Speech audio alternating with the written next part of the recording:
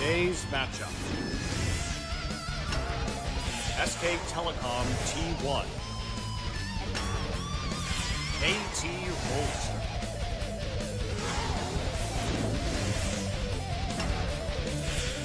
Fox Tigers. Jin-Air Green Wings. 2016 Coca-Cola Zero League of Legends Champions Korea Summer Round 2.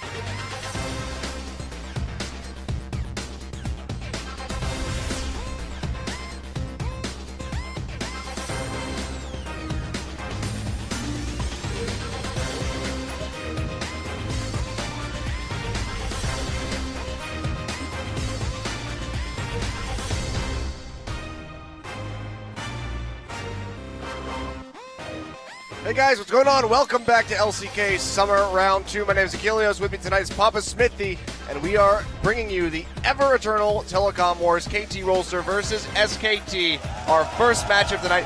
Following up, that's going to be Rox Tigers versus Jin-Air. Both of these teams we saw Rox and SKT going off against each other just a couple days ago. Now facing some more formidable opponents. Maybe not so much for that second one. We'll have to see what Jin-Air pulls out of the magic hat this time. Yeah, Jin-Air's certainly on a bad run of form, but the Telecom Wars needs no hype. It doesn't need to be a match for first place, but isn't it more exciting when it is, Achilles? Yes, because even though we had that first place cash a couple of days ago with the chips as they lie, the winner of this series, whatever the result, 2-0, 2-1, whoever wins between SK Telecom and KT, that Korean esports rivalry as old as time itself, will be first place going into the weekend, and that's exactly where you want to be, even though we're still very early in the second round robin. Yeah, exactly. We've had a lot of shuffling around as of late. Rox moving forward, KT bumping up there. Now Samsung sitting in first place, but as you mentioned, one of these two teams in this first match will be moving into that first place spot. How long they can hold it, I have no idea. That's going to be very dependent on these teams and whether or not they can continue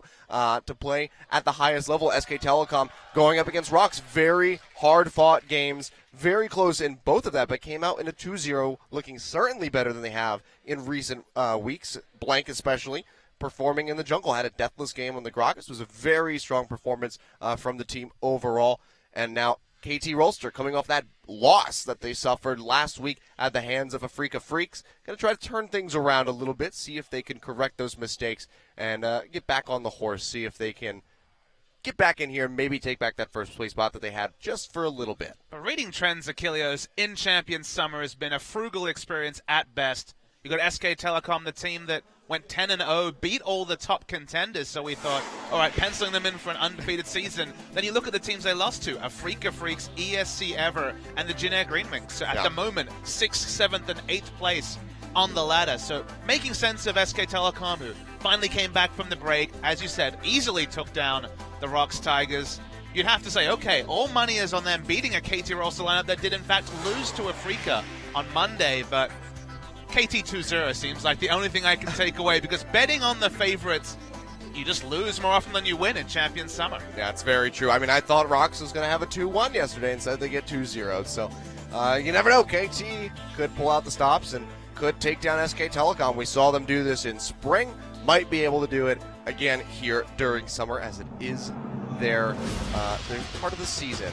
Summer for KT Rolster, pretty synonymous at this point. But we'll take a look at the team on the blue side. You know them, you love them. It's SK Telecom T1 with Blank starting in the jungle. Bengi still not yet to be seen again. Might have him come out eventually, but going up against KT Rolster, I feel like they want to keep with Blank. He had a very strong performance just 2 days ago, so there's no real reason to swap Bengi in at this point. I mean, Blank Bengi, it didn't even matter until, as you mentioned, that series 2 days ago where finally Blank separated himself from Bengi. Actually had a really good performance, game 1 in particular, 6-0 and 7.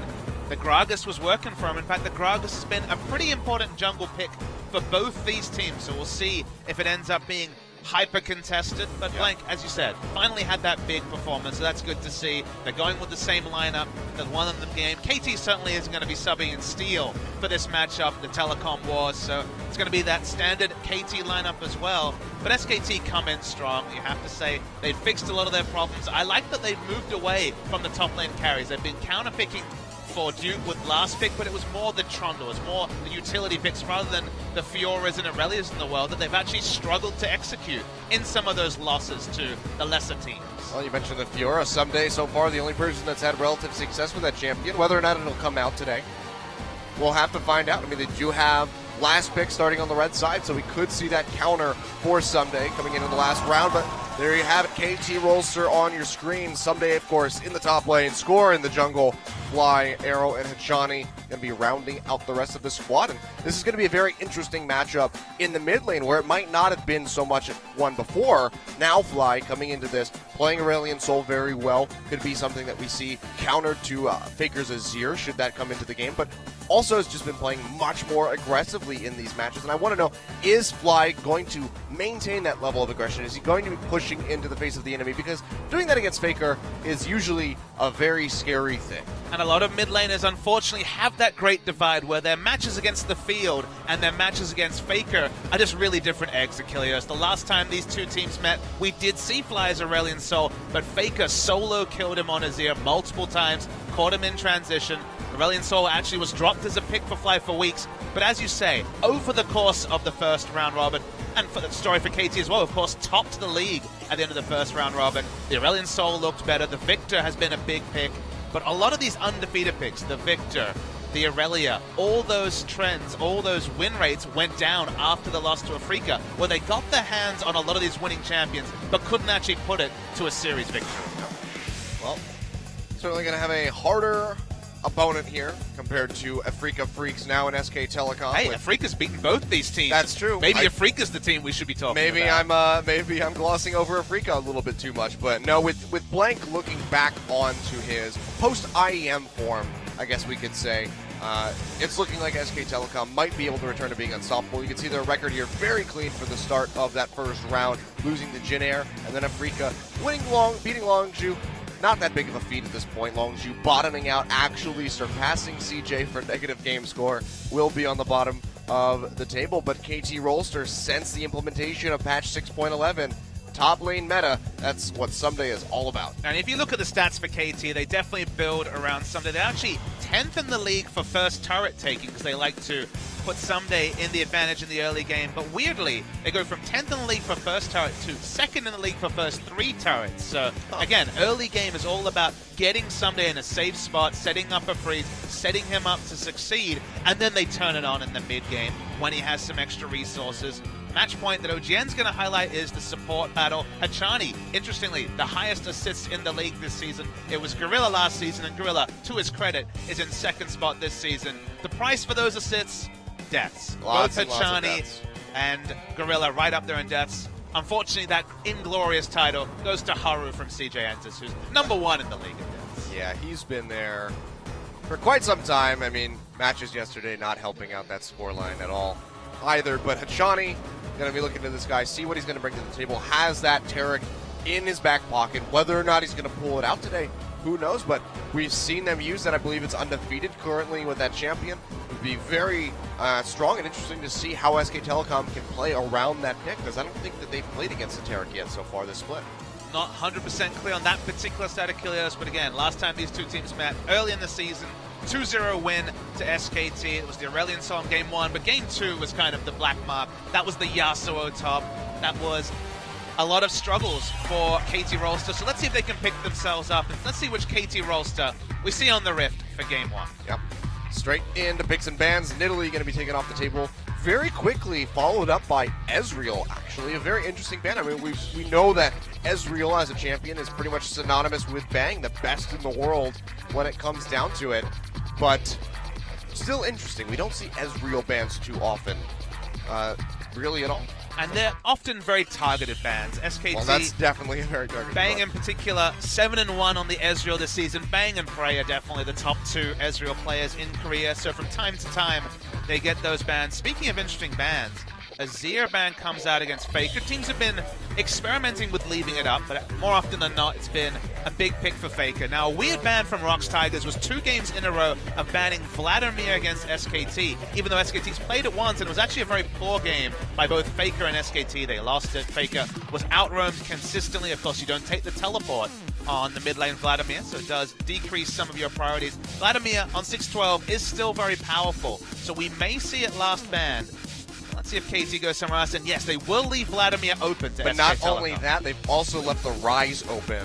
That could be snatched up by Faker. We've seen him with that champion time and time again when he gets his hands on it. He does dirty, dirty things. I mean, we haven't seen him on it recently, though. Only one game this season was a victory, like you mentioned.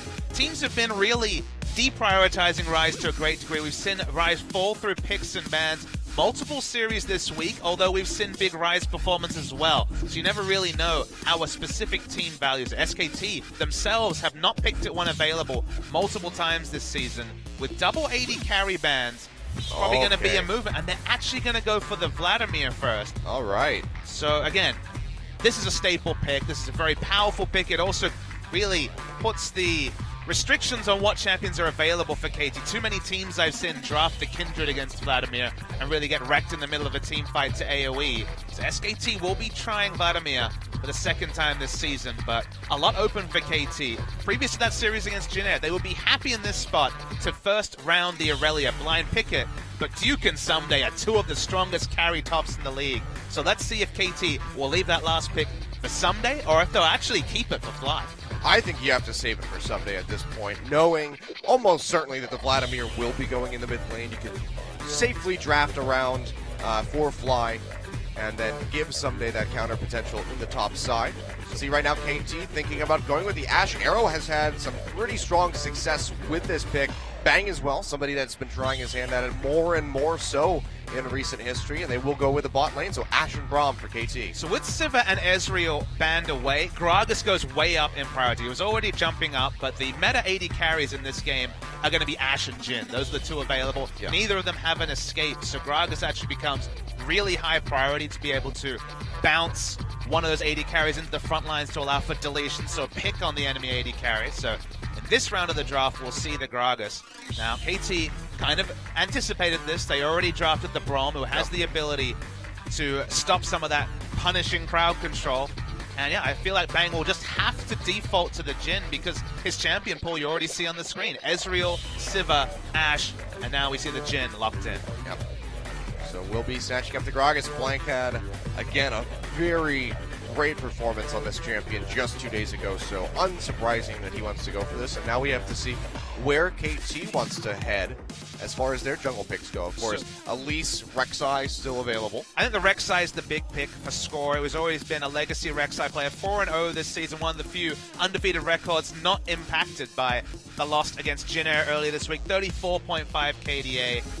The 1v1 matchup against the Gragas and very similar junglers, so definitely not a punishing one on either side. Score was really highly prioritizing the Kindred earlier in the week, and again, against Vladimir, not great. Against the displacement from the Gragas ultimate, not great when you're talking about the Lamb's Respite. So I'm hoping this is not another Kindred game from Score, as will Fly mess with Faker on the Aurelion Sol again, and wow, this is a big story, but they will go for the Kindred as well.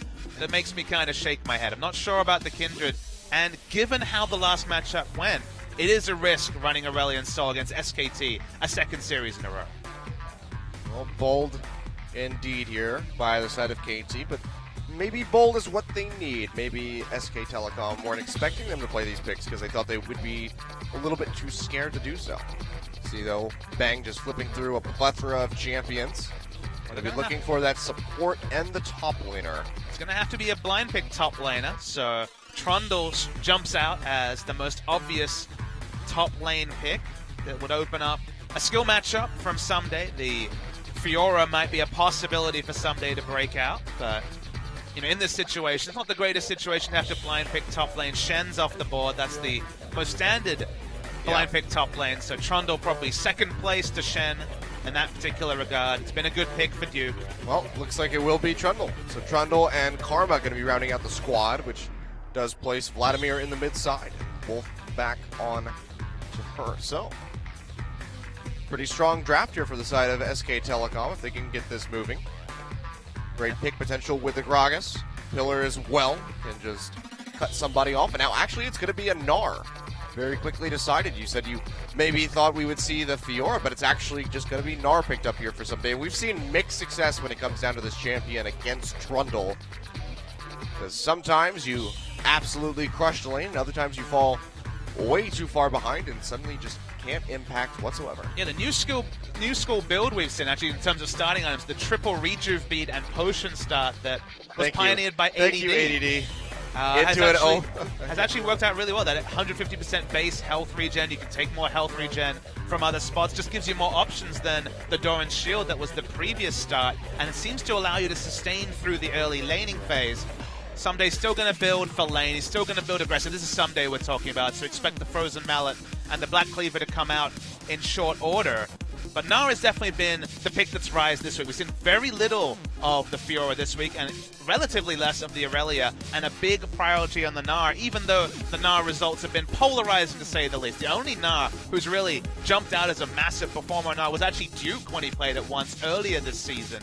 It's a matchup that, again, does give Someday lane control, which is an important fact when you've got a jungle like Kindred and potentially some pressure coming through from the always pushing up Aurelion Sol. But again, it's that matchup that can tip depending on the jungle. So let's see how Blank and Score path around what is one of these carry top matchups. Duke versus Someday is always a highlight. Yep, and we know that Score is going to be trying to get Someday ahead as quickly as he possibly can be. These guys tying up for first blood participation on the side of KT, but let's go ahead and get right into game one. Telecom Wars coming your way.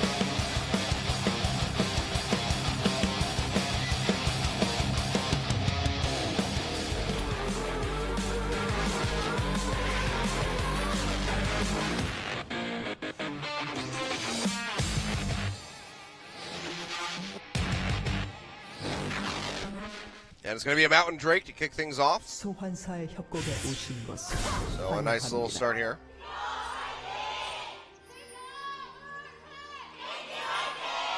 You can hear the crowd. We have a pretty packed audience here, the OGN East Stadium today. Scorching hot day in Seoul, South Korea. Scorching first series for everyone around the world joining us. You know, we actually had a text warning go out on our phones yesterday warning us about the heat wave, and it literally says, "Old people, stay inside, please."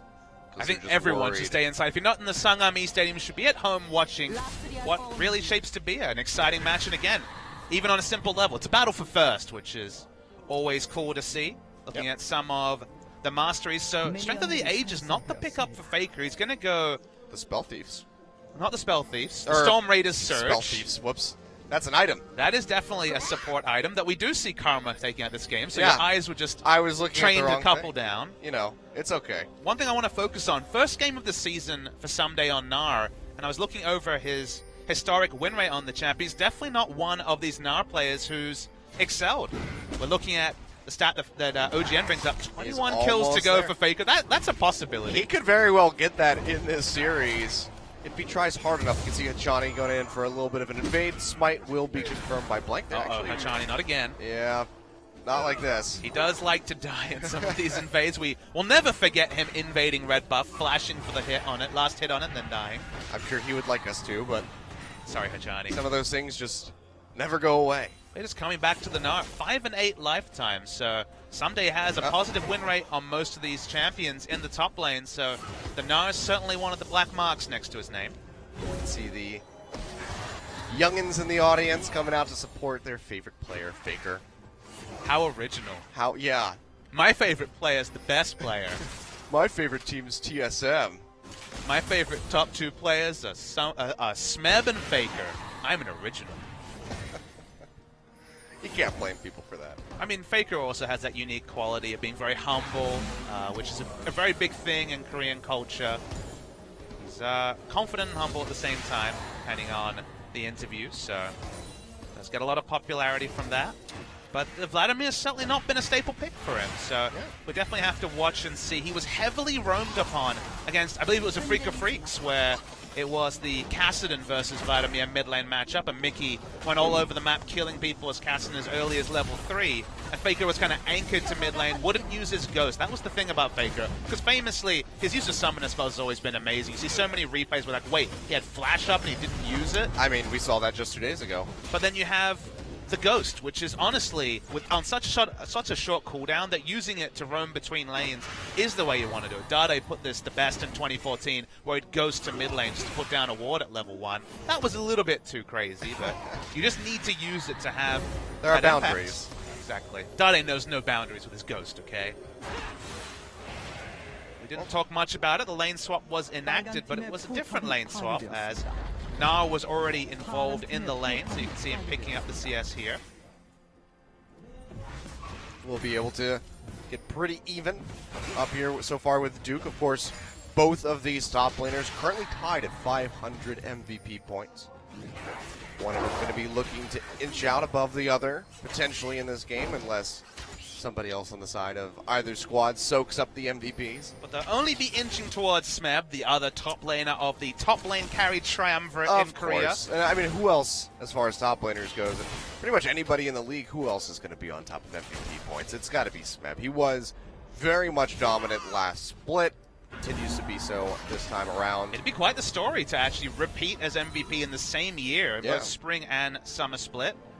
It has been top laners exclusively when it comes to season MVPs in the history of LCK. We began with Duke, then on Najin in spring 2015, and it was Someday in summer, and Smeb in spring of 2016.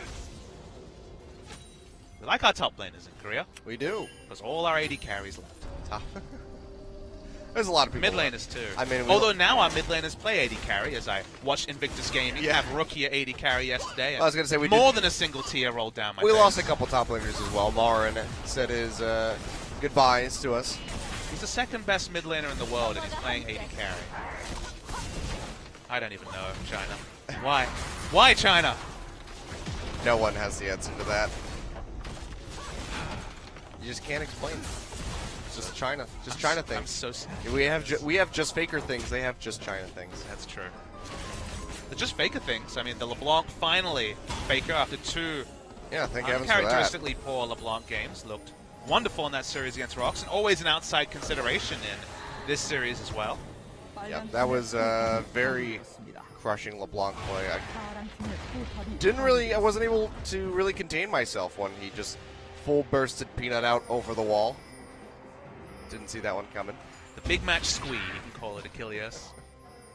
So Fly is very much on a ward. Nice little lane ward. It's always been a standard ward spot, as you can spot people rotating from lane and also ganks coming around the side, but getting a lot of value in this case. Score will clear it out, though.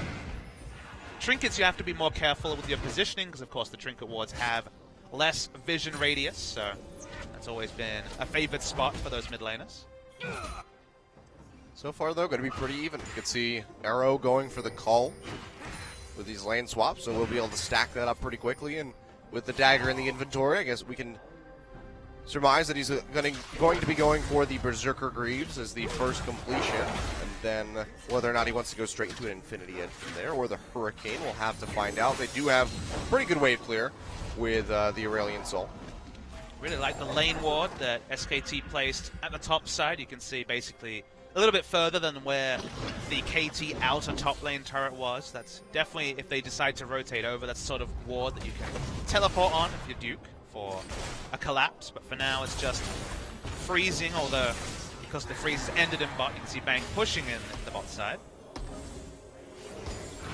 Baker walks up for a little bit of harassment onto the Cerulean Soul. He's going to take some damage back, but ultimately will come out on top of that. Fly using the last charge of that corrupting potion. So it's going to start hurting from here on out. We can see just the Sapphire Crystal in the inventory, so going to be looking for that Rod of Ages first.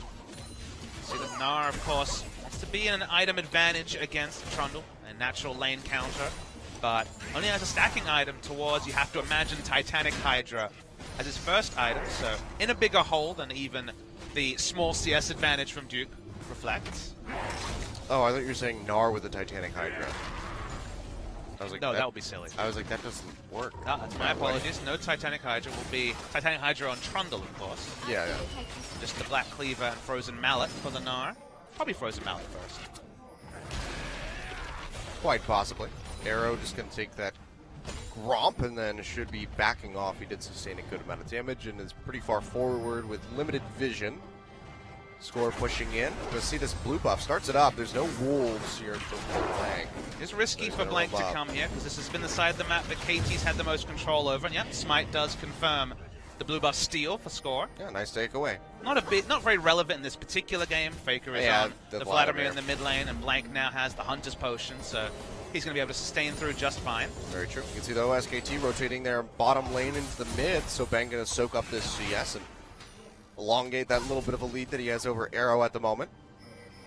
Faker roams back in. Of course, Mountain Drake again. The first one spawns, so both of these teams would very much like to fight over this. Chani's going to find Wolf with the Winter's Bite. And now blue buff being taken, trying to hand this one over to Fly. Both junglers do have Smite. Blank no longer with vision, throws at the cask, actually takes it away. Nicely played. And that is going to be pretty crucial to take away from the side of Fly. Absolutely will hurt some of his lane control, though. Because you're Aurelion Sol, you have that unique ability to push in the wave back and go for those extra shots that other champions don't have access to, mostly because you have the ability to take flight with your E, and it's a bit like Rammus Powerball. You get to lane a lot faster than most champions, as the swiftness boosts as well. If you could just Powerball over all of the terrain. That's true. I mean, you're going in a straight line from base. It's not as relevant, but the big thing for KT is they don't really want to fight when they have both building block items on champions like Gnar, and then Catalyst is the only completed item for their mid laner.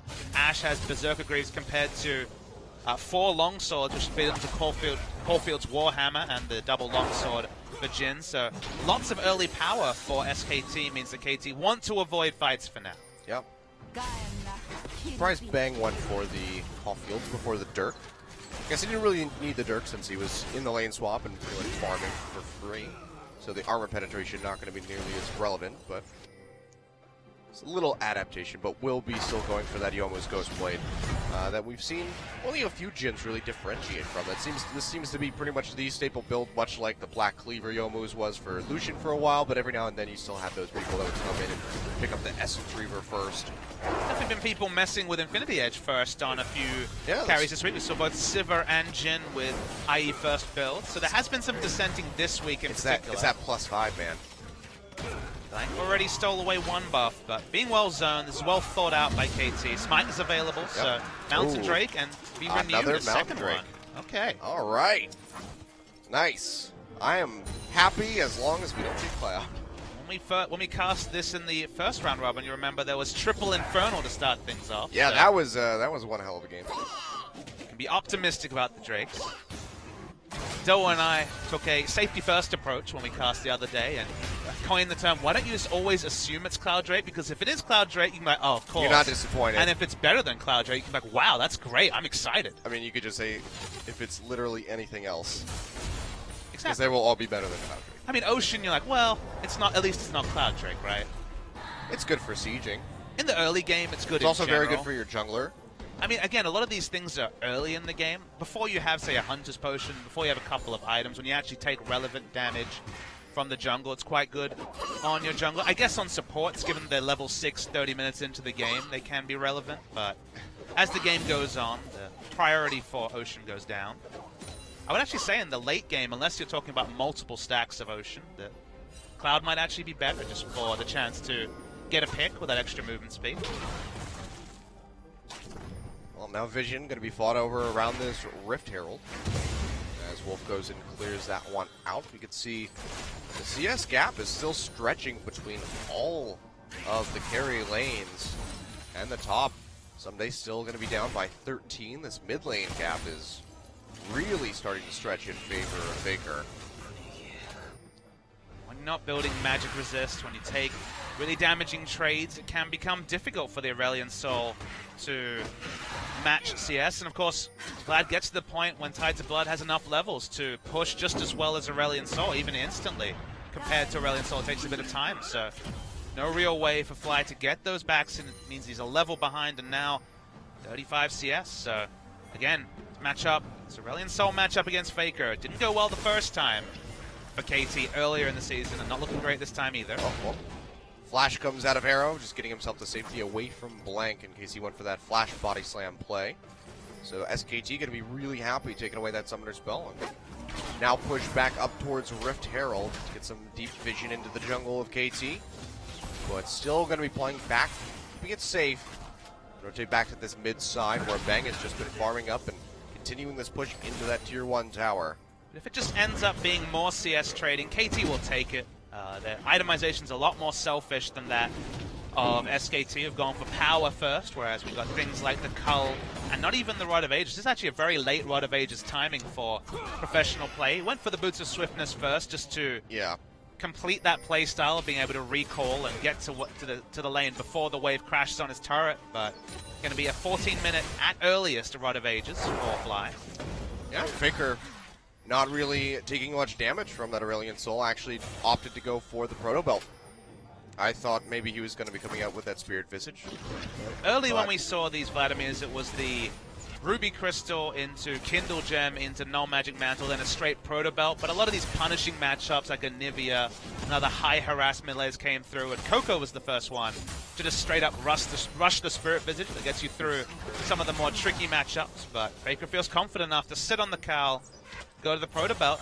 It makes sense. SKT want to fight right now, so Ghost Flash Proto Belt should be enough to launch into the backline of KT Rolster. And again, this is the time before the Rod of Ages is stacked up for SKT to fight. Oh, yeah, China gets rooted, takes a little bit of damage, but uses that stand behind me. Leap his way to safety, but all of SKT grouping up. That's going to be the curtain call coming out. Arrow finds the first shot, Hachani the second. Fly the third, and Hachani the fourth takes a good chunk off of his HP bar, and that should send the Braum back.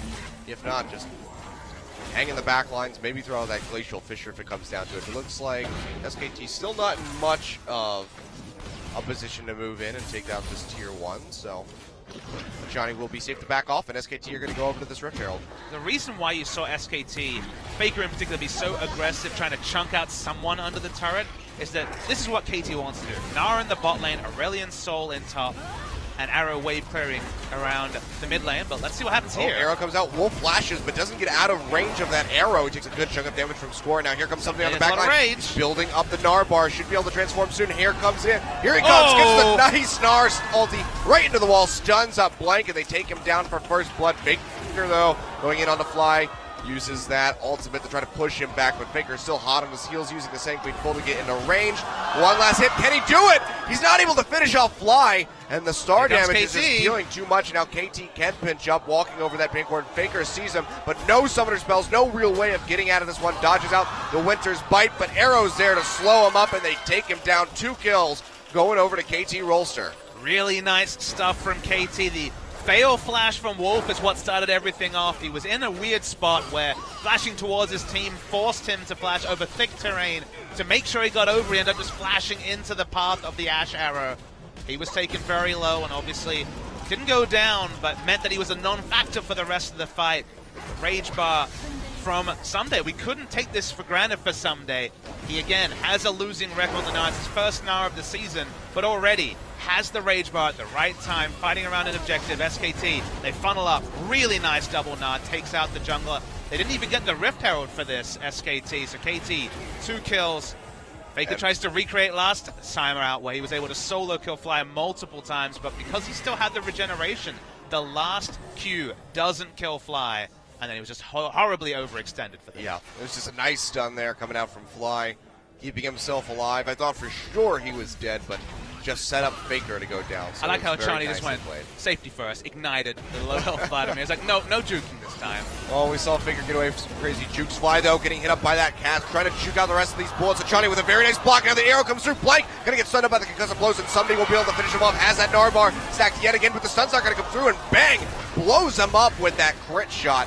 And now KT have to hightail it back out of here because Duke is still a Arrow very still has no tanky flash. Trouble. It's going to be the stun coming through from concussive blows. Arrow going to get hit up by that Hemo Blake. Duke goes forward, but he's going to go down. Arrow finds the kill. Now Faker in there. Lambs spites down, keeping KT alive. But Shawnee looking like he's going to be able to exit this one, but Faker is still pushing forward. Score does find Bang, but Faker is just wreaking havoc on Fly at the moment. But Score comes out, takes out Wolf, and now he's going to go down. And KT come out on top yet again with the unofficial ace, and that's going to be a second Mountain Drake. Massive fight for Score in particular on the Kindred. Managed to channel the Lambs Respite exactly when he needed to. That would be a given with the old functionality of the Lambs Respite, but got into his own position. Can only ult on yourself now after the changes a few patches ago.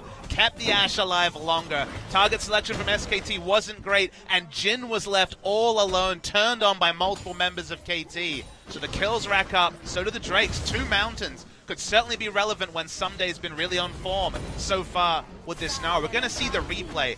Notice that Jin and Faker are at the back on this Vladimir. It's a great start. It is a great start. Fly gets chunked out. Nice from Hachani to stop him. And then Someday, while it looks like he's going to profit from this fight, the important thing to note is they didn't actually have Gnar ultimate back off cooldown. Only level 1 ult, so he wouldn't have been able to use it even when he transformed. Yeah. So he dies, and things are looking pretty good from SKT.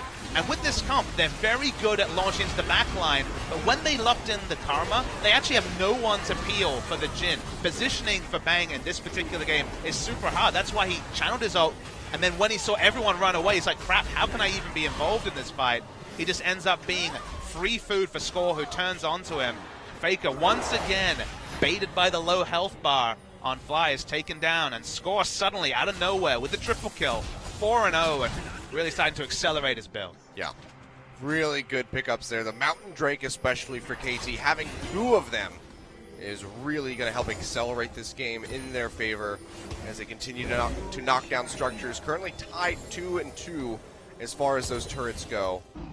We'll see how much that's going to change in the near future. At the moment, 1,500 gold in favor of KT. So SKT, despite giving up those kills, still have very strong CS leads in top, mid, and AD carry positions. So they're not going to be suffering nearly as much as they would if KT were able to equalize those CS counts.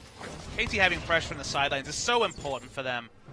They have 2 mid laners here who will be in off lanes, Vladimir and the Aurelion Sol. While Vladimir has Ghost, Aurelion Sol has his E, so they pretty much cancel each other out. So both of them happy to park themselves. Big difference between the Trundle and the Gnar, especially a Gnar that's now accelerated.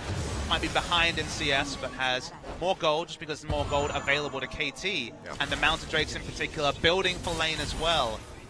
Already seen 1 really nice teleport flank from Someday. Teleports back up, flashes back up. And then our ultimate. Exactly, so if he has pressure, he can make some big plays. Speaking of big plays, is it bounce over the wall Baron time? It is. It is. He messed up the first jump, but he's going to get this Blank one. does not know about it. Blank is roaming up now, sees this pink ward, and Oh, he's going to smart. spot them doing the Baron. It's That's only down to 4,000 half already. HP. Yeah, and now Wolf is not there. Neither is Duke. Does have the teleport available. Hachani has the flash out the backside of the pit. Score taking a lot of damage. It's going to be a Smite War. Score comes out on top. Faker comes in, does take out the Braum, but he is going to fall for it. Actually flashes at the end of the fight. That was not what you wanted to do. Curtain calls there, finding some targets, sitting on top of the Lambs Respite. They're not going to be able to land the 4th bullet or get the kill, and KT should be able to exit this, picking up 2 kills and the Baron, only losing the Braum. It's so significant that KT keep piling on advantages when their scaling items are still scaling. The Rod of Ages is still not at full stacks. It'll be about 24, 25 minutes into the game. Score has no ult.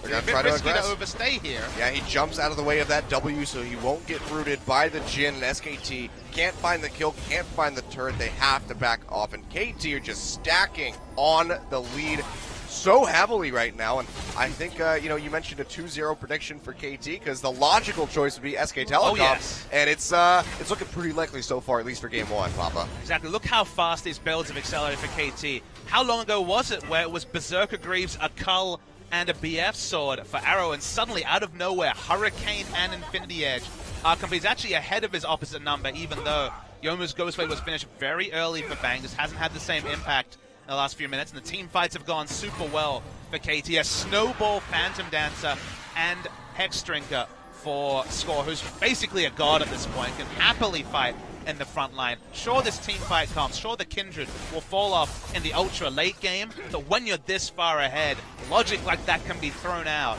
And Score is a beast right now. Okay, well, this is really bold by Faker. Moves forward. Somebody's pinching it over the wall, but the rest of SKT now collapsing down from above. Hachani with nowhere to go, no flash available, has to leap back to Score. It looks like it might actually be enough distance to get him out of harm's way.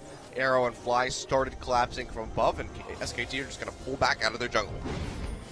It's been really nice stuff from KT. The Baron also allows them to push in very aggressive. The wave clear's not great from SKT. It's really only Vladimir who has to walk up basically into melee range to ensure the Tides of Blood hits the full minion wave, and with the Baron buff minions, then again, doesn't do that much anyway. So SKT can just park Faker in the bottom lane.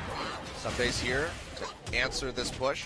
We'll be able to catch the wave and keep it up towards that tier 2. Meanwhile, Fly's putting up top, gets a good amount of damage in onto that tier 2 tower. It's a perfect lane assignment. It's a Frozen Heart Titanic Hydra Trundle against all the magic damage coming out from Fly. So things are great for KT right now.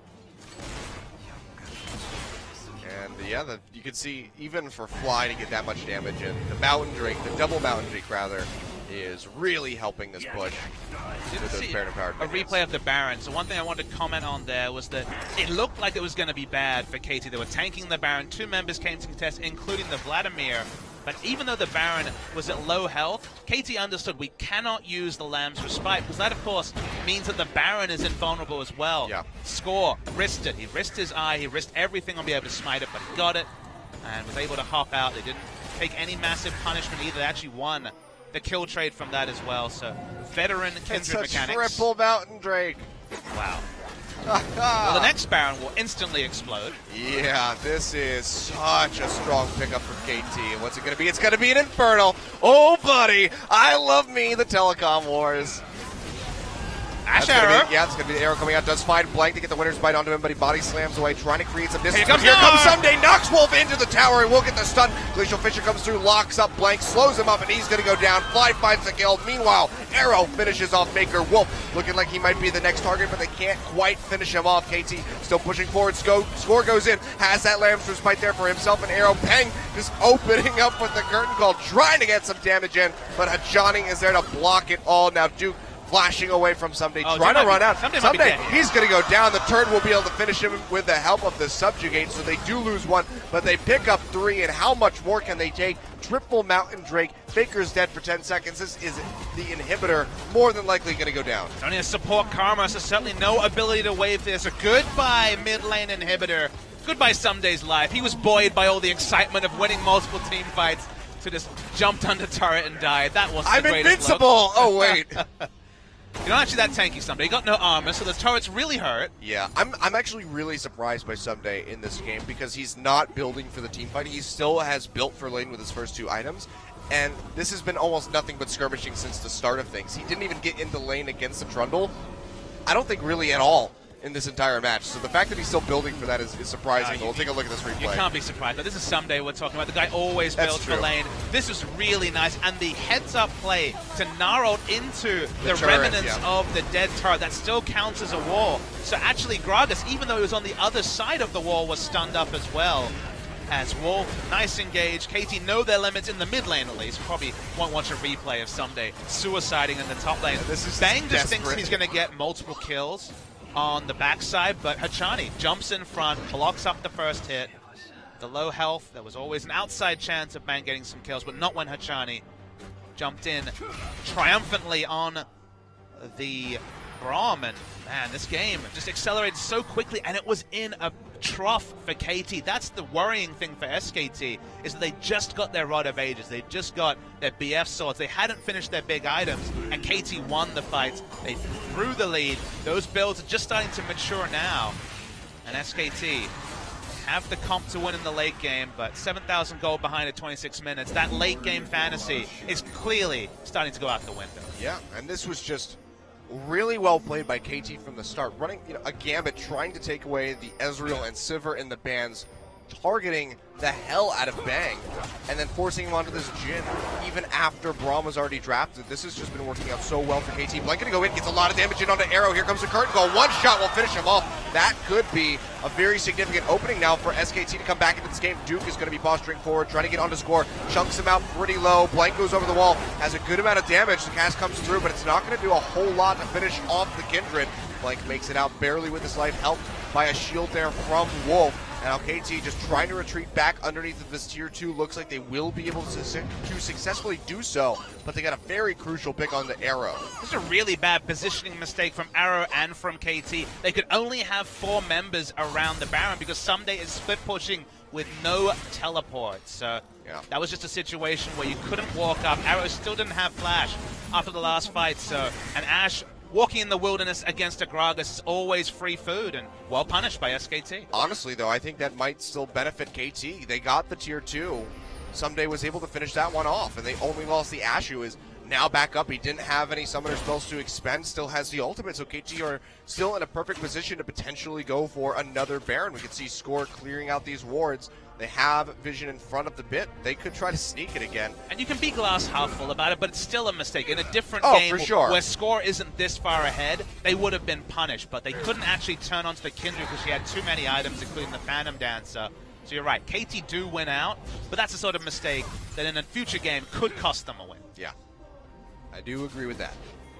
And she Veil from Aurelion Sol's third item, just wants to be a frontliner, realizes that the Ashe in particular has enough damage, but suddenly it has to be all about Arrow. Someday as an assist, but Arrow is the big damage dealer, and he still doesn't have flash for about another 50 seconds. Well, that's a little scary, a little bit of a split call as to whether or not they want to start that one up, but Wolf gets caught out by the Arrow. Has to exhaust super early. Yeah, he goes really low, and now Johnny just blocking up with that front line. Pillar gets used, meanwhile Someday just keeping that mid lane moving towards the Nexus Towers with those super creeps pushing in. And KT finds Blank, they lock him up, Glacial Fissure comes through, and he just gets popped. Arrow finds the kill. Now here comes Someday trying to get onto Faker, but he Sanguine pulls away. Winner's Bite will catch him just off the back end, but he's able to get out, still has the flash up, but with the jungler gone with triple Mountain Drake, KT should be able to very easily secure this Baron. And people will point at Blank and wonder, why did you do that? Why did you walk in? But KT invested 4 pink wards around Baron to ensure there was no possibility for wards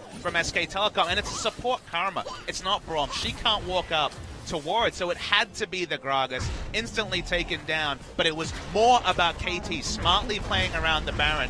Why wouldn't you put 4 pink wards down when you have triple Mountain Drake and can delete it the moment the wards went down? Yeah. The wards were always going to be down because they had perfect vision around Baron, and there was nothing Blank could do. He had to face check. I'm going to assume that Bang's Scrying Orb was down for the moment. It's up at the, it's up now, but I'm going to assume that it was on cooldown when that face check happened. I'll give Blank the benefit of the doubt. Coming back to the builds, I love the Banshee Veil. It's going to be this tanky build. That's pretty standard for Aurelion Sol, but not normally as a third item is the Banshee Veil. But when you have a top laner who builds for damage, that's always Someday. When you have a Kindred, that's 6-0 and 3. Wow, look at that thing. A frontliner as well. I didn't even know that they engaged it. Speaking of engage, this line Arrow comes out, finds Blank. They slow him up with the Winner's Bite. Somebody's finishing around with the top side, has that no ultimate, finds 2 into the wall. Wolf is going to go down. And now Blank looking like a very juicy second target. 2 hits from getting locked up by the concussive blows. Can they finalize that one? Somebody's on the chase with the boomerang, but it's not able to find it. Meanwhile, Duke goes down by Score's hand, and KT looking like they're going to take out this mid inhibitor yet again. 40 seconds though on Duke, 15 on Wolf. Do they just push in and go for this? Someday is delaying the backs with the Gragas, jumps forward, has the damage, should be able to finish this one out. Guardian Angel might get popped, but that would be not a very bad thing here for KT, who are looking to end the game. Back into this mid side, the last Nexus Tower going to go down. Faker jumps forward, does find Hajani, but he might get locked up by the concussive blows, and he does. Oh, and he is going to fall. Look at that damage from the Kindred. The Nexus is going to go down. KT Rolster kicking things off with a victory. A crushing defeat over SK Telecom. Team won 17-7 in 31 and a half minutes. Well, who saw this coming? Me, but by accident, just because this has been the story. You did, ironically. Of Champion Summer. The favorites always lose. The favorites were SKT. KT just lost to Afreeca. They won a single game against Afreeca, but Afreeca had the control and threw in the late game around Baron. This time around, though, KT, in the phase when they were supposed to be scaling up, made the better moves, And SKT's draft, I didn't talk about it during the drafting phase, but drafting four champions who dive and a Jhin just meant that Jhin never had any protection. Bang was a complete non-factor, and this was well scouted by KT. Hachani is mostly in this team for his game knowledge, for his shot calling, and the fact that they pincered Bang into just Jhin because the other band, Sivir, Ezreal banned away, Ashe taken away, Jhin the only other champion that Bang has really played. He had no support, he was taken down, and KT, with razor-like precision, take down SKT. Yeah, that was just surgical by the side of KT Rolster. SK Telecom having that advantage early on before that first Mountain Drake, we could say. And you can see Faker still doing the most damage to champions, but just unfortunately not able to capitalize on that. Meanwhile, the damage share from KT Rolster, look how even this is. Yeah, it's a team effort between the four. Nara a bit less damage, but those teleport plays, Someday Made Me, eat my words, may have a negative win rate overall on the champion, but his Nara ultimate, his management of that Nara bar was out of this world. Yeah, just always arriving at the perfect moment, having that ready to go, that double stun at the end, the double stun before that in the mid lane, everything just beautifully executed by KT Rolster. And I mean, there's also a bit of luck there. They got really lucky with the dragons that were dealt out to them, but they were able to capitalize, change their priorities, and ensure that they secured all of those. I hope this goes to 3 games. This could be a preview of the Champion Summer Final. It was the final last year in summer. Could be the final again. Yeah, we'll be back for Game 2 in just a couple minutes. Don't go anywhere.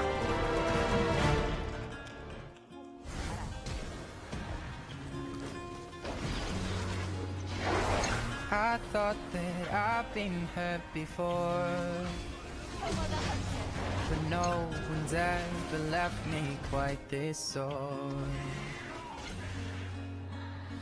Your words cut deeper than a knife. Now I need someone to breathe me back to life.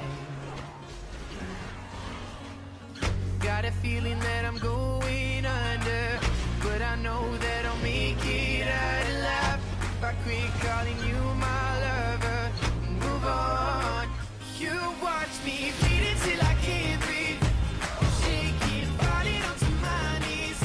And now that I'm without your kisses, I'll be needing stitches, tripping over myself, aching, begging you to come out.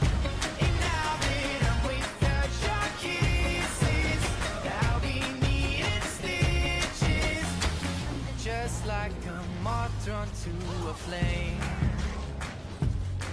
Oh, you lured me in, I couldn't sense the pain. Your bitter heart cold to the touch.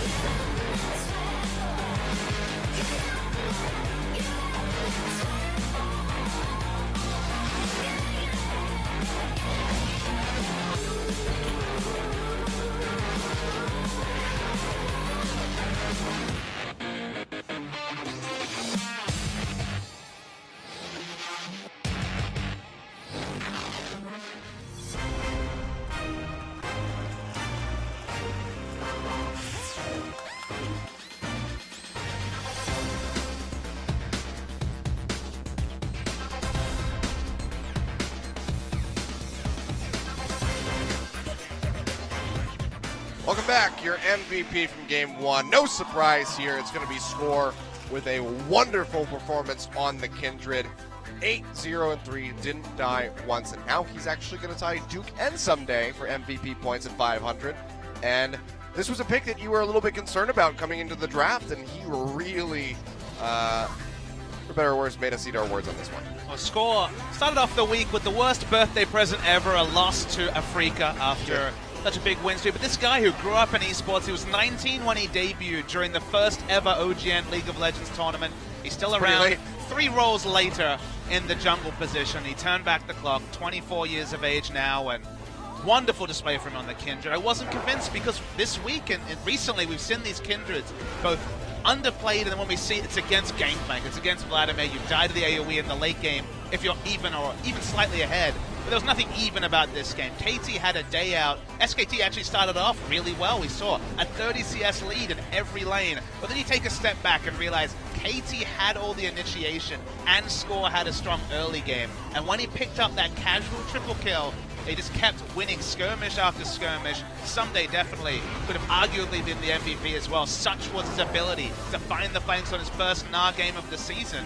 Yeah. And KT was the ones that set this up. They forced the AD carry pick of Jhin. There was nothing left for Bang.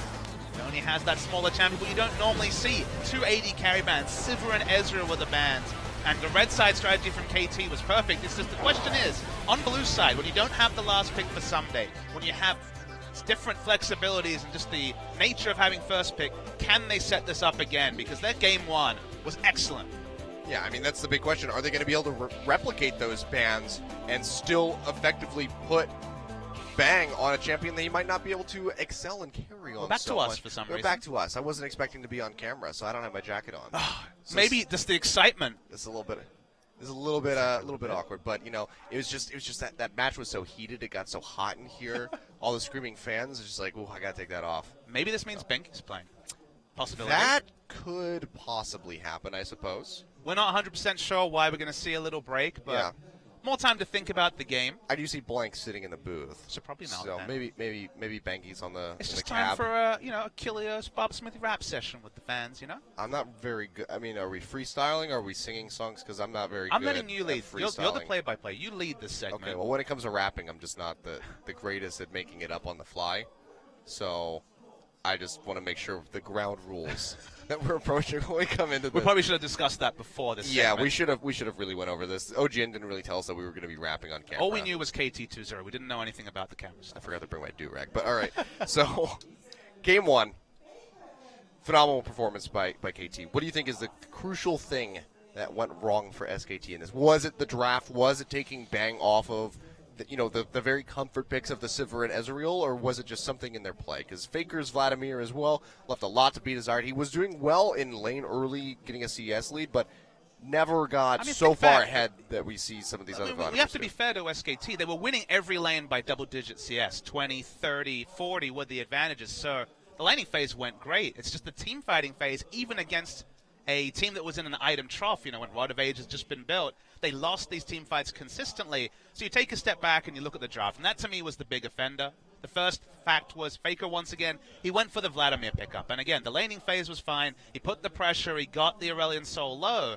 But it's the pick that hasn't been working. The only non-teleport mid lane that's worked for SKT is Azir, that they actually play around very smartly. They tried this play with the Vladimir, and they were punished in a lot of ways. So I think the first pick, Vladimir, really counted against them. If you think about a lot of teams this week, they've been drafting Sivir and Ashe first pick. Sivir wasn't available. Ashe was available, and they went for the Vladimir that didn't work for them before, and honestly, they were pretty well dissected by KT because they just didn't have initiation and they didn't have frontline to make the Jhin work. Well, it looks like it was just the coaches needed a little bit more time to get ready to enter the booths and instruct their players. But we can see that they are in their coma. We'll see what he pieces together this time. So far, similar bans coming out from the side of KT, Ezreal and Azir. Will it be Sivir, or will they try to first pick that champion? We'll have to find out. But Nidalee and Kindred over on the side of SK Telecom, so heavy focus on the jungle. I mean, the fact that they could pull off that draft on red side and now they're on blue where you have more flexibility with bans means that KT have a lot of options. But SKT also, they are a tricky team. I think, KT, they're going to ban Sivir, and they're basically going to tell SKT, would you rather we first picked Ashe or Vladimir? Because Fly has played a very good Vladimir this season, and I think they will take it as a first pick champion. The Ryze also was an interesting consideration that will be left available. I don't know if SKT will let Ryze fall through a draft the second time. Well, Victor is also another one that was banned out in Game 1. Could be something that they look to play, and it will be Ashe taken off the board, so we'll see if KT does want to snatch up that Vladimir, or if they're really just honestly not that worried about it. I mean, Lucian and Jhin are really the only AD carries left that we see any play whatsoever at this point. So, will that mean a Jhin first pick? Somehow I doubt it. They dealt with Jhin very well in Game 1. A champion like Gnar, if you're on point with your Gnar bar and teleports, can definitely deal with a champion like Jhin. So, first pick Vladimir makes a lot of sense for KT Rolster. What about SKT, though? Now, they have last pick this game, so maybe they can actually get the favorable matchup for Duke that they weren't able to in Game 1. Yeah, could just be saving that last pick for him. And we'll see what comes out. SKT now playing around with the Gragas. Could just go back to this one. Blank had a couple good engages. Catching out Arrow, most notably, was a very good play, but unfortunately they weren't able to capitalize, gain any objectives off of that.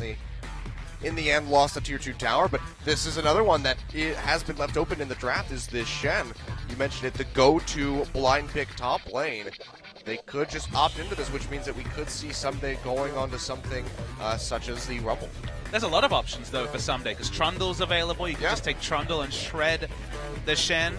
The Rumble he's played, again, hasn't been the most convincing on that pick. He's never been one of those legacy Rumble players like Smeb, for example, and Marin now in China. So outside chance of that. Honestly, the one time he played the Irelia matchup, he maxed Q, and they were able to win that game. So outside chance of the Irelia as well from Someday. True. Does have a very good scoreline on that. What are the odds of a Fiora into the Shen? I don't know how that matchup really works. You can win it in the late game. Well, I actually saw a Trinity Force Irelia, I believe it was in North America, solo kill the Shen in the late game, so I think there is some chance of making the Fiora work. One thing I can guarantee is that Braum against the Gragas worked in Game 1. We talked about the risk of going for an Ashe with Gragas available, but Braum, if you're on point, and Chani was excellent in Game 1 on Braum, stopping skill shots galore, that I think Braum has to be the draft here. And will we see the Lucian, even with Jhin available, be the draft? Yeah, it's locked in. All right, interesting. Still picking up the Braum, though, in case SKT wants to go for the Jhin. You also have lane power on your 2v2 Achilles, because Lucian Braum is one of these legacy, very powerful Lucian lanes, so able to proc the concussive blows passive with the double tap from a Lucian. And now SKT. Will they want to draft Jhin a second time? Jhin didn't go well. Bang was frequently away from his teammates, but he has a Gragas who could be used to peel, was mostly used for initiation game. Well, they have Shen, and the Shen ultimate allows Bang to be a bit more aggressive with positioning. Speaking of aggression, though, it's been a long time since we've seen the Bang Vayne. I mean, but it's been a while since we've seen Vayne, period, really. Long enough that I didn't think that phrase through and said Bang Vayne, whoops. But the powerful thing about the champion is a lot of dueling potential against the Lucian. It's always been a strong pick. Back in the days of EasyHoon mid lane, they loved to run the Vayne as a carry because EasyHoon was playing more of that utility carry, and Bang would just go crazy on Vayne and carry games. Well, they're going to hold off. They're going to go for... That's a good call. They're basically saying, hey, we might pick Vayne, and they're trying to influence KT to draft around it. Yeah, they will opt to go for the support and mid laner. So Alistar coming out for Wolf. He's had a very strong history on that champion, though Alistar, of course, taking some hits in recent patches. Been doing a lot of winning recently. Still has found success. Wolf has utilized this recently. I believe he used this against Rock Tigers. He did 2 games, and they got 2 victories. So Alistar's a really interesting one because the nerf was bigger than people expected, and you saw people didn't play around the limits and would just die needlessly on Alistar because they couldn't just ult at the last second. And then now we're seeing the new wave of people coming back to Alistar, better understanding the limits of the ultimate as it stands now, better understanding their own tankiness, and still having the ability to initiate and peel with the Alistar. So I like the fact that we've seen a return to it. KT, with Kindred banned away, would need a new jungler. It's going to be the Elise, and wow, we're actually going to see a Maokai. So tank top lane, a true tank top lane matchup, and a return to Someday's most played champion in the Maokai. His win rate with this champion is very close to 80% lifetime. Hope you guys like wet noodle fights, because that's... Hey, I don't know. I actually object, because if you remember, Someday frequently has second most damage in the game as Maokai. This guy pumps out damage on Maokai like nobody else because KT will frequently set him up to have a massive CS advantage, and he just never dies in a team fight. But when Shen has so much HP, it's really easy to deal a bunch of damage and have it seem like nothing has happened. Just wait for the team fight phase. Okay, the laning will definitely be that's what I'm forgettable. That's what I'm talking about, is the split push that goes on when it's Shen versus Maokai. And they just go back and forth. Bang looks tilted, trying to come up with an 80 count, and he locks in Twitch. Wow. I cannot tell you the last time Bang played Twitch. That could be years. This is not a pick that he's played in a long time. The last time we saw SKT even play against the Twitch, at least notably, was Rox Tigers running it in the grand final last season. The very risky AD carry. We saw the submarine approach fail pretty miserably for Fury just a couple of days ago with the Twitch and Shen. I think that might have actually been yesterday. That was. But consider what this Twitch has in front of him. He'll have a Pocket Shen ultimate. He has Gragas, Anivia Wall, and just Alistar. So he has a lot of peel. But the lure of the Twitch has been strong this season, but Twitch has definitely not been doing a lot of winning. It's still really easy to blow him up with the concussive blows done from the Lucian with the Braum combination, the Unbreakable as well to just block everything, and then Maokai to just say, well, point and click, you're mine, goodbye. And that's what the power of the Maokai is. As you mentioned, the very reliable teleport flanks. The teleport flanks were not reliable for the Gnar, but beautifully put together by Someday in Game 1. Now he's on the reliable teleport engagement. If they get the same wards down that they do in Game 1, Vladimir, Ghost Flash, Proto Belts after the Twitch. Someday gets on top of him. This Twitch will die quickly, even with all the peel. So it's a risky draft by SKT, but these are the mind games that are enacted by those triple AD carry bands in the pick and ban. Yep. Surprised Karma didn't come into play here. We did, of course, with Vladimir there. Vladimir, the Sivir, and Karma are two very desirable picks that we usually see come out, but opting for the Braum, I guess trying to predict that Jhin, but instead we do get to see Bang's Twitch. And this is a very unique pick for him. As you mentioned, not something that he's played at all recently, but we do get a special treat in Faker's Anivia. First one to bring this pick out against the Vladimir here in Korea, and had resounding success so far on this champion. So really interested to see how this one's all going to play out, because it's going to be really difficult to kill Faker when he has the egg and stand united there from the Shen. This could be a deathless game for him, potentially. Both Faker and Bang are going to definitely be high priority targets for KT, though, do have their own ways to engage. These team fights are going to be so inch perfect, so many types of disengage and engage over the 10 members. It's going to be a treat to see. That it is. Looks like we have a little bit of a technical delay as we get loaded into the game. Going to get that taken care of, and then we will have this one underway. If you're just joining us, KT Rolster currently 1-up over top of SK Telecom, taking them down with a very strong performance. Looks like we're ready to go. Let's get right into Game 2 and see if KT can close it out, or if SKT can fire back and take us to a 3-game set.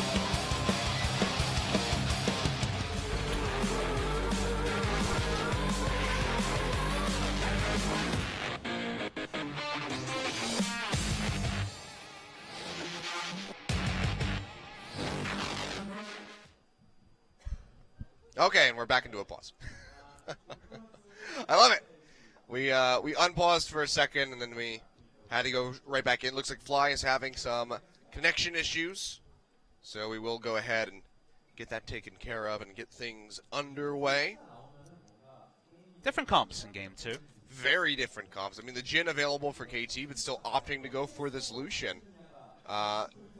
And it's actually, in hindsight, a very good choice, because if they had gone for the Jhin and SK Telecom still picks up the Twitch, Jhin, not somebody that can respond to that amount of burst, that surprise burst coming out of the stealth, the ambush, very quickly.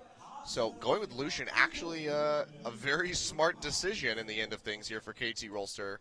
Yeah, with the Ashe not available, they just wanted to go for something with a bit more of a laning punch. They have a Vladimir who can certainly fall behind or lack lane pressure, especially after level 6 against the Anivia. But it's an old school draft from KT. The Vladimir accepted, someday back on the trusty Maokai that honestly no one has been running in recent weeks. Score on Elise is most played this season. Arrow will be going to the Lucian and the Braum for Hachani. The Braum necessitated just to stop the Gragas ultimate from always registering. KT really relying on the power of Vladimir in the late game, because otherwise there's definitely some impressive scaling on the side of SK Telecom. That there is. But here we go. Into the game. Finally got the issues taken care of. You can see that Fly going to be sticking with the more standard of keystones. KT fans are really giving it that extra little oomph. I mean, if you look around, Achilles, there's not a spare seat in the house. Really, really full here, as expected between two of the oldest organizations and two of the most successful organizations in Korean esports history. And that's the game one result you want. If SKT win the first game, I think everyone pencils in the 2-0. In fact, you might even graduate to pen. Just type it in, pen it in. They're probably going to win. But whenever the underdog wins the first game, anything's possible. Yep. Big old question mark as far as what is going to happen here. Of course, also a question mark on what dragon we have. Given the pause, we weren't able to see what the first Drake will be kicking us off, so we'll have to just wait until it spawns up and we'll get that little mini-map icon and be able to tell you guys what it is. How much do you think it is? How much do you want to bet that it's going to be a Cloud Drake? Look, I'm ready for the Cloud Drake. As I said, always bet on Cloud Drake, because then you can only just be happy. We're not betting money, so there's no financial terms needed to be negotiated. KT going for another creative invade. They're spotted, though. Yeah, Blank does see that. They're sitting in the brush. They'll see them hightailing it out of there, so they will be able to push them off that red. That's really good research from SKT. Afrika have been doing creative invades like this. KT themselves did it as well. Lucian Braum is definitely the duo that can hop over walls without any cost. We actually saw a Sivir flash over a wall to pull off a similar invade in a game I cast with Doa the other day. On the other side of the map, Twitch had poked his head in and backed away, and now it's just Wolf to contest the Raptors. Yep. We'll be taking away that big one. Someday, of course, already cleared out the little ones with the saplings, so has that added little extra 3 CS over top of Duke. So that will be helping him out a pretty good amount. Both of these red buffs going to be left, however, so we should see those taken by the opposing junglers as they move down for this tower swap that will be going on in the top and bot. Lane swap initiated by KT might be surprising to you, just because Lucian Braum should have their way with Twitch and Alistar in the laning phase. Also, the added benefit that SKT will find is that when these outer turrets go down and you get one item on Twitch, there's a lot of room to be able to go for those ambush ganks with a Youmuu's Ghost Blade or Blade of the Ruin King first, depending on what build Bang elects to go for. And you isolate the mid lane matchup, and this is traditionally one that Anivia does well on, but notably not until level 6 on. Yeah, gonna be needing that ultimate so you can get the very easy extra damage in off the E. But you can see Faker still managing pretty well with the flash freeze. So Fly does get chunked down pretty low, but as he gets in that Spectre's Cowl, which we can very much assume is going to be his first item, he'll be eating this damage a lot easier. Bang lifetime is 5-5 on Twitch, but no recent games, of course. Has been playing professional since 2013. Actually, 2012 games in the NLB, so has a lot of experience there. Western fans. Telecom Wars. And a supportive partner. Always good to see when people can make it out to the premier games. Not easy to get a ticket for these games. They sell out very fast. I believe this series sold out in less than 5 minutes. Despite the fact that we have a strong 800-seater here. It's pretty unsurprising given the history of both of these teams playing against each other.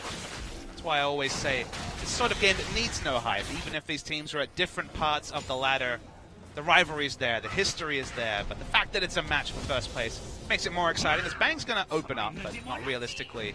Kind of look to trade with a Maokai who's equal level. Yeah, probably not going to be the best of ideas. Someday, though, missing out on a little bit of that CS. Wow. He's still going to be a little bit squishy, so Bang could look him down pretty low. He also had no idea where Alistar was, so Yeah. not realistically going to go for any trades. Pretty foolish to just listen advance in onto that Twitch. So KT approach Maokai picks different to any other team I've ever seen play Maokai, which sounds like a big sweeping statement, but when you think of Maokai, you think of cheap build path. You think of, all right, he's got Boots of Swiftness, depending on the meta, but Boots 2, Boots 3. He might have, back in the day it was a Righteous Glory, but one tank item and he's relevant, right? He's Maokai, he does his thing, he activates his ult. Yeah. But that's not how KT plays it. We've seen many games where Ssumday just refuses to teleport to early fights in lieu of getting a couple of extra waves of experience, a couple of extra waves of gold. And when he decides to fight as Maokai, he is always filled to the brim with items. He comes in with an item and experience, basically a gold and experience lead, and then he dominates fights as Maokai. Those base damage values, when you're higher level, when you have more items, mean that you stick around. I see a meeting of the minds. Yeah, Blank and Score find each other in the jungle, throws out the cocoon, double teleport, going to be coming in behind this one. Achani in pretty deep, doesn't have the tower aggro yet. Ssumday finishes the TP in, but gets walled off, throws out that arcane smash, gets some damage through. Duke dashes forward, gets the taunt. Twisted Advance now locking up the Shen. The concussive blows could come through as well. Score in a bad spot, has to flash over the wall to get himself to safety. Overall, SKT going to be winning out. Several summoner spells blown on the side of KT. Goes away from the Vladimir. Flashes down on both the top and the jungler. KT invested both their teleports. KT getting their second, actually, even though they channeled their first teleport earlier because of the fact that it was ghosting over by Fly. So the summoner spell advantage slightly there for KT, but that was very close to being first blood onto Ssumday. Yeah, that was a little bit scary from the side of KT. Of course, Score going back in, didn't have much of a weighted exit, has to flash over the wall, so not going to be able to make any of those flash cocoon plays into these side lanes for quite some time, so that should alleviate a bit of pressure for SK Telecom, as they now are pushing in onto that tier 1 on the bottom side. Or pushing towards the tier 2, rather, sorry. Tier 1's already gone. That was the tower swap. Indeed, Achilles, you learn fast. You do. It's an Ocean Drake. So we could be mildly happy. It could be worse. It could be worse. This lane matchup is one that saw a lot of discussion around MSI, where RNG in particular were favoring going for these aggressive Twitch lanes, specifically against Lucian. Since then, Lucian's received another round of nerfs, primarily around his laning phase, with the length on his Q and the AD ratio. So theoretically, Lucian punishes lanes to a lesser degree, and thus it opens up riskier 2v2 picks like the Twitch to try and get through laning phase. Well, SKT gonna be proactive, move over to this dragon, have that wave push forward so they know exactly where Arrow is, and they should be able to take this one away with relative ease. Have wards at the backside of the pit as well, so we'll be able to snipe it out. It's going to be a Mountain Drake, so nice. Nice. We're improving. Here first from the Anivia. Some Anivias just find it too risky to invest and not go for Catalyst first, because This even is with the Faker, Rebirth passive, you can be turret dived and punished. But you're right, this is Faker. Plays every champion like it's Rise, and going to go for the zero-sum mana build. And again, a champion that he has had the opportunity to get his hands on twice in a row now. Still not opting to go for it, so. Fly on the Vladimir is probably going to take inspiration from Coco, who's the first mid laner I saw win quite handedly the matchup against Anivia. Twitch is going to ambush in. Not spotted out, I don't think. Fly still has Ghost and Flash. Here comes Bang, slows him up, won't get a good amount of damage in. Baker follows up, but he's going to be okay. He's a Vladimir. Was, I believe, Bilgewater popped onto the Vladimir. Obviously, no Yomu's Ghost Blade or Blade of the Ruin King going to be completed at 8 minutes. It's going to be Blade first, so is very much going to be going for the Deft style pick Blade of the Ruin King Twitch. Worth noting that Bilgewater saw a relative buff on patch 612 that we're playing on right now, down to 1,500 gold from 1,650. So 150 less gold you have to farm to be able to go for your first salvo in the mid lane. Yeah, definitely a good pickup for the Culling. He's going to come out, though, on the backside of that Witcher's Bite. They will get the proc of the Wolf as he flashes away. The exhaust coming through as is the stand united. Will be able to finish channeling that. So Duke will arrive in the bottom side. This does open up for Ssumday to continue pushing onto that tier 2 as we do see Blank roaming look at the cost. This is really awkward timing. Duke just doesn't have teleport available. He's actually going to wait in lane to potentially try to pull something off because the teleport's not available. He loses a cannon minion, double minion wave that Blank, thankfully, from an SKT perspective, we're able to pick up, but a lot of experience lost to the turret. Great timing from KT to have that ult go down. Yep, just good aggression. Not using a whole lot in that. Well, actually, they did both flash. They really want to get the pick. So never mind, but they're going to keep trying as the teleport now comes through from Someday. Going to be matched by Juke. Wolf gets popped up with a pulverize. Nice little engage there. Still not going to get knocked down by the concussive blows. Juke pushing forward. Trying to find a pick with the taunt. Now Faker arriving the wall. Going to block off Someday. The flash read's not going to find anybody, but the cask knocks them into the wall and will stop them from being able to retreat safely. KT in a really rough spot. This turret's still alive, but luckily they have the minions there to help them out when his bite comes out. Will slow up the Anivia, and it looks like KT will be able to exit. But again, they invest heavily trying to get these picks, and they just can't find it. Because I've never seen a game with 2 5v5 stalemates in between bot lane turrets previous to 10 minutes in the game. But clearly, KT see this as a flare point. Both times the teleport was up from Someday, they look for an aggressive pick, and both times they've been denied by SKT. Yep, come up short on that. This time, Faker doesn't even have to use his teleport, so... Yeah, he didn't have it at the start of that, so had to roam down. Big summoner spell discrepancy for SKT to take advantage of. Flash still available on Bang, and both summoners available on for Faker.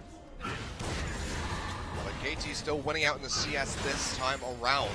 See Arrow with a 20 CS lead. Shrinking in the top lane as Juke is pushing away forward, but Someday will be able to absorb the majority of that. So he's going to keep himself pretty comfortably ahead by +10. The plan here for Someday is to stack Magic Resist and kill the Twitch. That's the best way to approach this game. Twitch is squishy, so it's definitely someone that can be taken down. But look on the side of SKT, magic damage from Shen, obviously. Overwhelmingly magic damage from the Anivia. Works well against the Gragas as well. Yep. So physical damage, very much at a premium for SKT. Well, they need to keep getting Bang caught up as best as they can. He's free farming in the bottom side at the moment. KT is going to dedicate pretty much everybody over to this Rift Herald to be able to take it down. And with Someday not there, probably just have to give this one over to Score. Crucial thing for KT though is they've kept up one of their outer turrets, this time the top lane turret. I mentioned it before, but we're getting closer and closer to first item completion from Bang. He really wants to snowball with that Blade of the Ruined King for the ambush ganks, potentially Submarine with both Shen and, let's say, the Anivia if they're ganking the mid lane. Yeah. But with more outer turrets up, it's going to be less room on the map for these solo laners to be overextended. Chances of those ganks coming off lower. Yep, Faker's still just working toward that. Rod of Ages has both of the components for it, so should complete that and have it stacking up soon. Pretty much going to be hitting the same point that Fly did on the Aurelion Soul in game 1. Obviously opting for the tier first. Fly going for those Boots of Swiftness. Faker with an even bigger expense in the early game, with tier and boots being more costly than the Boots of Swiftness that Fly elected for. This does look good for Fly, though, because he's keeping pace with CS, whereas in that last game, he's very much falling behind. Question is, can he be the playmaker that he needs to be? This is the build that Coco pioneered to actually come close to winning laning phases and even sometimes out-impact an Anivia in team fights. If you're aggressive-minded, using your Ghost and Flash, and have this Spirit Visage, those trades that if you go for a more selfish build, the burst trades from the Anivia can really take down the health value of the Vladimir. But with Spirit Visage first, which again has become more and more common, you're in a really good spot to trade with the Anivia. Yeah. I was really surprised that Faker went with Porto Belt in that first game. I mean, Aurelion Sol, a bit of a different champion to the Anivia when it comes to trades. Aurelion Sol more about just pushing people in and punishing people, staying around the outer range of orbs than necessarily the burst trades of an Anivia. Be a little bit more aggressive in that matchup, but no room for aggression against Anivia for Vladimir. Same greedy build from Lucian as well, just the cull first. So this is the point in the game last time around where despite there being item discrepancies for KT, they were able to pull ahead. This time, more items completed for KT, but still a very greedy build from Lucian. Well, now everyone posturing up around this bottom side. Stand United and the TPers available for Duke. Bang goes into the ambush. We'll get just a hit in onto Hachani, who now hits level 6. Boards out, they find Wolf. Cocoon does have that Alistar ultimate, and he will use it, but already gets chunked out very low. Splash and Exhaust still available, but that's going to give KT enough confidence to move over to this Dragon and start it up. Would be a Mountain Drake. We saw what they did with him in that first match. SKT definitely want to try to acquire this for themselves. Blank had a very good steal with the explosive cast. Onto a blue buff. I don't think he's going to be able to replicate it here with a Drake. It goes over to KT. Blank goes forward. Stand United comes out, gets onto Hachani, takes a bunch of damage, throws out the Glacial Fissure. They trade back pretty well. Faker now sitting up in his front line. You can see just not even scratching the surface of Fly's HP with that E. And KT should be able to successfully disengage Score and Fly, just trying to sneak their way out of the pit. Bang coming around the side, has that ambush up. The Spiderling still sees him even though he's stealth. And looks like KT will get out with a Mountain Drake, and it'll be a second one coming up next as well. It's a really nice buddy system from KT. The way they exited the pit, no one was isolated, therefore the pick from champions like Twitch and Anivia wasn't possible. So. I won't leave you behind. Exactly. I mean, it makes sense for Braum, right? He has the whole stand beside me aspect to him, but yeah, it was really nice to see KT play around each other, don't give up any free kills, because one kill for Drake would have been fine from their perspective, but no deaths and a Drake is just a straight-up win for KT Rolster. Yeah, they don't do that Titanic crap. We can both fit on this door. Yay! You don't have to freeze in the ocean, don't worry. Titanic crap worked out pretty well for James Cameron, though. It did. It worked out very well for him. As did Avatar, but Avatar is definitely crap. That's fair. Have you seen Avatar? There's a movie that I notably have not seen. Okay, good. Everyone else saw Avatar. You're allowed to not see that movie. It's okay. Well, I already saw the Smurfs, so I didn't think I needed to watch Avatar. Why did you see the Smurfs? Because I was 6, 5, 4 years of age. Wait. Which Smurfs? Like the 80s, 70s. Oh, okay. I didn't go see the latest Smurfs. That's movie. what I thought. I wasn't you were like, saying. this looks quality. I was like the Smurfs movie from like 2011 or 10, whenever the hell that came out. I like how in your head I'm like pushing past legendary movies like Godfather 2. What? Smurfs is on. Yeah, I need to see the Smurfs. Okay. Well, you almost gave me a heart attack there, but we can. I was a child once. Confirmed. Most people were. I mean, my name's Papa Smithy, so maybe there's a bit of ambiguity around that. Okay. I could have been born 30 years old. You're not even 30 years I old. know! Okay, this really doesn't even make sense anymore. Not that it did to begin with. But, I'm just happy. No, I'm happy that you weren't talking about, you were talking about the classics first, that's all. That was my big concern. You know what I'm happy about, Achilles? We're going to see a Proto Belt Elise this game. The Score has a Hextech Revolver. Oh, yes, we are. Thank you so much, Peanut, for pioneering this one. And big engage on the Bang on the top side. Uses that heal immediately. The Hemoplague Burst comes through. It's not going to be a whole lot, but here comes Scar. That'll do it. Kills him with the Q, and that's going to be first blood going over to KT, who now have a 1.4 thousand gold lead. Bang is off comfort this series. Game 1, sure he's played a lot of Jhin, but it wasn't the spot to do it with a team comp that SKT drafted, and now on the Twitch, a pick that certainly has not played in a while. Punished very well by KT Roll. So we saw Bang consider playing the Tristana that he was actually always really strong at, a pick that was very popular in other regions like North America, but they've not seen in Korea. They're going to get a huge chunk of damage in onto that turret, whittling it down below half HP. No one from SKT moving over to answer that. And the pink wards from KT, they were the winner in Game 1. Blank died on a face check around Baron because they had quadra pink ward in just the smallest of quadrants around Baron. In this game, they have had triple pink ward down. Bang tried to kite towards the Tri-Brush, and there was a pink ward to spot him out as we saw the kill come through. And yeah, they just had so much safety around their movements that even in a comp that can punish you so hard, these submarine Twitch comps can very much punish you if you let your vision go down. When you pick champions like Lucian, when you have lane control, harder for Twitch to make those submarine plays. Yeah, you can see though the damage starting to come online for Faker.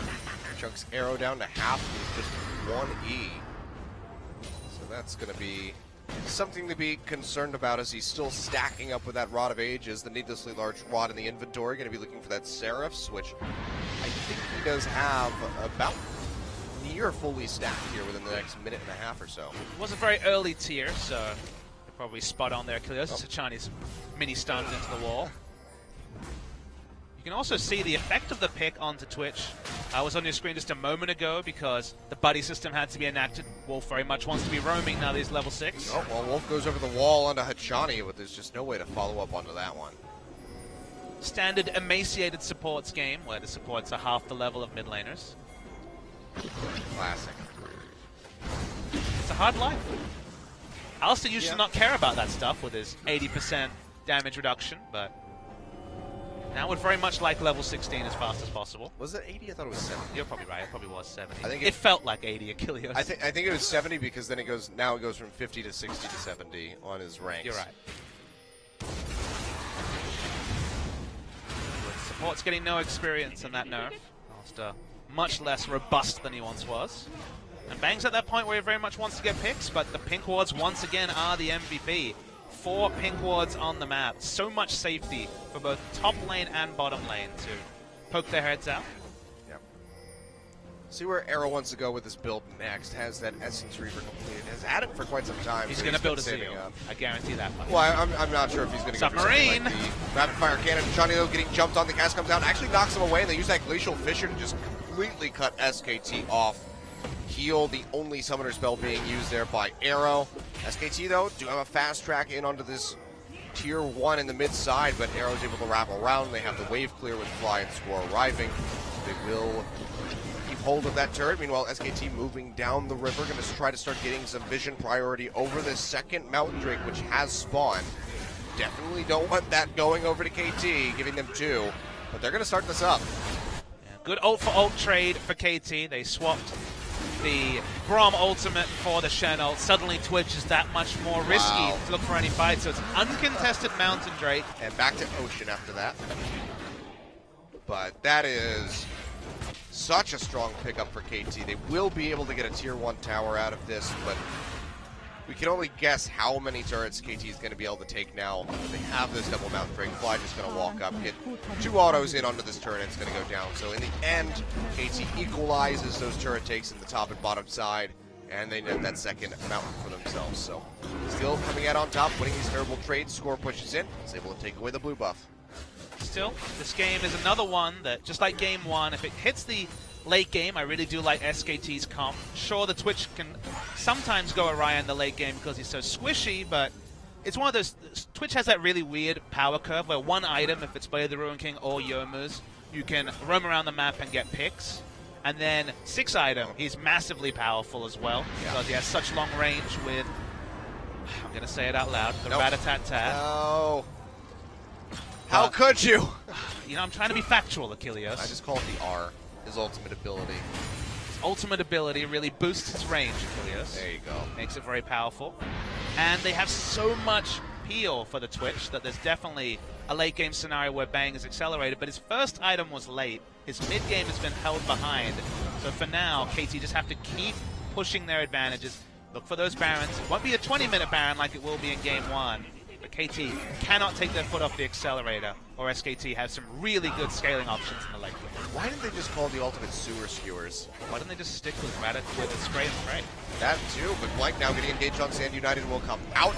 Not able to proc because close. Wolf goes in, finds a double knockup with the Pulverize. Score takes a huge chunk from the Anivia as the Hemopoint comes down onto 3 to slow him up. But Fly now walled off. Might have to pop. The Flash actually uses the Proto Belt to go over.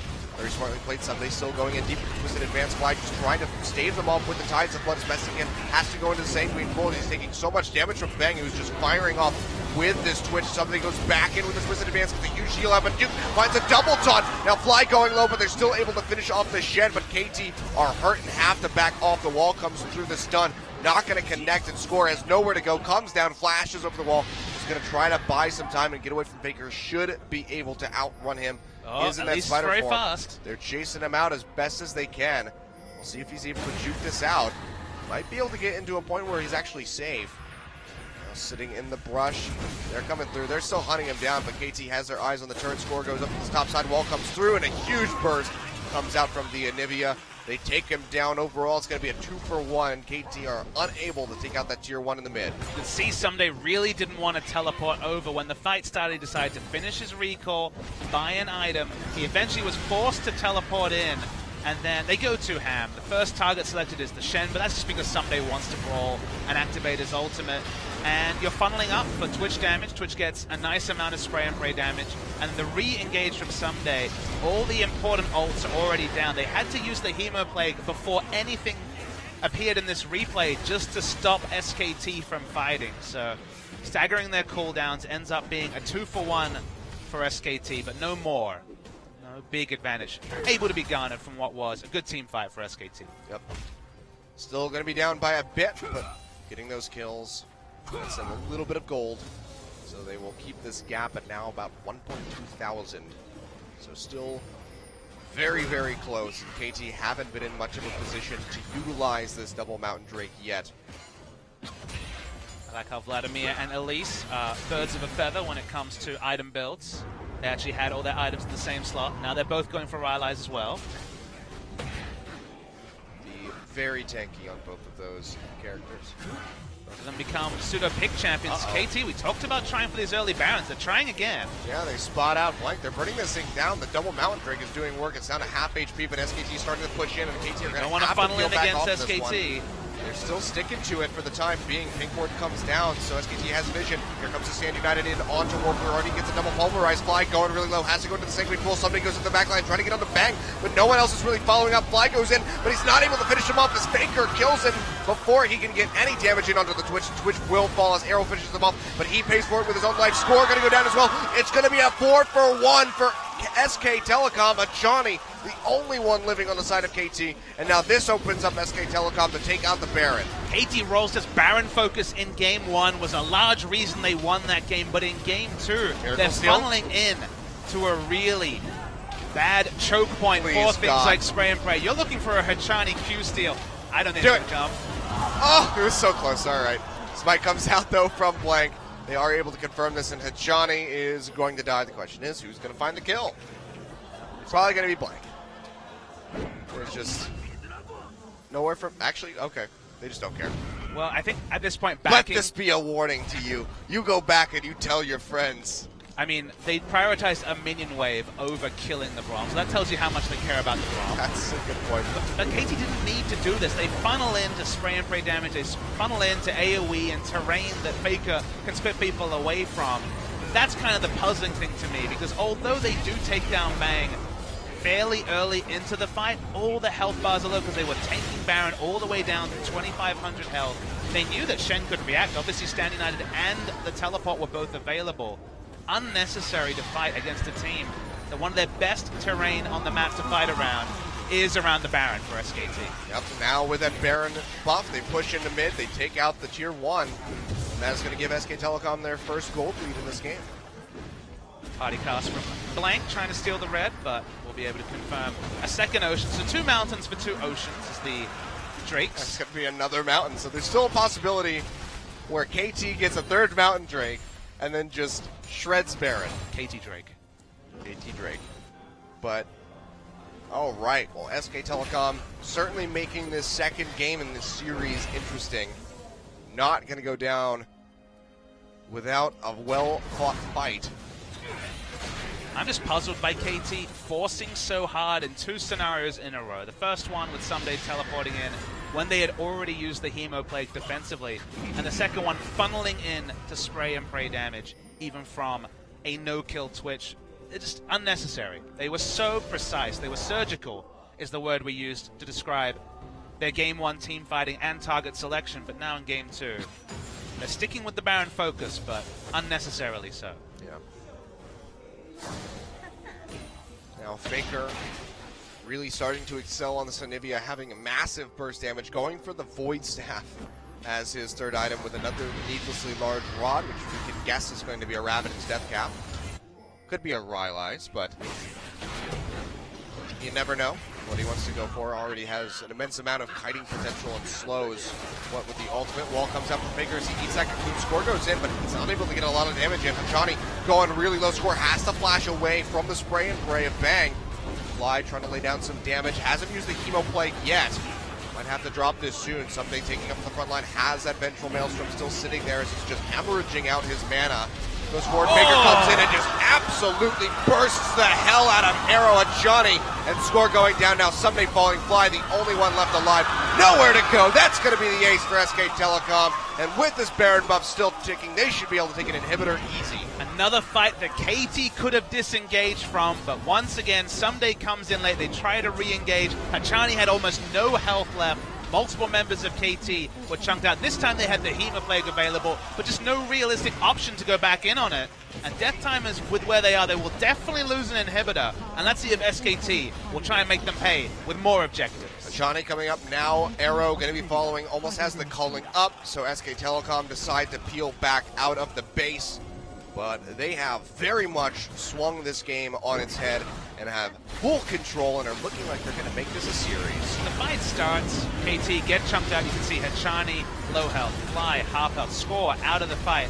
And then Someday teleports in aggressively, and he doesn't need to do this. He could have just canceled the teleport, walked over, or teleported more defensively. And now everyone's in two minds. Fly ults, and it's only the front line, because again, the ult is a disengage one, and Faker comes in the back. Assassin and Nivea is not something we usually talk about with the items you listed before the fight started. Deletes the Lucian from the fight, and from there, SKT find it so easy to clean out the rest of the team. And Fly couldn't even finish off Blank. Tried to use the Proto Belt, get that extra little burst in, but it was not enough. Blank was able to walk out with like sub 30 HP, I believe, at the end of that fight. But SKT very much poised to win this match and take us to a game 3. Rabbidan's Death Cap finished off the backside of that one for Faker, who is now 7-0-2 on this Anivia. Out of nowhere, Twitch, despite only having a single kill, has 3 items complete, including the Infinity Edge, and it's only Maokai with armor, so 20% damage reduction is not going to be enough for Bang to also be a threat in the backline, because everyone else on KT has built for that magic. Yep. Oh, that's going to be the Cocoon landing on the Faker. Someday goes in deep. The Hemo Plague gets thrown down. The Stand United is there to keep the Anivia alive. He gets popped into the egg, and now Arrow going to be focused out by Duke. Flashes over the wall. He's just trying to kite out as best as he can. They're actually able to take out Faker. Bang is going to go down as well. KT turning this one around now. Blank has to flash over the wall to try to get himself to safety. Duke goes back in onto Arrow. Can he finish him off is going to be the big question. He's one hit from dead, but he's able to dash out to safety.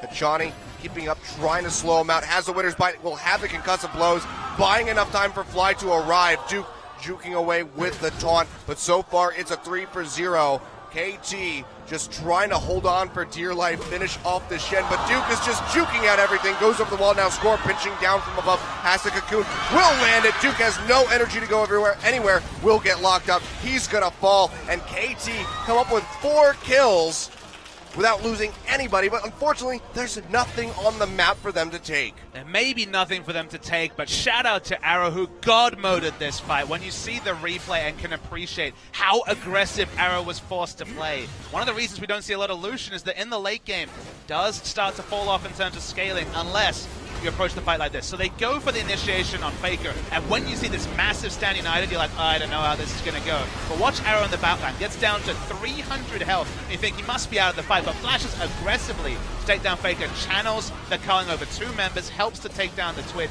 continues in the fight despite falling down to 250 health. And then the focus from SKT really lets them down. Lots of half health, lots of low members from KT. I don't think we need to watch that whole The thing. world's most accelerated chase, sorry, least accelerated chase onto Duke. Eventually does get the kill. But a lifeline for KT. They don't want this series to go 3 games. They want to take it down here, but still 4,000 gold behind and an uphill battle against SK Telecom. For sure, SKT still with a very comfortable gold lead. Baron now spawning. And that Mountain Drake, the 3rd one potentially for KT, coming up in just a couple seconds. So definitely in a tough spot. If they go for the Dragon, they could lose out on the Baron. Very consequential item timings coming soon. Just the recipe away from Guardian Angel on the Maokai. Elise has the Null Magic Mantle as well. The Negatron Cloak, sorry. So could be Guardian Angel or Abyssal Scepter coming out from that purchase. Continuing to stack the magic resist just makes the premium on killing Bang higher and higher. Oh, Score's cut off. Fly gonna get stunned up. Buy enough time for Square to be able to retreat back, but the TP very aggressively going to be coming out all ready for Someday as they try to engage. Emo play comes down, Fly going to get popped up in the air, and he just completely vanishes. Faker finding the kill, now Hajani is going to follow suit. Bang coming up with that one, 2 kills down, and that's going to be enough for SKT to turn over to this Baron, and KT can't do a damn thing about it. They have super creeps knocking on the Nexus doors. And the terrain really counted against KT. Arrow could do no damage whatsoever in that fight because it was around the cove. Oh, they're waiting. They find the cocoon, but it lands onto Wolf. Definitely not the priority target. Now they have to hightail it out of here, but another wall from Faker comes through, and look at the damage onto Score. I believe that was like 1100 or something popped him right there. And that is going to be SKT barreling down this top side, taking out the tier 2, and in all likelihood, another inhibitor. Achani getting ready to spawn, Fly 10 seconds out, but KT is already here, and they have the burst. Yeah, after they lost the fight, another Baron passed over to SK Telecom. Someday and Score tried to pick over just a single person walking from Baron, but it was the whole 5 members, so had to use their flashes and other skills defensively.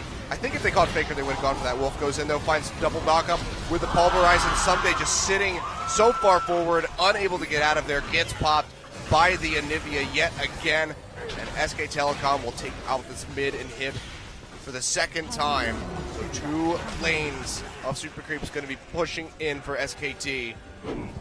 And after that scary 4-man loss, they're still looking very poised to be able to close out this game. Most important thing for SKT this game was Faker picking up the kills. And the reason why I say it's not because he's the best player to ever play the game, it's just the game plan was clear from KT. Ignore Faker, kill Bang, and then deal with the other 4 members with all your magic which is stacking. Well, Faker has 5-6 items very early into the game. You cannot dive through the Glacial Storm and ignore the Faker damage getting to Bang because you will die to Faker just on his own in that pursuit of the Plague Rats. So for now, the team fight phase hasn't worked, but they're going to try again. Someday spawning up just now. Wolf goes in, finds a double pop-up yet again. Hachani looking like he might be the first one to fall. Makes it out of the base gate. Fly goes forward, drops Emo Blank onto 3 men. Bang, getting engaged on has that Stand United, but they're still able to pop him. Arrow comes up with a kill. Now Blank looking like he might be able to get stunned up by these concussive blows. Hachani pushes back forward. Someday goes deep onto Faker, just trying to keep him busy and buy some time for the rest of the team.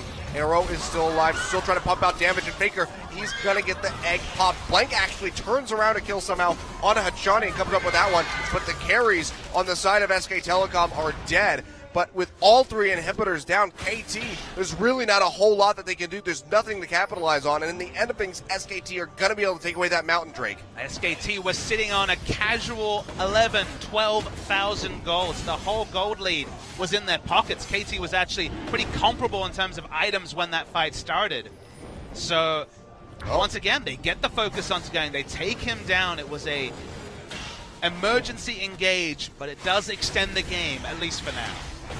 Well, SKT peeled off a little bit. This allowed for KT to inch back in. Can they find this one? No. Blank dashes forward, is able to get the smite steal away, and now Duke coming in with the home guards. Has that Banshee spell, absorbs the cocoon, and now they get the 2-man knockup on the Fly and Someday, who just need to try to hightail it out of here as best as they can. 10 seconds left on Faker, has TP available. KT have to retreat to safety. Before that happens, Blake comes in, finds the cast, knocks back Someday, who is very low on mana. Hachani dashes forward, just trying to get those concussive blows started onto a priority target. Here it comes, Faker coming in from behind. Witcher's Bite from Hachani, not going to connect. He's trying to block as much as he can, throws out the Glacial Fissure, but he is going to fall in the end of things. Fly goes forward, drops a Hemo Bite, but he is going to get popped. And SKT, with all of these super creeps in the base, 3 members down on the side of KT, will knock down the Nexus at 38.5 minutes, and they will take us to Game 3. They're making this a series. SKT really pick it up in Game 2. Achilles crowd goes wild. They want to see another game. So do I. I said it in Game 1. This could definitely be a preview of the Champions Summer Final. And there's not much to split between the 2 teams. It wasn't about Bang in Game 2. Faker had a day out on his Anivia. Haven't seen enough of the Anivia this season, but he certainly pilots it a lot better than the Vladimir that he struggles with, at least thus far. And KT, I think, going to be shaking their heads. There's some really nice engages, but you really commented on it. There was nothing to get out. The game had kind of already been decided before they won a couple of team fights, and on balance of play, SKT justifiably the winners of Game 2. Absolutely. And it looked like KT had everything that they needed to win that one at the start. A gold lead, CS in their priority lanes, but the big plays coming out from SK Telecom, Duke especially using those Stand Uniteds at crucial times, keeping Faker and Bang alike alive are able to come out on top. And we're seeing this trend. The team that has the most damage dealt to champions is the one that loses. I think to me the big Oh, wait, takeaway. never mind. Never mind. Faker still has it. Yep. I misread that. Faker rules all, Achilleos. Never mind. But the big thing to me was Someday and just the use of Maokai. They engaged a couple of fights that were unnecessary. They overextended on a Baron and funneled into the Twitch damage. They made a lot of unnecessary errors here. KT that they didn't in game 1. So the difference between game 1 and game 2 on a KT shot calling side of things was actually pretty stark. And you make shot calling mistakes against SKT, these are still the world champions. They still will make you punish you for your mistakes, and I think that was really the story of game 2. It's a little bit scary now for KT, knowing that Bang has this Twitch in the back pocket that he can pull out. So banning out the Ezreal and Sivir suddenly a bit more dangerous, but we're going to come back from a quick break and have game 3 to conclude the telecom war. Got a feeling that I'm going under, but I know that I'll make it out alive. If I quit calling you my lover, move on. You watch me bleed till I can't breathe, shaking, falling onto my knees. And now that I'm without your kisses, I'll be needing stitches, tripping over myself, aching, begging you to come out. And now that I'm without your kisses, I'll be needing stitches, just like a moth drawn to a flame. Oh, you lured me in, I couldn't sense the pain. Your bitter heart cold to the touch. Now I'm gonna reap what I sow. I'm left seeing red on my own. Got a feeling that I'm going under, but I know that I'll make it out alive. If I quit calling you my lover, move on. You watch me bleeding till I can't breathe, shaking, falling onto my knees. And now they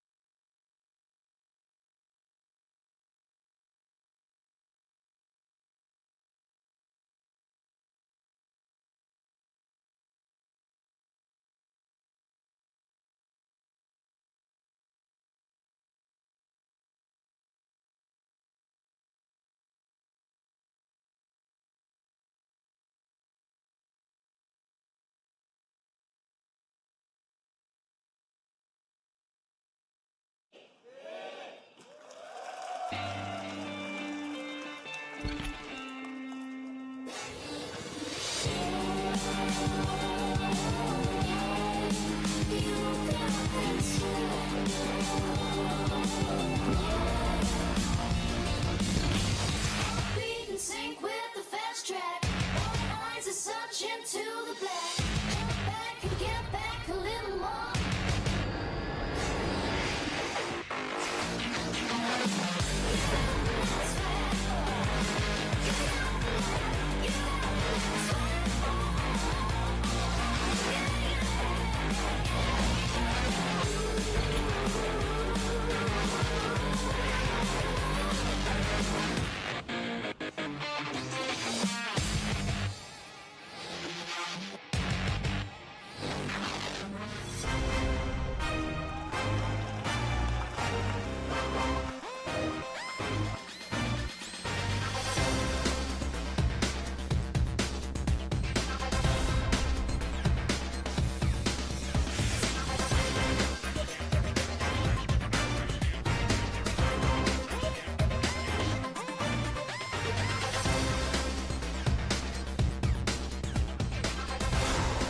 Welcome back. Your MVP from Game 2 is Faker.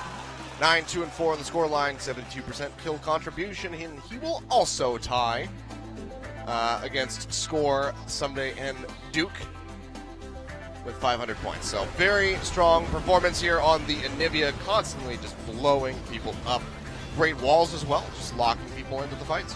Yeah, Faker really had a day out in Game 2. Anivia seems to be one of those champions who's making his own when it comes to other LCK mid laners. I have not seen a more impressive Anivia than Faker. Of course, there has been times in his career where you could say that about basically every champion, and thus is very true. the legend of Faker, but he was really on form this game. He needed to do so much work because KT, they were honestly razor focused on killing Bang, and thus it gave Faker a little bit more time and effort to be able to take down people. His target selection was great. I love how he isolates out Arrow and flashes and takes him down. Look at the burst damage, Boom. 860 instantly, Yeah. and then the last tick taking him down. But this was the story of SKT profiting on the mistakes of KT Rolster, specifically around Baron.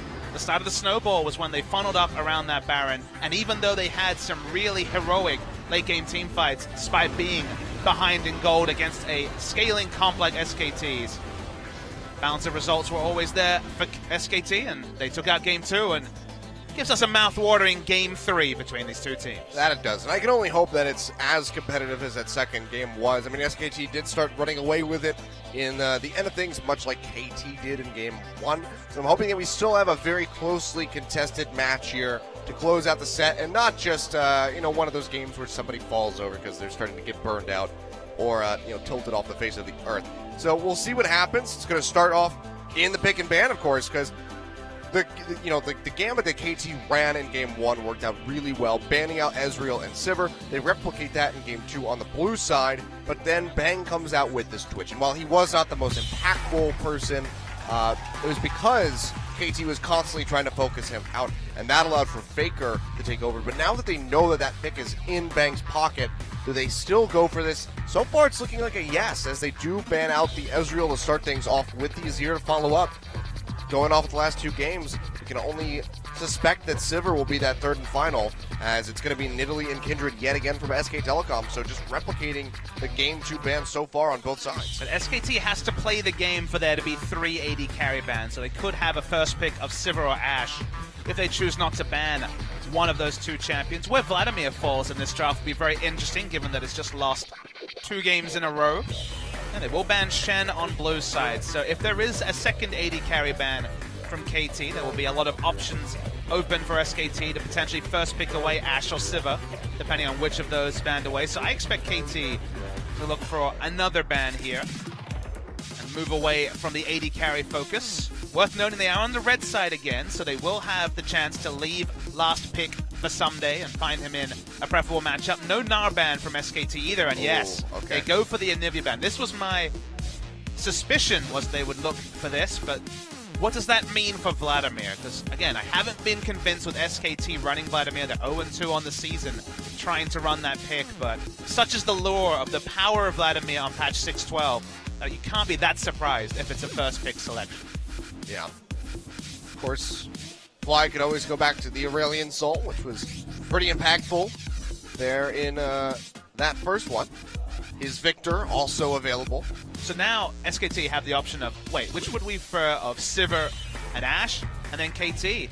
They can take away the Vladimir. So this kind of forces SKT into first picking Vladimir just because of the champions available. Because if KT take in the second rotation, the champion that SKT have been answering the Vladimir with, the Anivia, has been banned away. So KT kind of force SKT into a first pick Vladimir. And of course, Vladimir has been oppressively powerful in recent weeks, so it seems weird to be talking about funneling a team into first picking the Vladimir. But one of the champions that, again, SKT have struggled to take the most advantage of has been Vlad.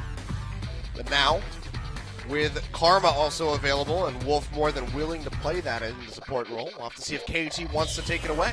And does KT get forced into locking Sivir this rotation? Because Sivir Vlad, Karma Vlad, giving extra movement speed to Vladimir has definitely been one of the keys to success. Many teams have gone out of their way to deny the Karma and the Sivir from the Vladimir comp, but KT might actually be giving both those picks up. It's looking like it as they do hover over this Ashe. They could just go with the same first round picks that they did in game one. Looks like they will alter it a little bit. But Johnny going to be coming out for Braum for the third game in a row, but this time Sivir will be the 80 carry pickup. Blank decides for roughly 0.5 of a second and locks in Gragas instantly, which makes sense. Not surprising. That is 5 games in a row of Gragas from Blank, and just going to be the Such a Alistar. one-trick. Exactly, the Gragas one trick. Well, they've won 3 out of 4 of those games, and he's struggled the rest of the season, so probably going to be a good omen for the side of Blank in particular. What will be the answer? Because Fly always seems to have these pocket picks to deal with tricky mid laners. We remember his Malzahar against Ryze last season.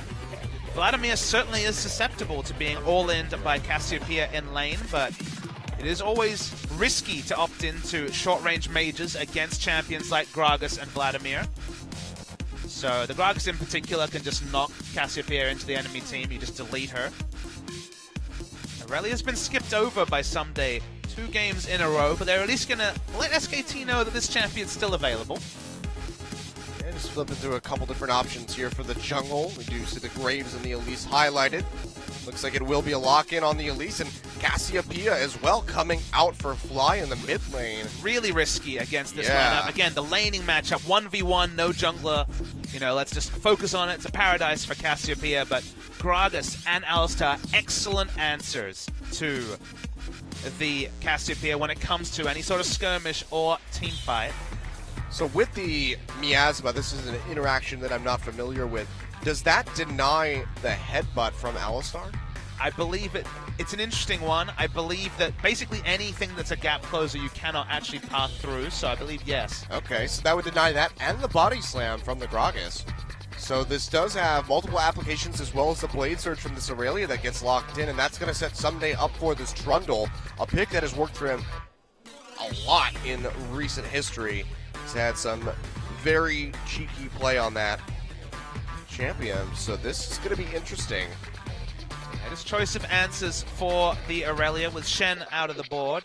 Didn't want to return to the Maokai that KT struggled to make work, specifically in a teamfight context in Game 1. So just going to go for the more tried and true Trundle.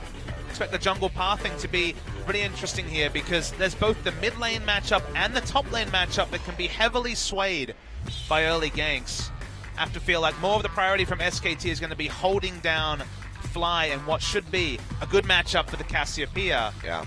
Whereas the KT may really want to be snowballing and keeping behind the Aurelia. Whenever it's Trinity Force top laner, you want to try and delay that first item, ensure that they are just able to build damage and therefore are relegated to tankiness very much later in the game. Because they're going to be squishy in team fights and can be singled out. Well, it's a really good time for Fly, and it shows just how good he is on this cast. Because going up against Faker with this, it's going to be tall order. I mean, you remember Huhi opting into a skill matchup against Faker in the final of MSI and being punished. Whenever the weaker mid laner is going against one of the best mid laners, in fact, the best mid laner of all time, you worry because the impetus on Fly to hold down Faker and that aggression, it's not Fly's strong suit. Yeah, not at all. Well, we'll see if he can turn that around and surprise us here as we go into Game 3, the Telecom Wars coming to a conclusion. We'll see who comes out on top, SKT or KT.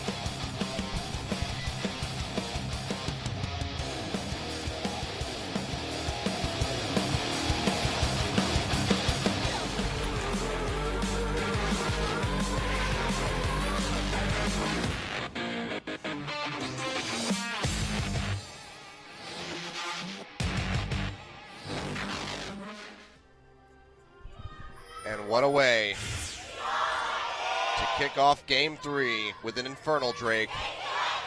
미니언 I am 생성까지 already 30초 jazzed up and ready to 남았습니다. go for this game. And it has nothing to do with this sweet Americano that I've just started drinking. Looks delicious, Achilleos. It's not. I don't like coffee very much. That's fair. Okay. I But- tried to transition it. It's but all right. You're holding me back here, Achilleos. Yeah, it's wonderful. It's as wonderful as this series that we've been watching. Ready for this series to find its conclusion, but I'm honestly no closer to knowing who will come out ahead. KT surprised me in Game 1. Can we just make it a best of 5? You know, I'll ask the directors after the game. They'll probably be awarding the victory at that point, so that's awkward. But Like, no. Just get back in. Wow. oh, this is fun stats. So we Okay. mentioned it. 21 to go as of the start of this series. Now just 8 kills. 8 kills for a Vladimir is certainly a possibility. He's So just going to get 7 here. I'm just like, honestly, the moment I see this, I look to the rafters and I'm like, are there balloons up there to drop down when that 1,000th kill? Just interrupt the game. Hooray! Yeah, just like in the middle of everything. For once, a strategic pause, not a technical pause. They pause the game, he walks out on stage, he like bows to the audience, everybody cheers, he walks back in, they start playing again. I actually cast a game of the LPL that was like an All-Stars match where they paused and did random tasks during the game. It was pretty tilting, actually. So, Random tasks, such as what? I mean, I believe there was Cool wearing a Lux hat. It was weird. It was a weird time. Seems like a really weird time, but that's what you get when you're talking about the LPL. Wolf, though, going to take a bunch of damage. Uses the Pulverize, so they know what he expects for the first point. And he's going to have to start nomming on those biscuits. Bang going to evade that Winter's Bite and actually fires back, so he will pretty handily equalize that trade between the two. Obviously, health taken away from a support is not really a big concern because they enter lane with 3 biscuits, so actually a lot of regen. And a Relic Shield. The health bar of the AD carry is always much more relevant. This started off with Bang having a very big health lead, but with 2 Boomerang Blades hitting him, it's actually slight lead to Arrow. A lot of trading in this 2v2, which has been called Oceanic meta, as the duo lane is in the top. OU. We like to flip it upside down, Achilleos. Oh dear. Well, going to be a nice start of things to come. I already like the aggression, and that Infernal Drake being the first one on the map is certainly going to help now. We can see Score rotating down to this bottom side someday, trying to bait him in. Duke is still playing pretty far forward. Score just looking for that cocoon shot. If you can get it, he's coming out now, flashed away by Duke. But you can be sure that Score is going to repeat visit that bottom side before that flash comes back up. So I alluded to it in the picks and bans. It's a different priority in terms of ganking. The big thing for KT is they want to hold Aurelia down because the big problem for them is, let's say this game degenerates into, or evolves into, depending on how you prefer it, 1-3-1 later in the game. Cassiopeia, very weak in a side lane trying to deal with the Vladimir or an Aurelia for that matter. In fact, Aurelia in general has so many outplay tools against Cassiopeia that it's quite hard for the Cassio to duel against her. So KT really want someday to be ahead enough of Duke that Duke's not a consideration in terms of the 1-3-1. So holding back the 1-3-1 and thus accelerating someday and holding behind the Aurelia is the priority for KT. Whereas the big priority for SKT is helping Faker through a rough laning phase against Cassiopeia. Yep. Well, Blank sitting on a ward in that dry brush. Not aware of it someday, of course. Perfectly knowledgeable that this Gragas is nearby, so feels comfortable to sit this far forward. But he's going to be losing out massively in this trade. Throws down the pillar, gets a jump in. Minions are pushing forward. He'll almost equalize that, but he's down a charge of that corrupting potion, so Duke is coming out on top still. Has that passive lifesteal on the Hitten style. So innately will be in a bit of a better spot. Someday, of course, has to wait for those minions to die. Somebody's also not someone who's going to be opting into the triple rejuvenation bead start. He's not going to do an ADD. Decides to only. go for corrupting potion, the more aggressive regen choice. Yep. He needs to be careful here. Level 5 on Duke. Yeah, Duke dashes forward, only gets so slow though on the Equilibrium Strike. Still chunks him down to half, and that will be the last charge. It was also really nice He's up. timing for Duke because it allowed Blank to just sneak into the lane unseen. Someday would, of course, been much more interested in getting away from the Aurelia, so would have had less of a chance to see any shenanigans involving Blank, who's now very pushed up. They're going to try and gank Someday the moment this minion wave dies. In a very good spot to be able to do so as he clears We get up to the see his last minions. hitting. Oh, Trundle's pretty easy to last hit on. Oh, he missed one. Missed one. Poor But effort. you can see he's still just content to keep this wave pushed up near the tower, so will be safe. And now Score roaming down. There's no vision in the river here for Duke. Here for a counter gank, but obviously if Aurelia pushes forward, he will be in a good spot. Aurelia has no flash. Someday did not have to flash in this laning phase. Yep. But now the Aurelia stuck up by the tower, so it should be pretty safe. And diving in Aurelia is a very dangerous task. It is. Level 6 is observed, though. They can juggle the aggro with that repel, but looks like they're just going to opt to get a little bit of damage in. A score goes deep onto him. Equilibrium Strike will get the stun, and Someday is unable to close the distance. Meanwhile, Fly finds Blank, goes out the Petrifying Gaze, and he's just going to be firing off those Twin Fangs. Blank flashes away, but one more hit there from Fly. The poison's the getting poison! there. It's going to do it. Fly comes up with the first blood. Perfect placement for him to just catch Blank, completely unaware. So Gragas wasn't pathing naturally into that bush. He had to be very specific on the Petrifying Gaze to get the stun. Credit to Fly, though. He does it. Makes me a believer of his Cassiopeia, and nice first blood over to KT, and that will give them so much jungle control, because suddenly Gragas will find it risky to enter his bot side jungle. Yep. And that's going to be doing wonders here for Fly, who's currently stacking up that tier. Now we'll be able to go back, hoard some more aggressive items, and will actually have some power that he can bring into that mid side and try to start whittling down Faker's HP bar. Currently has that Spectre's Cowl, so going to be absorbing a good amount of the damage. But we'll see what he decides to go back and get. It's going to be the Negatron Cloak here for Fly.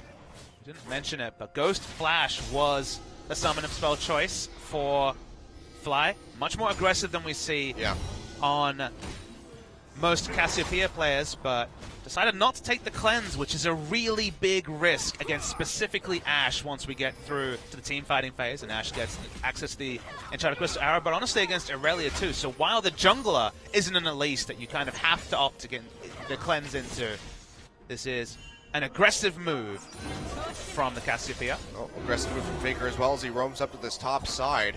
They did spot him with the ward. Someday has teleport. But they are pretty well positioned to go for a dive. Female Plague, of course, is available, but looks like Faker is just going to have to opt into backing off, as Arrow and Hechani will be able to slink their way out of that top side, but they are giving priority on the tower over to SKT. We'll be able to get a good amount of damage in. Good roam timing from Faker. He knew that Fly was getting blue buff, so gave him space to push the lane and roam to top. Continues to grow the CS advantage. This is now at 17 between Bang and Arrow, and it looks like Arrow's going to try just enter the bot side. This does, of course, give them some bot side control as Infernal Drake will spawn, and given that they've killed the jungler in his own jungle and they're going to send their duo lane bot, KT, next part of the plan, especially with a Cassiopeia with blue buff, one of the trademark champions for taking down neutral objectives with the Twin Fang spam, is to pick up that all-important first Infernal Drake. Yep. See control over the Tri-Brush coming through from Hechani, but it's going to be cleared out by Wolf, who has that pink score, sweeping through this river as best as he can. So this might just be one of the later Drakes that we see in the series. But 10 minutes, not that surprising that it hasn't been touched yet. Johnny and Arrow going to be continuing the 2v2 now in the bottom side. And they can keep pushing forward towards this turret.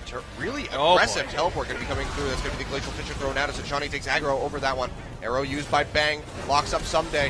Flashes forward, trying to finish off Hechani, but he's not able to find the kill, and Bang is going to go down. KT's still sticking in under here. Wolf has that Alistar ultimate up.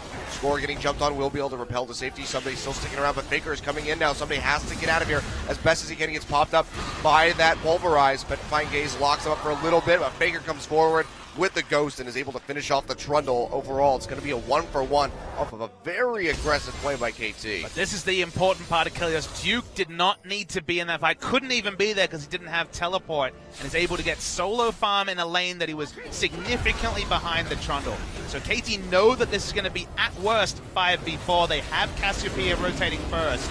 So they think this is going to be 2 easy kills than an escape. But in the end, Wolf just too tanky with the Alistar ultimate. They're not able to switch on to Blank with any ease, so it was very important that Blank was pathing towards bot. Faker finally gets there, but someone had to die, and that person ended up being Someday, while Duke, as we said, got ahead in top lane. Yep. Someday will still maintain that CS lead, but still only 500 gold separating, and KT, losing that Trundle, not able to make a play onto the Dragon to try to follow up off of that kill. The Dragon is such an important win condition for KT. Difference between the two teams is that SKT have the hard initiation of Ashe, Alistar also, Aurelia situationally can initiate. So team fighting options in the late game are there for SK Telecom. They also have Vladimir, who's probably the hardest scaling champion next to Sivir of any of them in this game, whereas KT, sure, they can rush in with the Sivir, but they don't have hard initiate outside of the Cocoon, which is much more situational. So this is a team comp that's so much stronger in kiting back around an objective than actually searching out for a first kill. Cassiopeia, in general, finds it very hard to team fight because she does single target short range damage, short to mid range damage. So much stronger when you're coming into Cassiopeia trying to dive someone rather than necessarily diving aggressively as the Cassiopeia. So with those options in the late game, you have to like the comp for SKT if things go even or ahead around the 30-minute mark. Score roaming up to this top side, trying to get on the Duke, who has used the flash. The Cocoon's not going to land. Score is still sticking in here, though. Gets locked up by the Equilibrium Strike. Will follow through with the Repel. Finds the kill. That's going to be another one on the board for KT. But showing up in that top side, that's going to give SKT an opening for this Infernal Drake. The arrow gets thrown out, but it's not going to connect. But all the same, Infernal goes down, and it had to show its face at some point. Cloud Drake will be the next one up. So this is KT sticking with the playbook I outlined. Get someday ahead. They sacrificed a lot going for that teleport play that only ended up in a 1-for-1, but they returned to the win condition of holding down the Aurelia, delaying the power spike of Trinity Force, ensuring that Trinity Force and Tanky is a late game thing rather than a mid game thing. And to them, that's more important than an Infernal Drake.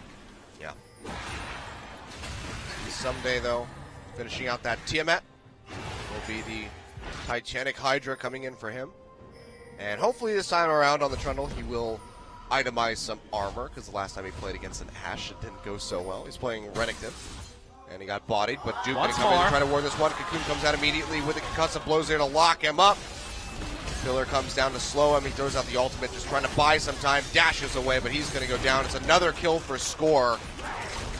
And Duke has got to be getting a little peeved at this. I mean, it's dump on Duke week. This is what Rux Tigers tried to do, you'll remember, hold back his gangplank. Oh, yeah. And it didn't work. At the end of the day, SKT had more advantages and were able to take him down. They've just decided to hold back the Aurelia as much as possible. This time, even adding Hachani to the mix to make sure the kill was guaranteed. Passing over the Rift Herald to someday is probably the next stage of making Duke's life a living hell. But if SKT can win the rest of the map and continue to stack things like Drake, it will undo a lot of the good work that's mostly been centered around Someday and setting up the top lane matchup. Yep. Duke probably thinking, like, I'm okay, I'm safe, there's no Talia this time. And lo and behold, there's an Elise, a Braum, and the Trundle waiting. I mean, for out you of up context, top. your bot lane's like, what are you doing, man? You just got back to lane. And he's like, I was going to ward.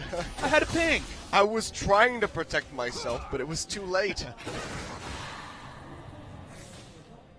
But poor Duke, now dying twice, giving Someday a further lead in CS, as he's currently up by about 20. And guess what? Now there's pink and green wards around his turret, and he has no turret, so now he's overextended every time he enters lane, and Someday will do his best to freeze and decrease the options for Duke. Really hard to freeze when you do have that Tiamat, though. You can do your best. Slowly push, though, as you mentioned. But, yeah, it's no good places to enter. Obviously, jungle experience was adjusted as well, so the Gromp not as valuable as it once was for laners. Duke's on a budget. Yep. Scrimping That's why and saving. I believe it was Smeb when he played the Renekton, actually opted to not go for the Hydra early on, or not even go for the Tiamat, so he could actually regulate the waves more easily. Already has a good amount of pushing power with Renekton, but opted to just go for the Black Cleaver. You can see, though, very aggressive TP coming in for Someday as they try to cut off Blank. He throws out the cast. He's still stuck in the pit, and he is going to go down. Arrow finds that kill, and KT just pulling the trigger on these time and time again and coming out with the kills. 5-1 now with a 2.6 thousand gold lead. KT are looking really strong just 15 minutes into this, but Score maybe too far forward. It goes up with a repel. Does he dodge out the Chemo Plague? Looks like he did, so nicely played by him. Gets himself to safety. And Trundle. Seems like Someday finds it easier to get the teleport Trundle flanks than he did on the Maokai in the previous game, which is amusing in its own right, but Yeah. he's not punished in any way. He comes back top. The wave's pushing into him. Happy times for the troll. Just continues to grow a CS lead. All 3 parts of the Trinity Force completed, but no recipe yet for Duke. For some reason, the point-and-click CC was just too hard to figure out. Too much skill cap there. I mean, Trundle, honestly, is one of the most simple champions to play. The only skill shot he has is the pillar. Smack people with a big stick. That's why whenever someone makes a skillful Trundle play, you're like, whoa! Like when they mini-stun someone into a wall for 7 seconds with Yeah. the pillar, that part's cool, but that's really all he's got going on. Spiderling goes out. They will spot them, but it's too late to collapse in. And now Blank arriving in this bottom side. Going to try to clear out this pink. They will be able to secure it. And that should just be the junglers going their separate ways. Second dragon spawning in a minute and 30. Of course, Cloud Drake, so who knows how long that thing's going to sit there. Someday everywhere on the map because he's just able to push up and not the same options for Aurelia. He's going to walk back top now as KT trying this full court press. They want to take down that outer ring of turrets. The number 2 in the league on that stat behind SKT, ironically. So if they're able to do that, they can continue to make the aggressive teleport plays that have already seen them go out to a 4-kill early lead. Yep. Let's see, it's the Abyssal Scepter completed there for Fly. Has that lost chapter in the inventory as well as the tier still stacks. Faker going really aggressive. Second item, the needlessly large rod. It's probably going to be the Rylai's. Yeah. Acquiring targets, bit of slow. Still starting with this is it's pretty aggressive. He needs to apply pressure to Fly. You can't just go for the same build when you're against a tricky matchup. There's no world where Vladimir and Cassiopeia run at each other at this part of the game that Vladimir wins. So he's just trying to be cheeky, poke in for a couple of Q trades and stay competitive with the Cassiopeia. See though, it's going to be the second turret going down here for KT. Arrow's gone for this new age item build. Infinity Edge first. He did this earlier in the week. What it gives you is that if the luck is in your favor, you get a ricochet crit early, you can wreck a backline. Body slam missed by Blank, but the cocoon missed by Score. They will be able to successfully disengage. The Scuttlecraft going to live for a little bit longer. Now Hachani joining the rest of his team in that river. Duke is really far behind. It's a late Infinity Edge and has no other tankiness, so isn't teamfight ready, can't 1v1 the Trundle at the best of times, so... Trinity Force. You're correct, Trinity Force, sorry, so... There's no way really to enter lane against the Trundle. I.e. Aurelia, we're going hard in the paint, boys. One day. The dream. And now he's got the Rift Herald. If anyone's going to build it, it's probably someday. That's true. But yes, he does have that Rift Herald buff now, and that's just going to make Duke's life even more of a living hell. Cloud Drake has spawned. SKT are poised to take it, but why would they? KT just going to continue playing around their strength, which once again is someday, and playing around the weakness, which is the no wave clear of Aurelia. Ash Arrow goes long. They try to get the pick onto Fly in the mid side, but they were unable to do so. But they just push him up the river, so they will be able to get onto this tier 1 slowly and take this out. But they just lost a tier 2 in top. So decent trade. It does open up the map a little bit for them, allows them to push in a little bit deeper. But with the tier 1 still standing on the top and bottom side of KT, it's not nearly as effective as it could be in other situations. SKT with the pinch up. Miasma thrown down beautifully by Fly to block out that headbutt from Wolf. Hachani goes forward, finds a winner's bite onto Faker, throws out the Glacial Fissure, will pop him up, but he's taking a hell of a lot of damage now. Someday coming down on the hunt has been burned. Score arriving as well. Petrifying Gaze not going to catch anybody, but it does slow them up. Fly getting exhausted. Duke just dashing into the backside. Takes out Hachani. He's going to take down Fly as well. Now trying to get over onto Arrow, but he falls down before he can even touch him. A double kill for Faker. Score the only one from KT left alive. And this is looking very reminiscent of Game 2. Against the run of play, SKT win a massive fight, 4-for-1, and all off the back of an amazing barrel by Blank. In the middle of 4 members, setting them all in different directions.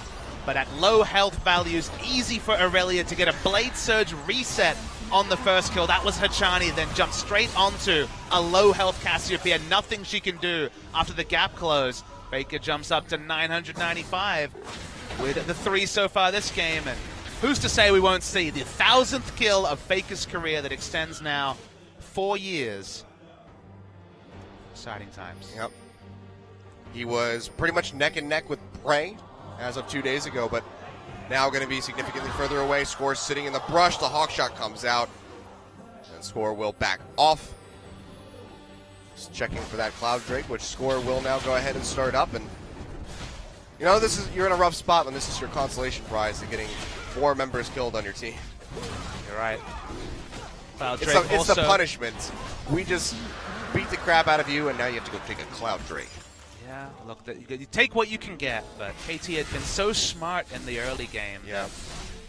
This misfire around the team fight costs them in more ways than just the gold necessarily shows. They're 800 gold ahead, but Aurelia out of nowhere, Ninja Tabi and the Giant Spell starting to get that tankiness that Trundle already has.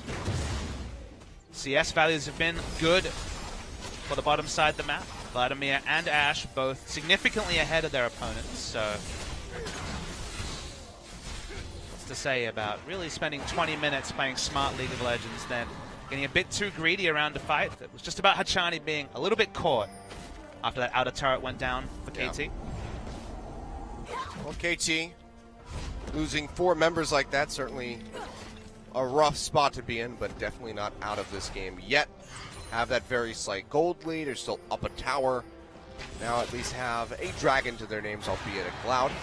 Mountain will be the 3rd one spawning. So at least getting the 2 best ones in this match. Aegis is something that they desperately need, though, KT. They're going to be opting into the AoE damage of specifically the Vladimir. And for now, they're not going to get it. Much more selfish itemization for Score, who awkwardly has 4 of the 6 kills for KT Rolster. Yeah, Does have a lot of damage, though. He's been taking a lot of those. Faker going to be able to get his way out of there. Still has the Flash and the Ghost available. So he's in a pretty good spot still. When you snowball as a Lee Sin, there's 2 schools of thought. You can just go super tanky, or you can rush ability power like someone like Peanut is known for. I would have liked a snowball Locket, or perhaps a return to the MSI meta and gone for one of the other Aegis upgrades. Banner of Command was the big popular one in that patch, which gives you a bit of ability power, but specifically the Aegis. This is a Cassiopeia comp, so there's a lot of Baron damage. 3rd game in a row. Duke not there. He doesn't have to teleport up, and this Baron is already insanely low. Arrow comes out, does catch Fly. His blank moves forward. He's going to be looking for the steal. Wolf at the thick of the pit gets a big pop-up. Arrow going low. He will fall as Faker takes him out. That's going to be the 2nd one falling as Hachani goes down. Fly going to follow suit and Score, and someday nowhere to go. It's going to be an ace. It's going to be a Baron going over to KT, but I think SKT will take that play any day of the week. Now, with no one up on KT, what can they take away? Wave's not really pushed. Doesn't look like a whole lot, but that's still a massive win for SK Telecom. KT opened up Game 1 with a 20-minute Baron, but the Game 2 Baron was what really gave SKT a window, and the Game 3 Baron was ill-advised. Sure, they have the Cassiopeia, but the moment you're caught out with Baron around 4,000, you need to make the emergency retreat. Instead, they commit to it. They're all in the AoE. The Gragas ultimate to knock them further into the pit, and then the Hemo plays. They're taking massive damage from Baron, from multiple members. Aurelia's never able to get to this fight, but it's not a 5v4. It's 4 and Baron versus 5, and that 4 was easily going to win. So KT, they get the buffs, they get the gold, but all the buffs are gone. And while they may have the gold, SKT find themselves with now a strong foothold in the game, and their first gold lead after KT had the runnings of the first 20 minutes. Yeah, and that is a very scary place to be in, getting the Baron and still losing out on a lead. SK Telecom, fortunately for KT, not in a position to push down any of those remaining Tier 2 towers. Tier 1 on the top side does go down, however, and that's going to help SKT get back into this game and take that foothold. Mountain Drake going to be spawning in about 2.5 to 3 minutes, and if SKT can get that, it's going to be looking really bad for KT. And the mystifying thing for me about KT is they've done this 3 games in a row, gone for an early Baron, and fool me once, fool me twice. That part speaks for itself, but someday being chased down. But the more mystifying thing to me is that flash away. What a surprise. KT Is that is chasing Duke. Score has all the gold, but he hadn't invested into defensive stats. He was taking a lot of damage from the Baron. He didn't have a Randuin squid at that point. He had basically the build you see now, just a Giant Spell and the health from the Proto Belt. So he was squishy. Trundle had to be showing for them to try to sneak this Baron. He was the only one who was actually tanky when it came to taking Baron. So there's so much risk about that play. You're already winning the game. Why go for the Hail Mary play when the standard playbooks seem to be looking pretty damn good? Yeah. Well, definitely costing KT a significant amount. Faker has been splitting down that bottom side, taking out the tier 1 tower. And all KT has really been able to get for it in the last couple minutes was a flash away from Duke. So definitely not the strongest of trades to be made. Someday coming down here trying to get on the Faker. Flies there to follow up. Faker does have flash available. Could go over the wall. Might have to do that, but he gets caught by the Cocoon, and they just burst him down. Nice pick there by KT. But they need to continue capitalizing. They need to get more objectives in to regain a lead, get that foothold, and be able to close out this game. Because right now it's still a ball in SKT's court. And that's the thing. It's a pick reminiscent of the picks they were making in Game 2 that extended the game but couldn't actually buy them objectives. Now, Drake will be spawning in 15 seconds. Faker won't have a way to get there because he can't even ghost from base. So that could be a second Drake over to KT. Yeah, and the Mountain would be very strong for them. To me, the most important thing is clearing out the wall. It's still a pink ward in the brush close to where the Avatar would have been. Cocoon comes through from blank. He's able to body slam out of the way, however. Can he go for the steal? Does have flash available if he wants to go super greedy. Faker just now respawning. They can't contest this, and that will be the Mountain Drake going over. We'll have one more spawn before that Elder Dragon shows his face. Didn't quite catch a glimpse of what it is, but I think it might be another Mountain Drake. Just feeling it, feeling the Mountain Drake. I am. I'm feeling the Mountain. Well, Triple Mountain was what KT had in Game 1 that they won, so... Yeah, that double would be nice score. Going to get caught out here by the arrow, but he's still pretty safe. He's able to rappel up, go over that little wall. Someday splitting around the backside, gets on the Wolf, jump forward with the Proto Belt, but now the TP's coming straight into the thick of the fight with Duke. And we'll see what he wants, who he wants to target. Could be Arrow, who flashes out of range, but Achani is going to fall, and that's Fly going down as well. Now Someday in no man's land has flash available, can't get to the wall. Failed flashes actually. He goes down and then score. Gonna get taken out by Wolf. 4 members fall. It's just Arrow alive, and SK Telecom yet again nearly wipe out all of KT, and that is going to be an inhibitor going down. SKT just have all the go buttons, Ash, Arrow, the ability to just catch Cassiopeia in no man's land. They just want to end the game, Achilles. Oh yeah, they go for Arrow, can't quite finish him off, but they still have 25 seconds on somebody, 20 on score. They're going to go for this one. The Nexus turret's being engaged on. It's 28 minutes into the game. This would be very early victory here. Achani comes up. Can they finish this? Faker goes forward. Double band pulverized there by Wolf, who's going low on mana. Duke dashes forward, though. They'll be able to finish off the Sivir, and that's going to be the game. Going over to SKT. Very convincing here in Game 3. KT having a lead and throwing it away at Baron. And SK Telecom will win the Telecom War yet again. 28.5 minutes. 15-7. And they got to be feeling pretty good about that win. Coma as well coming in. You get happy Coma today. You just have to feel like KT will walk away with this series with just regrets because they came so close in all 3 games, Achilles. They came over the line in Game 1, but in Game 2 and Game 3, they had excellent footholds. They had excellent early game decision-making. They had a win condition in this game. They kept Duke behind until a point. And unfortunately, in Game 2 and Game 3, it was all until a point where they just went for too decisive a call. The Barons were unnecessary in Game 2 and Game 3. Keep playing around the weakness of the Aurelia. Don't go for this all-in play when you're ahead. When you're behind, throw in the Hail Mary. Nobody goes for the Hail Mary when they're winning. Yeah. See, though, damage to champions this time, it will be Bang coming out on top with that Ash. Faker very close behind, and KT still keeping it very evenly spread, but this time the numbers are just significantly lacking. Almost twice as much damage dealt on the side of SK Telecom than anybody on KT.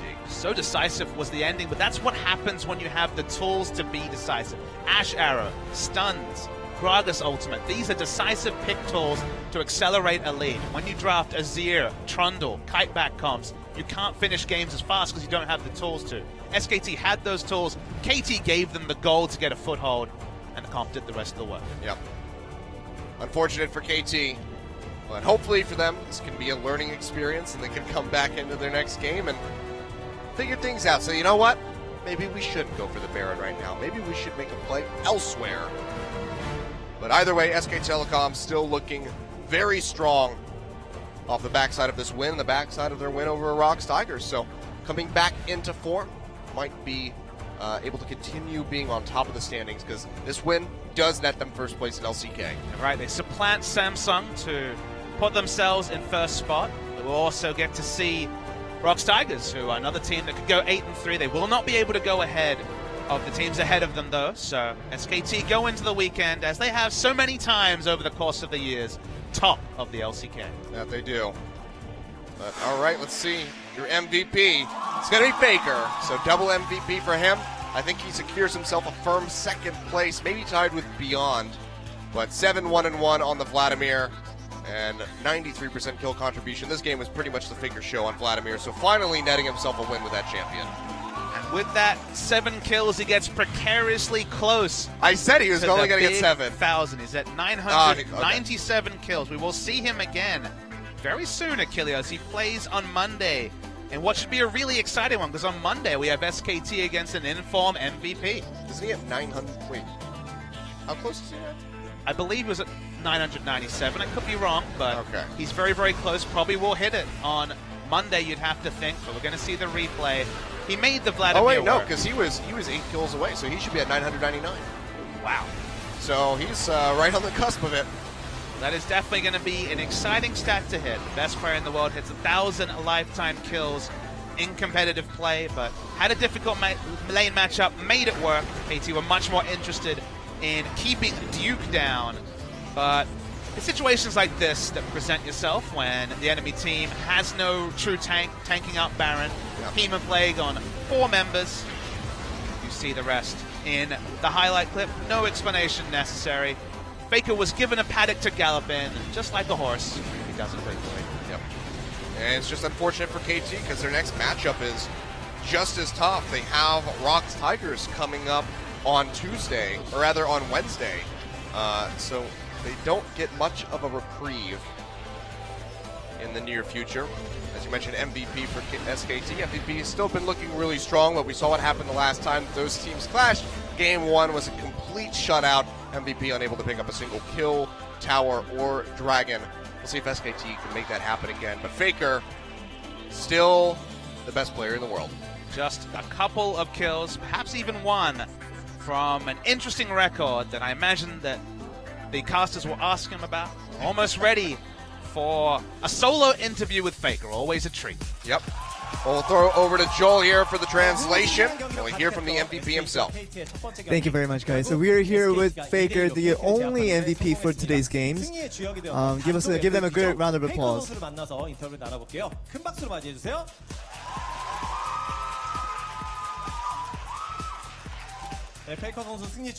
Faker, congratulations on your win.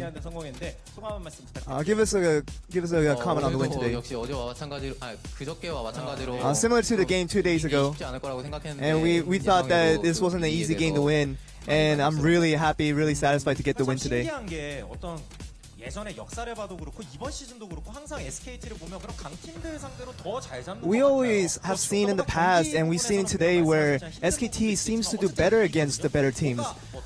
Do you have some kind of motivation you go into the games before the game and to get those better performances out of the better 저희는 teams? 일단 강팀을 만나든 좀 하위 팀을 만나든 약간 큰 Well, for 차이점은 없는 us, 것 같은데 오히려 we don't personally experience a difference between facing those different teams. Whether we're facing top teams or bottom tier teams, we just always try to do our best 저희 입장에서는 and just trying to figure out plans for strategizing against each team is our plan, and it really didn't have a difference between us personally facing against those different teams. 아무래도 강팀들은 또 많이 맞붙어서 무너졌던 경험이 있다 보니까 좀 그런 부분이 큰 것 같습니다. 오늘 경기에서도 또 블라디를 상대로 애니비아를 꺼내들어서 You picked out Anivia versus Vladimir today, and you really showed a good performance against it. 그런 플레이에 자신감이 어디서 And what are some of your sources for this confidence that you show during these games, during your play? 일단 블라디 상대로 지금 다른 선수들도 마찬가지. Well, against Vladimir, not just me, other players tend to pick Anivia to counter it. 픽하기도 하고. 뭐 그렇지만 제가 좀 애니비아를 And for me personally, 가면 약간 좋다고. Anivia is one of those champions that bring me confidence in my games, 무난한 픽이지 않을까. and it's one of those regular picks that I would go to when it's open. 연결되는 게 블라디에 대한 이제 생각이거든요. We want to hear, connecting to that point, we want to hear your comments on the Vladimir as a champion. We didn't see the best performance out of the champion from you from the first game. But what are your personal comments on the champion?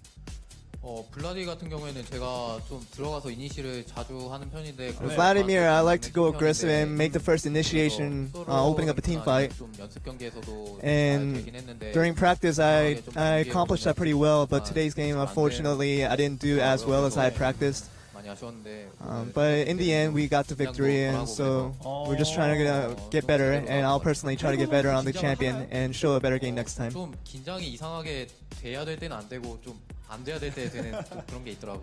저는 페이커 선수 그 페페 승승승 할 때 두 번 지고 나서 웃고 있던 장면 생각나거든요. We remember the time where he had a loss win, and he started to smiling. 네, 그때는 What was some of the 좀 situation behind that? 긴장이 잘안 되더라고요. 그래서 It was one of those things that and things didn't go as I expected, and it's just a smile that came off of it. 보여줬었던 뭐 애니비아 플레이를 보면서 좀 얘기를 나눠볼까요? Let's look at some of his Anivia plays, and I have a further interview. 덕을 환상적으로 치는 것 같아요.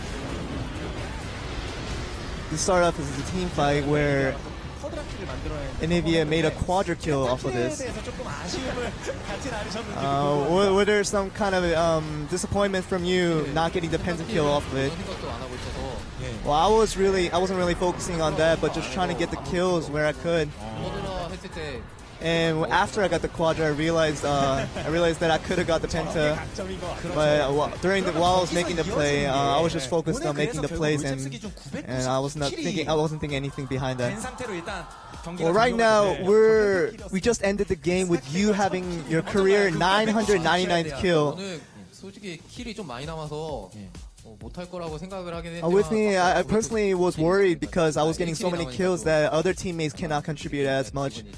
But otherwise, 990 kills does sound very good, and I'm very happy with it. 뱀픽 과정이나 이런 부분에서 궁금한 게 마지막까지 고민하다가 이제 애니비아로 좋은 플레이 In the ban pick phase, we saw you picked out Anivia, and something that surprised us was Bang picking Twitch, and he did struggle throughout the game with the champion. What were some of the comments you made within the team? 네, 애니비아랑 트위치가 좀 강점이 약간 서로 시너지가 We thought of the synergy that Anivia and Twitch had in together. That when it's combined, that it has a very strong potential for making big plays. With all the bans against Bang, we really didn't think we had any other choice but to pick Twitch. And that was just some of our last resort that we went to. But fortunately, we did well. 저는 항상 그 페이커 선수가 카시오페아를 상대할 때를 보면 항상 감탄이 이제 되는 것 같은데. But every time we see you, Faker, face off against Cassiopeia, it just impresses us every time. It is some of the things that where you evade these skill shots where other players wouldn't have been able to. What are some of your thoughts going into against Cassiopeia? 그런 건 일단 아닌 것 같고. 저희가 이니시에이팅을 좀 카시가 앞에 튀어나와 When Cassiopeia gets a little overextended, we just try our best to cut her off as soon as we can. 앞에 튀어나와 있다 보니까 다들 좀 And every time we get that chance, that's what we did today, and we just ended up with a good place. 궁극기를 쓸 수밖에 없는 상황이라 좀 But it's one of those things where we have to exchange our ults, and we were just hoping to get the better out of it, and that's what we did. 또 그 장면이 준비가 되어 있는 것으로 We 알고 have that 있거든요. scene 한번 볼까요? where we can look at it, 중간차 때마다 대부분 피하시더라고요. and we see Faker evading all these skill shots. Let's look at it. 여기서도 밀어내고 You push it. And this is a situation where it could have seemed like you could have easily got hit by it, but you amazingly you avoided it. 여기 저희까지 다 포함해서 누구나 다 피할 수 있는 거 맞죠? Faker 정도는 피하실 것 같아요. Faker just said that he thinks anybody can avoid those skill shots, and that's some of the comments that he just made. 역시 꿀팁이네요, 꿀팁. 그렇습니다. 좀 생각하는 게. So the tip that you gave us today regarding that play was just avoid it. Anybody can do it. That's all you gave us. Faker's hot tip. Get good, guys. 연달아 승리를 하셨습니다. 그리고 이어서 이제 Stop 다음 주 sucking. 월요일에는 현재 기세가 You just got your win, and you're against MVP on next Monday. What are some of your ratings on the team? MVP도 좀 승강전에서 올라온 팀답지 않게 With the 또 MVP 또 coming off of the Challengers League, and 그런 they're one of the 경우가 teams that you 있더라고요. shouldn't look down on, and we really got to prepare hard 이번 to face those 이전 such teams. 락스전이나 이번 KT전과 마찬가지로 좀 And 어려울 거라고 you know, with 예상하고 against Rocks and 최근에 this game against KT is it's a no different game where we have to prepare hard and have a right mindset going into it to have a good game against them. 네네 진심입니다. 네. Are you honest about that? Yes, I'm very honest about that. 계신데 뭐 부스 안에서 좀 덥거나 그러시진 않나요? With that vest on, are you not hot inside the booth? 부스 안에서는 제가 제일 추위를 많이 호소하는 편이라. Well, personally, you see that other teammates aren't wearing the vest inside the booth, but I get pretty cold inside the booth, so that's why I wear it. 응원해 주시는 팬 여러분들께 마지막으로 한 말씀 MVP죠. Give us one more comment to the fans out there. 좀 MVP 2번 타긴 했지만. I got MVP 2 times in a row, 개인적으로 만족스럽진 못했거든요. but with my personal performance, I wasn't fully satisfied with it, and I want to have better performance where we can win much cleanly. And that seems to be the end of the interview. Back over to you guys. All right, thank you very much, Joel, for the translation. So Faker is telling everybody, you know what, just stop being so bad at the game, and then you can So do all the easy. things that I do. It's as simple as that. Just gotta- predict all the skill shots. Easy. You just got to put your mind to it. Of course, though, SK Telecom coming up 2-1 over top of KT Rolster, which will net them first place for the moment, we shall say, at the top of the standings in LCK Summer, because things have still been shifting around, and Rocks Tigers now have a chance not to get first place, but to continue climbing up the standings and make up for their loss that they just suffered at the hand of SK Telecom just 2 days ago, as they will be taking up against Jin Air Green Wings in just a little bit. Of course, we do have to go to a little bit of an extended break so the players have time to get into the booths, but we'll take a look at the standings now. So SKT in that first place spot, +3 over top of Samsung, who are in second, and KT Rolster will fall below Rocks, now in fourth. Yeah, best Rocks can finish is +7 in terms of game score, so they will finish third if they had to take down Jin Air 2-0,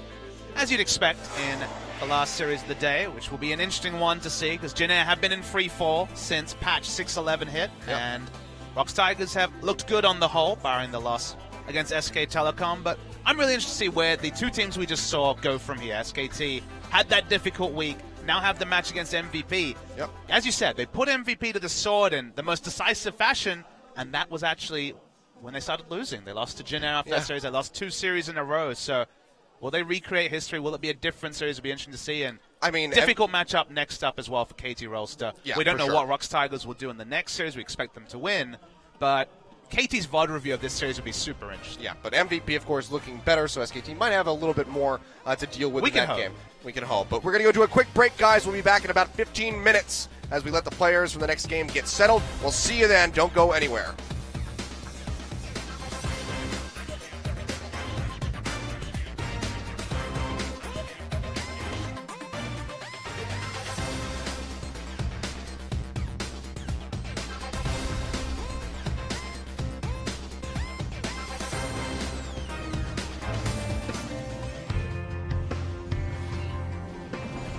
I dialed 7 digits 5 times today just to hear you say you love or hate me.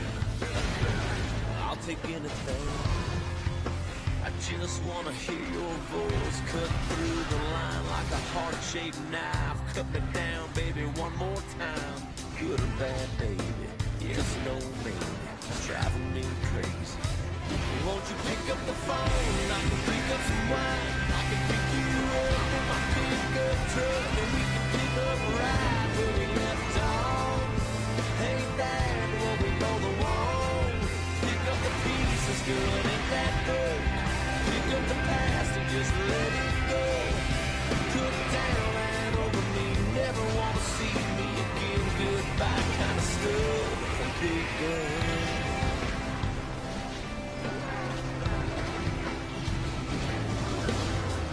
Putting me through hell, one ring voicemail. Baby, I can tell that you ain't on the other line. It's 7 on the clock. How can I tell you? Coming up next, Rocks Tigers. Jin-Air Green Wings. 2016 Coca-Cola Zero League of Legends Champions Korea Summer, Round 2.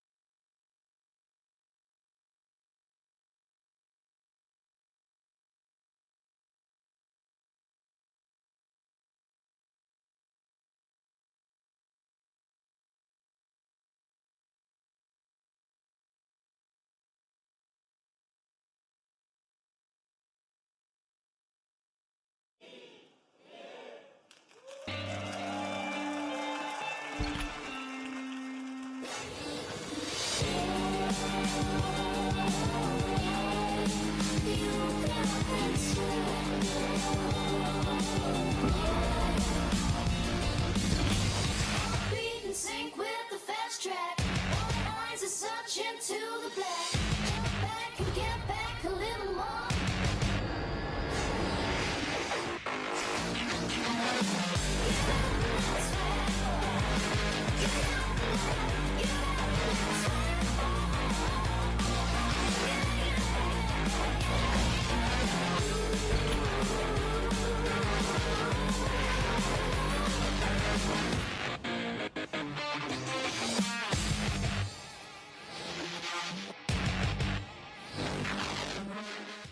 Today's matchup. Rocks Tigers. Jin-Air Green Wings. 2016 Coca-Cola Zero League of Legends Champions Korea Summer Round 2.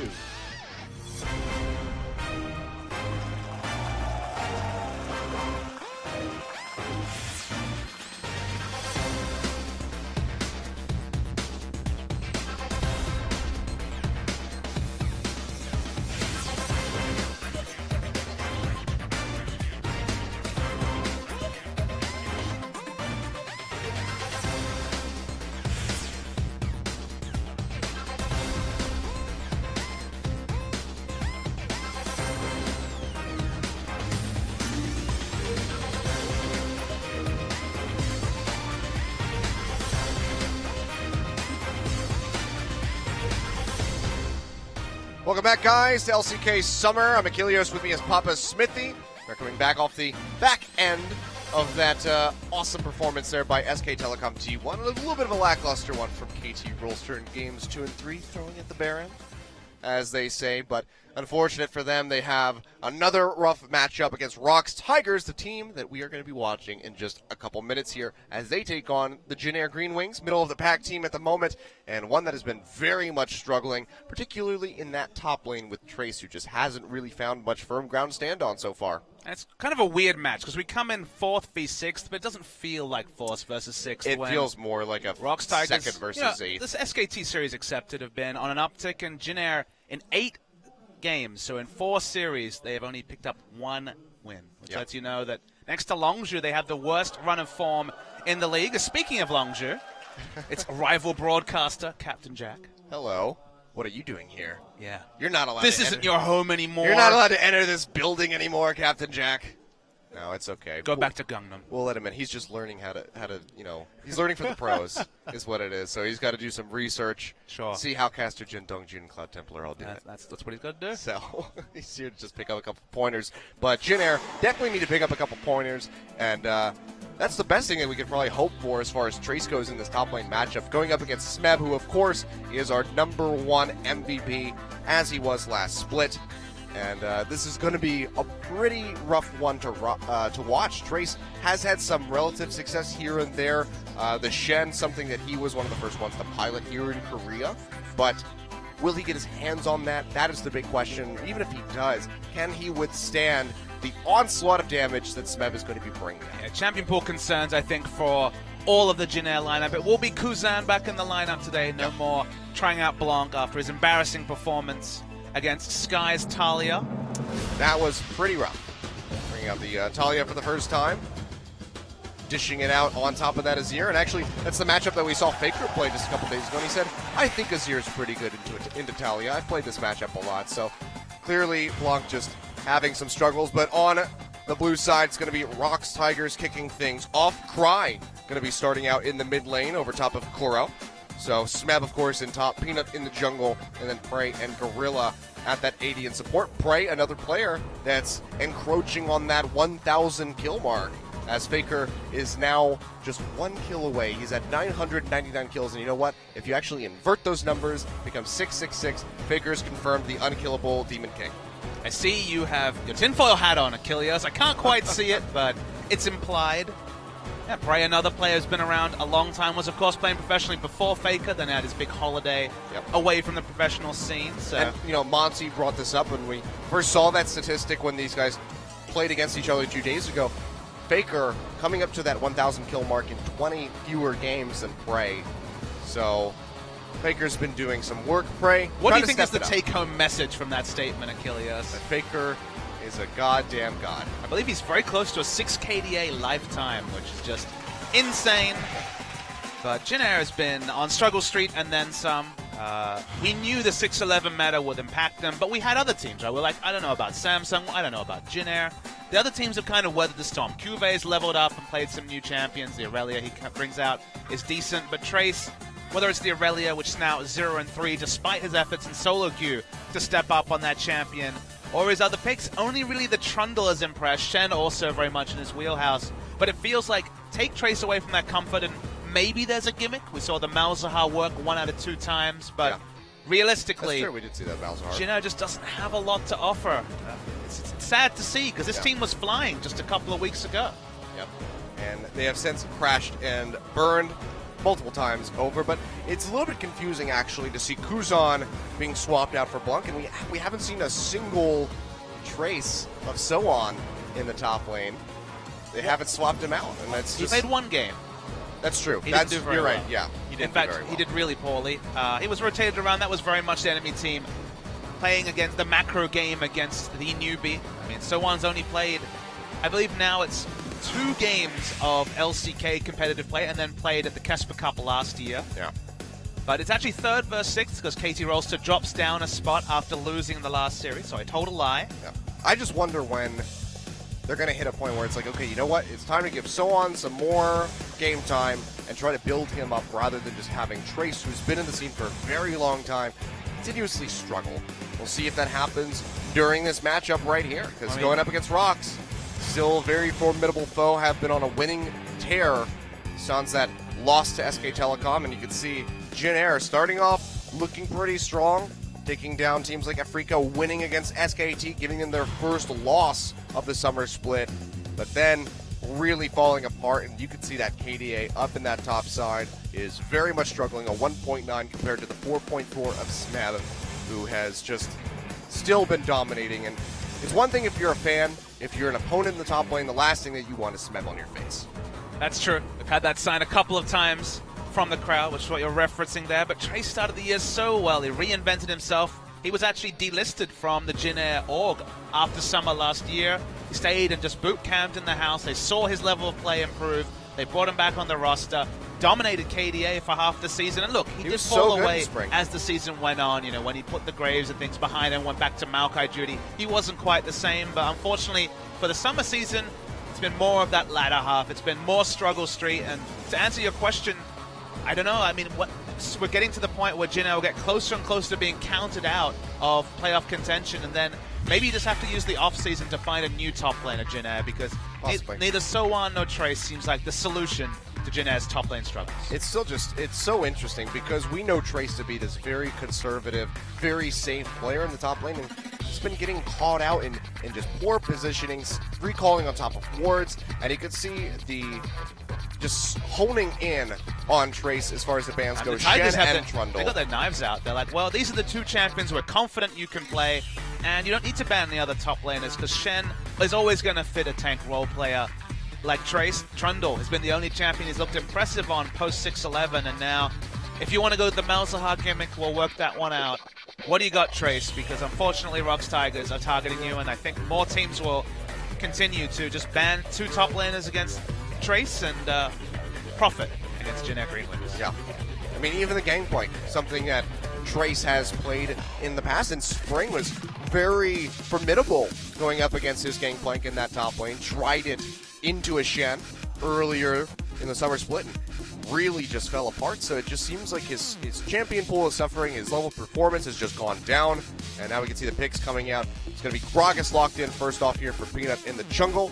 And Vladimir, of course, the last band on the side of Jin Air to go with that Sivir in Italy. If you go further back, the last time these 2 teams met was a 2-0 to Rox Tigers, and Trace picked the GP into Aurelia, which any top lane player that's what it was. Yeah. of yore can tell you that was always a Gangplank counter matchup, and nothing has changed, and he was crushed by Smeb in that game.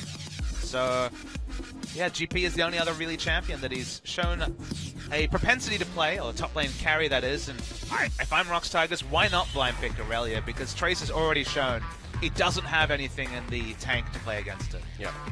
So a very early pick there, as well as for the 80 carry. So Frey going to be bringing out the Jhin, looking to net as many of those kills as he possibly can to inch closer to 1,000 from a safe distance with that curtain call. The bottom lane here for Jhin Air locked in the Ashe and Braum, reminiscent of what we saw from KT in Game 1. Whether or not they can perform as strongly on that duo as Arrow and Hajani did is going to be the big question. And Braum has become the standard counterpick to Gragas. It's like this case of having And the Jhin. And the Jhin as well, but I mean the main thing is the Gragas. To be able to run a no-escape AD carry like Ashe, you need something to negate the power of the explosive cast to bounce the Ashe into the team, and that is what you're able to do with a big wall coming up from the Braum E. Jhin Air have been running the Gnar consistently, but the they're numbers gonna try don't it bring again.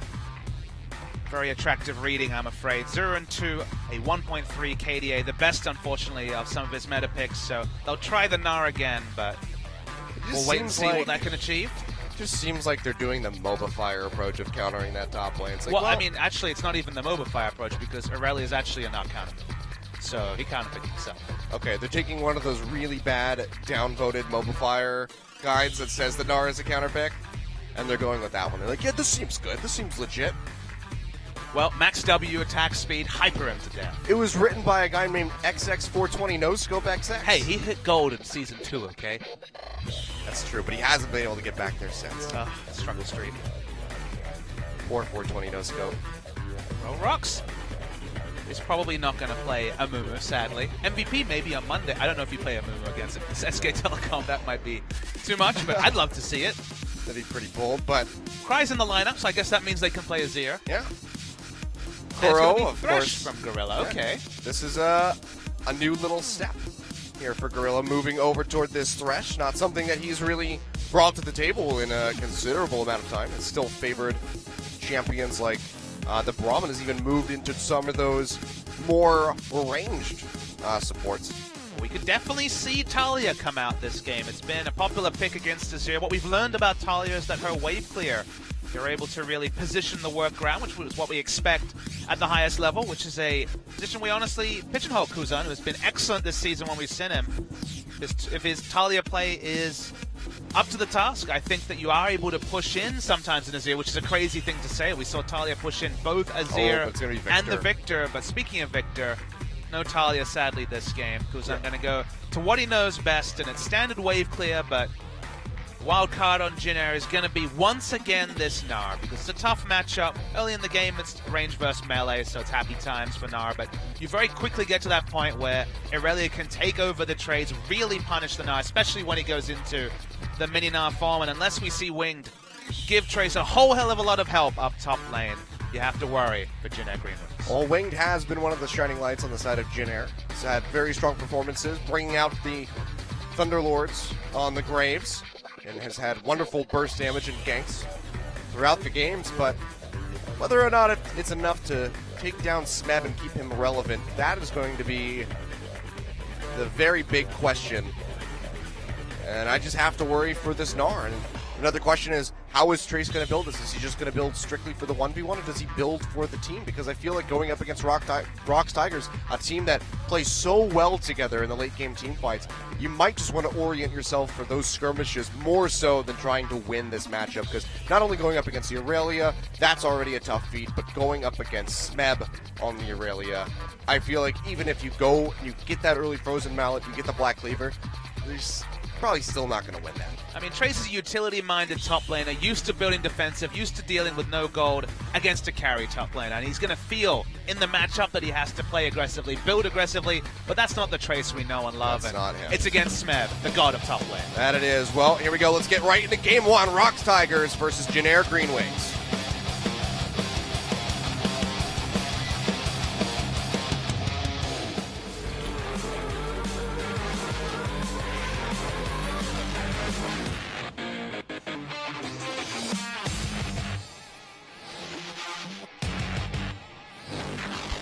All right, here we go. 소환사의 협곡에 I approve.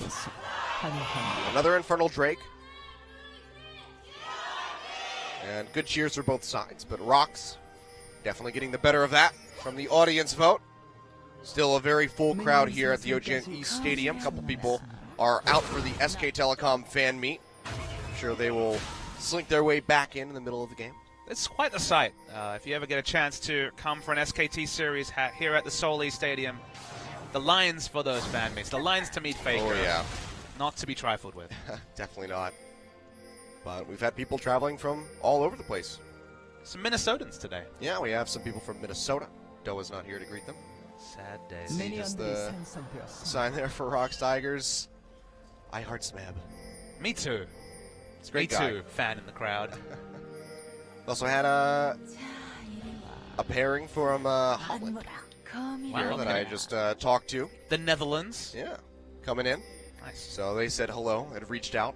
Said, how do I get tickets to LCK? I said, just show up. Now this might be really interesting. Peanut and Smeb was spotted on a nice ward that was put in deep. Yeah, well, here comes Pilot and Trace. Looks like they might be able to exit this one fairly safely. Smeb, yeah, will just go ahead, blow the flash as Wing was coming around the sides. Meanwhile, Prey and Gorilla move in, start up this blue buff, just going to take away one of the small Sentinels. But flash down on the Aurelia, that's a good move, especially for Winged, who is on that Elise, can come up, get a very easy cocoon.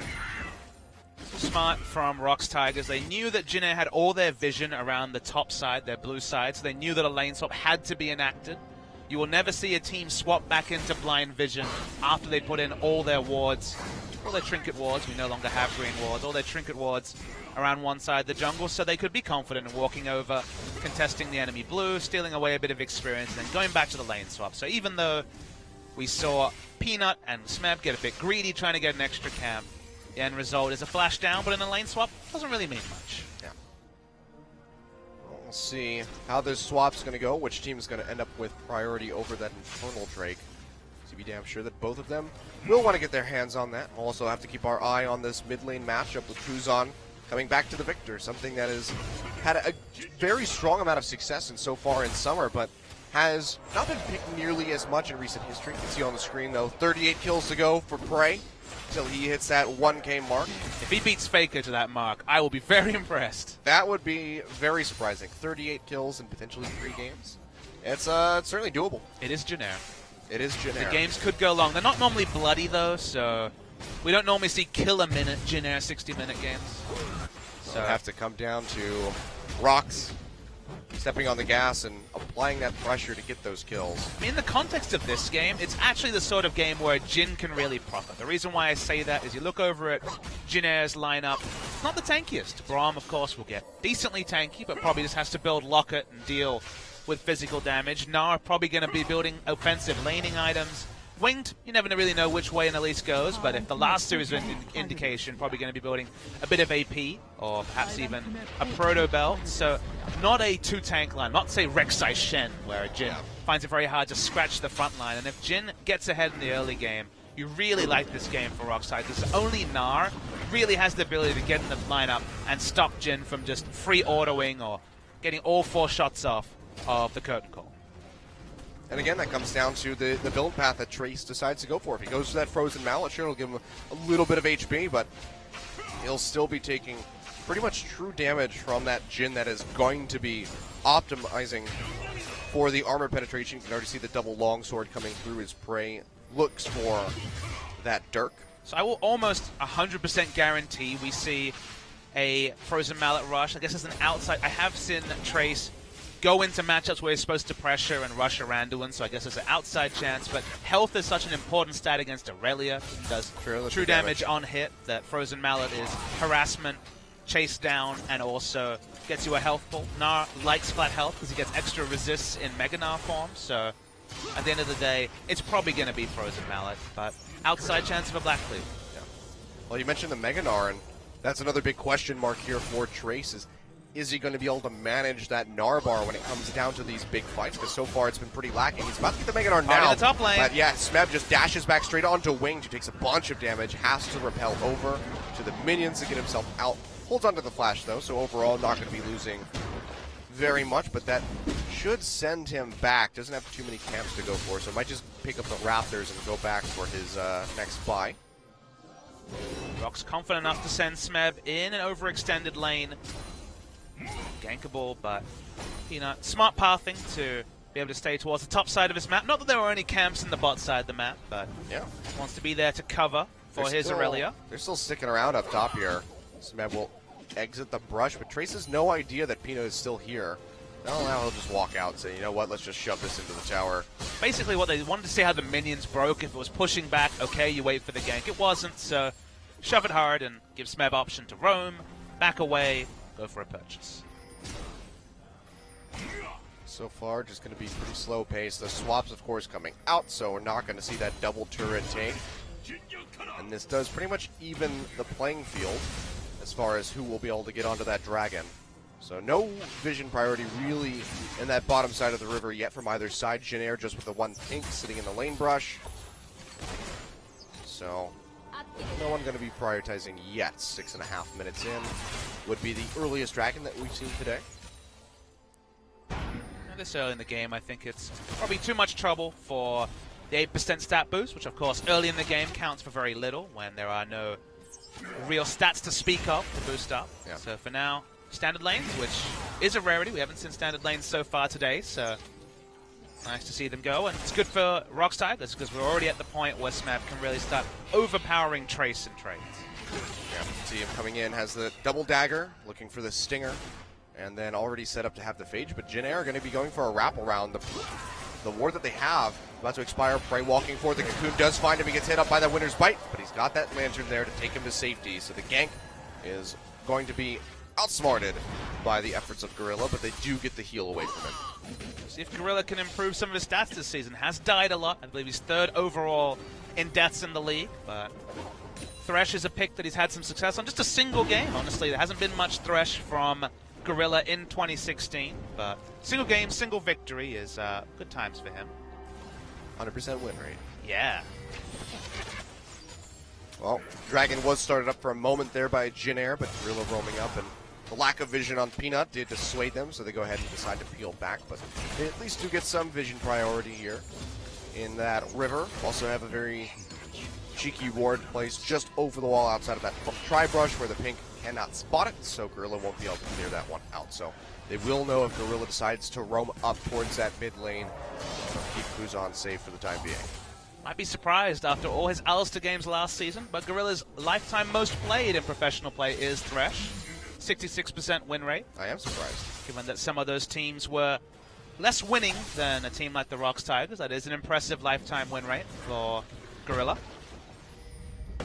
Been looking good. 44 games of Thresh. Yep, started all, has had a little bit of a rough patch here, but still making a very tough effort at being considered one of the best, if not the best supports here in the world. Last split, we would say that was pretty much inarguable.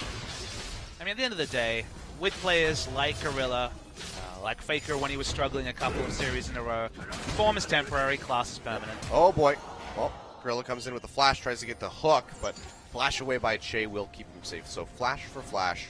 Not going to be too disappointed with that one. Stops away that very aggressive engage that Braum can have with the flash Glacial Fissure or Winter's Bite. He has the potential to lock up, as they have the Ash Arrow as well. Already pushed in his Trace, so does have good ward coverage. This is actually pretty safe. Calculated play from Jin Air. You can see Winged is hovering in the vicinity. Will get spotted by that ward by Gromp, I do believe.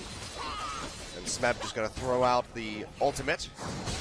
Be able to clear out this wave, get a little bit of health back as well. Keeps himself safe. Now Trace going into Mega Gnar has to push really far forward. He wants to try to harass, so will just be slowly slipping behind in CS, 53 to 47 for the time being. And like, Smeb's not going to take the bait. He already saw the Elise. Now the Wolf Spirit is extra coverage. He knows his jungle was on the bottom side of the map. So until he has any semblance of pressure, just going to play safe. And he's winning the CS race, so he's pretty happy. Happy indeed. Stop the recall would be some big items coming through for him. Meanwhile, Cry going to get engaged on by that Cocoon, but fires back onto Winged as he also takes a turret shot. Will knock that Elise down to about half, so keeping himself safe on that Azir and keeping up in farm with this Victor, which is a very good sign. You can see a very aggressive start here for Cry as he goes for that needlessly large rod after the Berserker Greaves. So going to be looking for the Rylai's as the first item. The first person I saw do this build was Mickey earlier this week. He doesn't play a lot of Azir, but he went for, very similarly, the first item Rylite. Effectively is a bit of a pick build, because of course you'll get that slow from the Sand Soldier, then have the option to go for an Azir Sec play, but they don't have the pick options of Ashe and Braum like Jin Air do, so acquiring that first target, allowing Peanut to close the distance for things like the Explosive Cask. I like the build that we're seeing, and it's a deprioritization of Nashal's Tooth just because Berserker Greaves give you 35% attack speed, and sure, maybe you'll go for a Melanomicon now. You only lose out on the 15% compared to the 50% that Nashal. Yeah. It's not too bad. So far, though, Dragon still being relatively ignored. Scuttle Crab was picked up by Peanut, so he has a little bit of extended vision on that area, but we're pretty much neck and neck here as the gold is pretty even. Prey going to get engaged on by that arrow, but there's just no one to collapse onto it. Gorilla, meanwhile, is in a really bad spot. Peanut arrives on that might be enough to keep him alive. Looks like it will be. Curtain Call gets popped. Can he find any targets? Last shot coming through will find Trace in the front line, but Peanut's going to be the first one to die as Pilot goes forward, finds the first blood. Now Cry has to flash away, gets him out of range of that Glacial Fissure. But a nice turnaround here from the side of Jin Air. Trace arriving just in time to help turn that one on its head, and they come up with first blood. And Rox didn't realize, and I didn't realize it either, that Jin had actually taken Teleport on the mid laner. So Kuzan's actually running Teleport Victor. We usually see Ghost or Cleanse or another defensive or offensive option, but he's gone for the Teleport. He was always going to be able to react first, so they got 5 members down bottom. They've had these problems with rotations recently where they've been outnumbered consecutively in multiple different games. So I like the little adaptation, and it ends up netting them first blood. Yep, very nicely played. Can't transition that into an objective, such as the Dragon or a turret, though. So this will leave Rox not too far behind as far as the gold count goes, but still a strong pickup for that Ashe, who already has the BF sword and a long sword in the inventory. Looks like Pilot will be going for the Essence Reaver first. Meanwhile, Yomu's has been completed by Prey on the other side of things, so he's going to start really hurting in these extended trades with that Curtain Call. Saw a lot more Infinity Edge first and also Essence Reaver first Jin this week with the changes on 6-12, but I like Armor Pen stacking against a team that realistically isn't going to be building a lot of armor, going to be health from the Gnar and other stats. Oh, it looks like we might have a dive onto Trace. Takes a bit of damage there. The hook not going to connect as Trace does hop out. Cry's here, so 4 members versus 1. They dash in. Trace just looking like he's going to buy some time for the team. They already finished off that Infernal. Cry dashes forward. Trace is just doing a very good job of keeping them busy. The arrow comes up. Looks like it might connect onto Gorilla. Nope, barely misses, and Smeb will get the kill. So very close, but now that 8% going to be stacking up for Jin Air. Trace chose to flash just to buy more time. Not really clear if that was necessary. They were always certainly going to get the Drake. He was never going to get out. The Drake was already dead. I think he should have just held onto the flash. That seems pretty needless, especially when you're on the Gnar and that flash Gnar ultimate can really set you up for some massive plays under the enemy. I think that was pretty careless, but overall Jin Air are going to be profiting. And it was calculated by Rox Tigers, though, Achilleos. They don't care about giving away 8% stats. They want to get Aurelia, give her that little nudge to get ahead. Sure. And just trust in Smeb to accelerate a little nudge into a big lead over the Gnar that we've said a couple of times already does naturally win the 1v1 matchup against Gnar. Pretty reminiscent of that of KT. Now they just need to not go for a silly Baron and lose that over to them. Peanut will be able to smite away that red buff, keep himself healthy. Trace isn't going to be able to get much done, but they're going to lose their red on the other side as Wing takes it out. KT did so many things right, so many things wrong. Yep. That's all you could really say about our earlier series today. As you do. Telecom Wars. Big group up in the mid side looking for Cry, but not going to be able to find much action, so Jay going to recall, go back. Super fast, it's not Infinity Edge, super fast Trinity Force for Smeb this game. Yeah, so not bad. 15 minutes. He's up in CS at the moment as the wave is pushing in towards his tier 2 as well, so he'll have a healthy source of farm coming through. They're looking for a play in the mid. But now he's looking for a roam. Bit optimistic.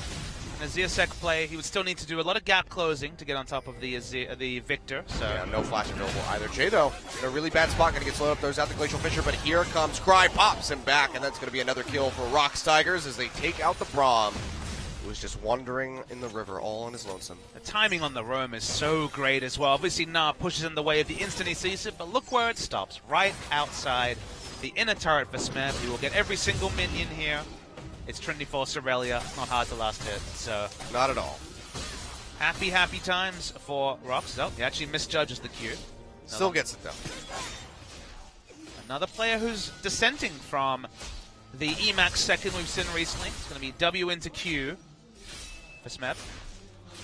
Only other first max we've seen is the Q max against Shen in particular. That was what Someday did.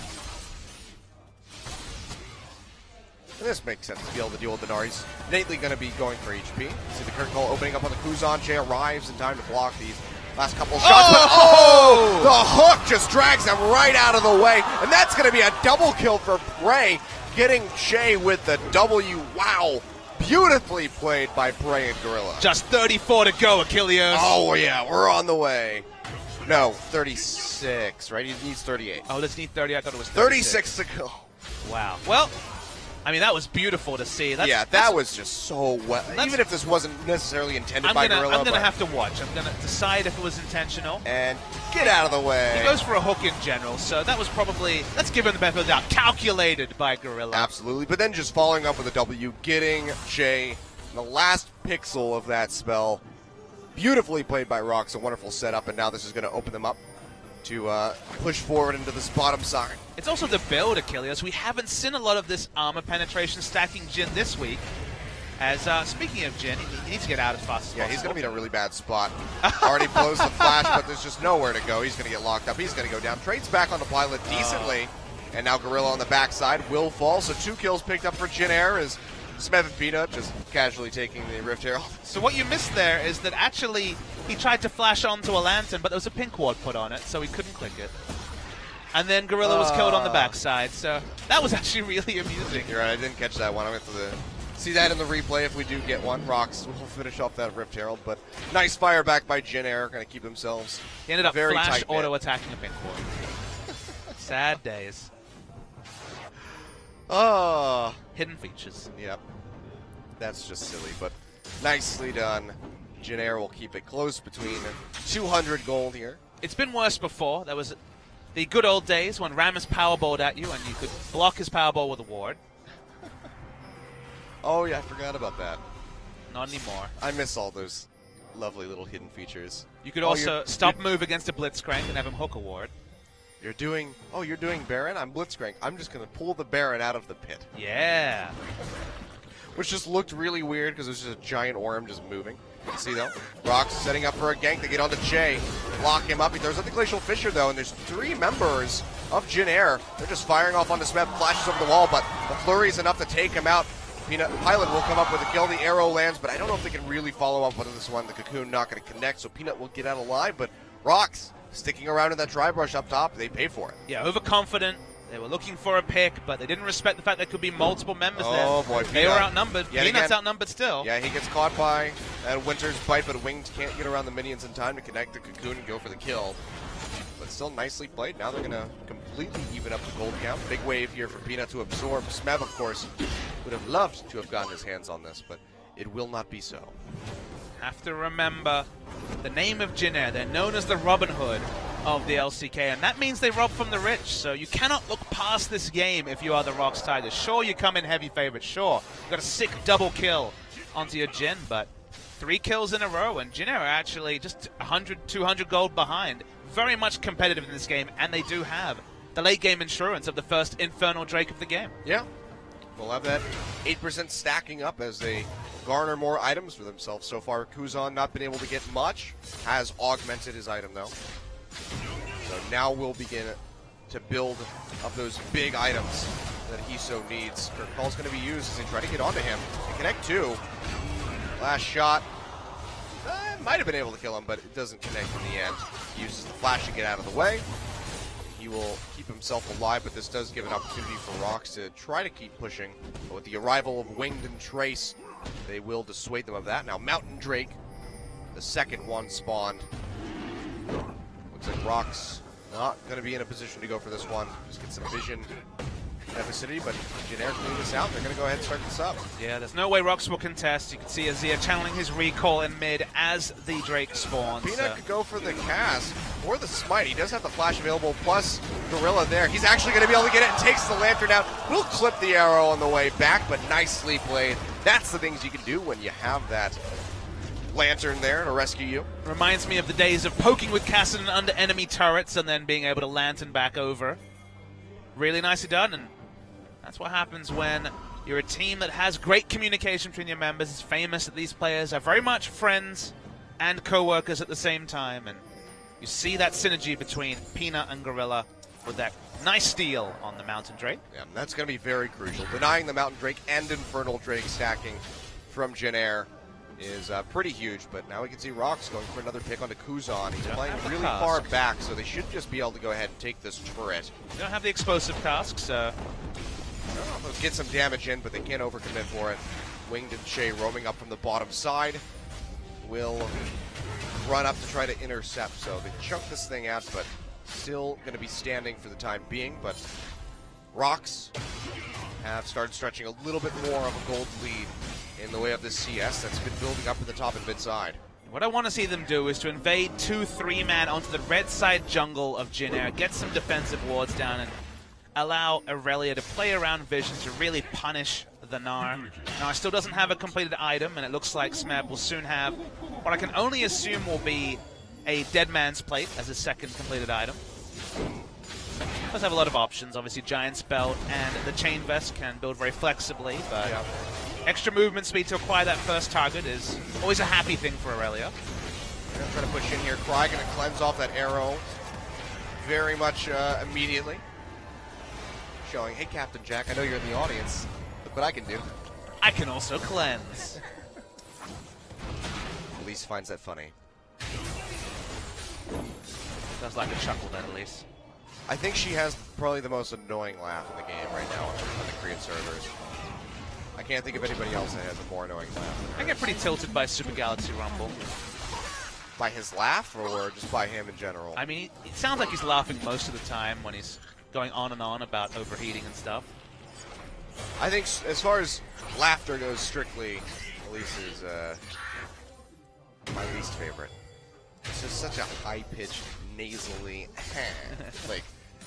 She's sneering at you. Yeah. Not into that, apparently, Achilles. No. She's a spider. I don't want her sneering at me. I want to smear her all over the wall. Oh, that's murder. She's a spider. It's okay. Well, it's not murder if they're an arachnid. Okay. Maybe it's 50% murder because she's part human. They came for the spiders, and I said nothing. Slippery slope, Achilles. It's going to be the Duskblade first. Uh-oh. Doesn't have cleanse this Arrow time. lands on the Cry, straight into the cocoon, and he just can't get to that lantern in time. TP will be completed by Smeb, however. The sun not going to come through. Now they knock Jay in. They will be able to answer this kill. Can they find more? Ray's sing down from the top, but he's not going to be able to get there in time. But nicely played by both sides. The mid lane for the support, Jin Air, going to be profiting off that. Good trade. Trace should have been able to cancel the teleport. He didn't use Flash, so he must have just thought that there'd be no way that he wouldn't stop the channel, but there is a cast time on the Mega Gnar W, so no stun went off. He could have used his ult, which would have been instant cast. Decided not to do that either. Yeah, it was very close. But now look at this, Jin Air pushing Smeb and Gorilla back. They're going to be able to take out this tier 2 in the bottom side. Trace chilling in the top lane, pushing out minions, so no way for Rox Tigers to punish. So what we thought would be a one-sided series continues to surprise as Jin Air look a lot more together, a lot more with it, and Rox have been overly aggressive in the first 20 minutes or so. Yep. And that was pretty much the story of their loss against SK Telecom. Very aggressive. Prey walking too far forward, getting caught out in that match. And yeah, just kind of fell apart from there. So definitely having some troubles getting their foot off of the accelerator. Wondered what Rox would look like as the meta shifted, but I feel like this meta is still very much in their wheelhouse. SKT is a team they've always struggled against, so the 2-0 there can't be found to be too surprising. Yeah. Which is quite true. Jin Air, however, definitely want to try to take that one away. Ooh! barely evades the arrow. The crowd loves the geometry on some of these interactions. Fun angles. Yeah, very nice takeaway there by Peanut. Did use the smite now. Rocks with that Azir turret built up in the mid side. Going to be feeling very confident to stick forward and start chipping away at this tier 2. Trace went full Trace and rushed to Randuin. Kuzan does get hit up by that root. Takes a good chunk of his HP from Gray. Does have that curtain call available. So they could go for a push in. Looks like they're just going to opt to go through the jungle, take away that blue buff, and keep that out of the hands of Kuzan. I don't mind this from Trace, like I said a second ago. He went for Randuin's first. He realistically knows that he's not the kind of player who can punish Smeb with an aggressive build, so he's just building for team fights. Yeah, I do like this. This is what I was hoping that he would do. Curtain call gets used, wing dodges out, takes a hit. Last one's going to get body blocked by Violet. Still takes a pretty hearty chunk. And he will be able to whittle his turret down to about half. Almost finding wing. That would have been a pretty crucial pick-off if they could have gotten it, as Dragon is now spawning. Have a nice pink ward to transition over to the bot lane, but Smeb will just push up the minion wave as we have a pause. Yep. See what's going on. Who's having the issues? I'm going to guess it's Rocks Tigers. We're seeing Peanut on our screens, but looks like it might be Gorilla. He's fiddling around with some stuff in the on his computer tower. So he had a keyboard issue just a couple days ago, so might be having a repeat one. We'll see as the handlers move over there to try to take care of this. We'll get this alleviated. But second Mountain Drake spawning up. Rocks getting that first one. Of course, the Infernal, the first dragon of the game, going over to the side of Jin Air. Stealing away the first Mountain Drake, you'd have to say. It was nice. Yeah, very, very crucial there for Rocks Tigers. So far looked very much on point with their Thresh play, but once again, I guess I want to say uncharacteristically aggressive, but that's not fair. They are a very aggressive team, but not necessarily the calculated aggression they pulled off in spring season. Yeah. And Jin Air, this is their potential. They can rise to the oppositions, why we call them that Robin Hood team, and they've been surprisingly with it. And you've got someone like Trace who may have counterpicked himself, but he's not putting himself in a scenario to lose more. He's going for Randuins. That'll help him in his lane trades. That'll help him in his team fights. And you think about the Randuins in a team fight as Gnar. If you get the Gnar ultimate, you're also going to be in exactly the right spot to get the maximum effect of the Randuin slow as well, the active. So a bit of laning power, but mostly a team fight Gnar build from Trace. Yeah. Big worry, though, is going to be Smeb with this pretty massive CS lead at the moment. 2-1-1 on the scoreboard as well. And currently up by 40 or 51 CS. Did go for the Dead Man's Plate as his second item, so getting that tankiness coming in, and if he gets onto the back line, onto Pilot's face, he's going to make pretty quick work of that Ashe. Yes. So that is going to be the big concern if you're the Jin Air Green Wings, because Victor, he at least gets that shield from the Siphon Power. He has a gravity field that he can throw down on himself, but if he's not able to help peel off that Aurelia, then it could be very rough times for the side of Jin Air. Looks like we do have the issue taken care of, and we should be getting back into game in just a second, where Rocks are beginning to start up this Dragon. So we'll see the Dragon start to fall out. Well, I mean, you say start to. They kill it pretty damn fast with a single Mountain Drake and an Azir. Yeah, Winged, of course, just wasn't in the area. They did use the Hawk shot from Pilot to spot it out, but the Elise, coming off of getting chunked out in that mid side, had to back off and just wasn't able to get back into the jungle in time to try to contest that one. So Rocks will continue to inch forward, but it's still only about 1,000 gold separating these two teams at the moment. Tied in turrets, and now a Dragon up for Rocks with that double mount. Didn't get the spot what the next one will be. Can only hope that it's another Infernal Drake. I don't know what the third spawn is in this game, but just to return to the Randuins for another second, one of the reasons I want to just bring it up once more is that Aurelia versus Ashe in a team fight, I mean, we don't need to see it. We know what will happen.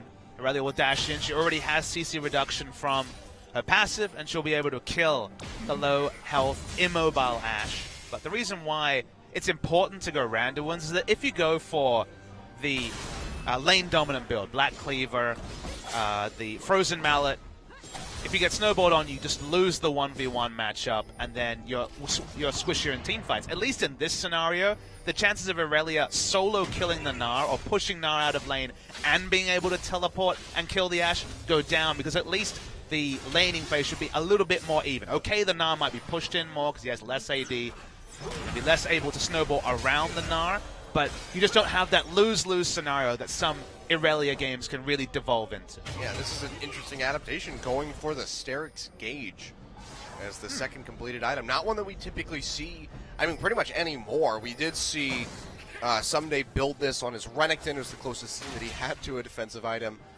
really, and allowed for Freak of Freak Songyun in particular to completely shred him out on that Renekton.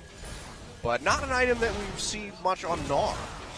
I don't know what it really does in this game either. I mean, against Burst, it's sometimes good, but not that much Burst. Consistent damage Mage in the mid lane, consistent damage from Irelia with those Trinity Force procs. Okay, the burst some from burst the from Duskblade, I guess? Sure, and he's going to be a frontliner, but I'm not a fan of Sterix Gauge. It just feels like it's 1,500 gold from the start that didn't really go anywhere, that helps Jin Air win the game more. Yeah. Would have liked to have seen something a little bit flatter as far as helping him out. Of course, Frozen Heart wouldn't do a whole lot for him because he doesn't have mana, so he would be wasting that stat, but reducing the attack speed of, say, the Azir and the Irelia, who has that hit-and style, would be pretty desirable.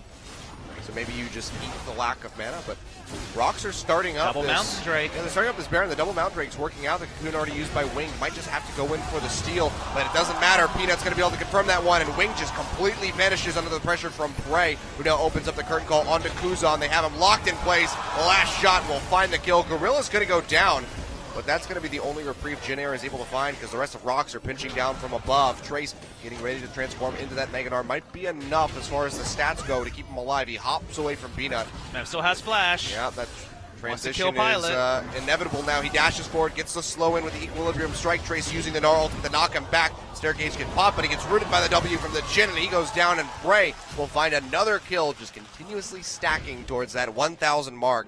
And Jin Air losing out on that Baron, losing 3 people only for Gorilla.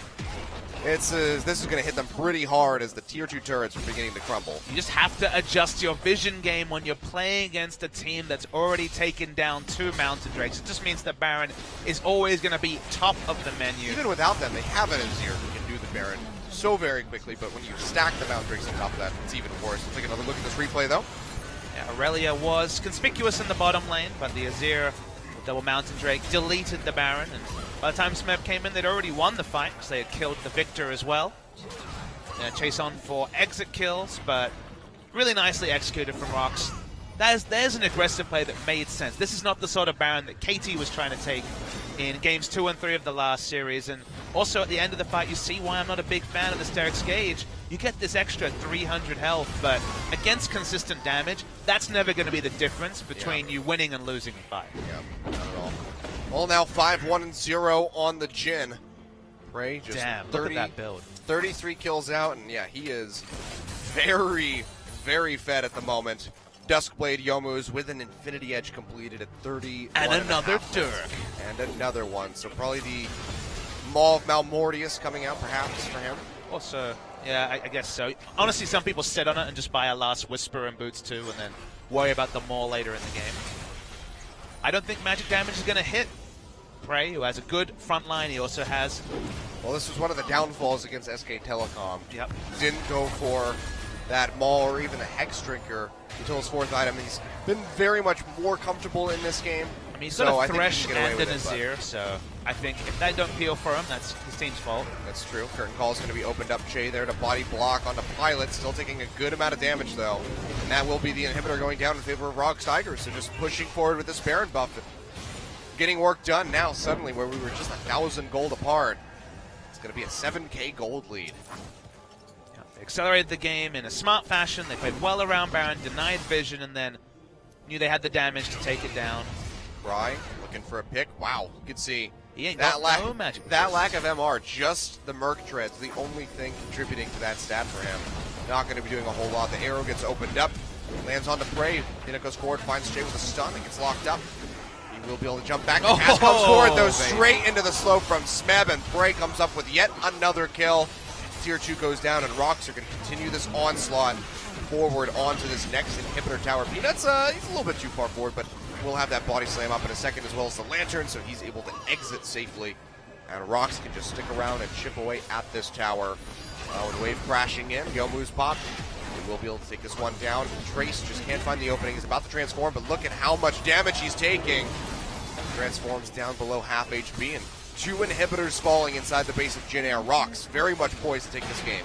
Really nice play from Rox. The moment they went for the Rylai's build, you knew they were looking for long-range picks, any damage hits, and Prey is one of those practiced Jin players in the world. Was playing it last season out of meta, playing it this season in meta. They get the picks, they get the objectives, and so far, Rox Tigers have got everything they wanted after what was a very even game coming into our pools. Yep.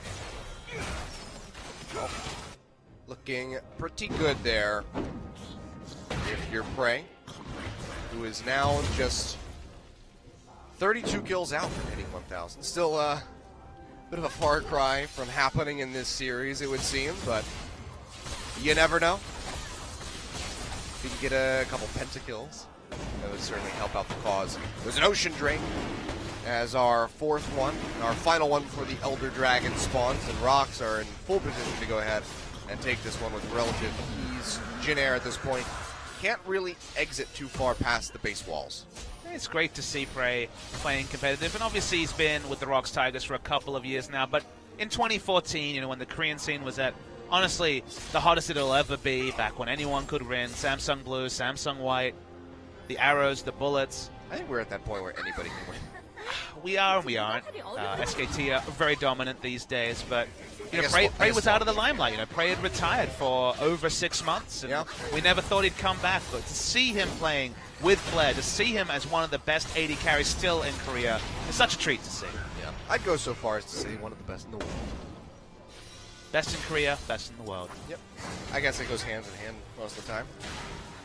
It used to be a brag by Monte Cristo, but then Season 3 Worlds happened, and we live in a post-Season 3 Worlds world now. Post-Worlds world? Yep. Gotcha. Well, they're still very much making the case for Korea being the most dominant. But hey, you never know. TSM's they're 3rd now, according to Power Rankings. Look, I think TSM are legit a good team. I do as well. I just don't know if their evolution this season is there for all to see, but I just don't know if 3rd in the world is yet earned. We need to see some international play from these guys. Peanut going to get stunned up by that arrow. Huge chunk on the Kuzan. That 4th bullet comes through, and Prey will add another one to the tally. Trace goes in, uses the Gnar ultimate, but he's not getting much done. Looks like Prey will fall. Wing finds the kill, but Pilot has gone down, and Smev is just chasing and tanking up this tower as he goes on to Jay. Should be able to finish him off.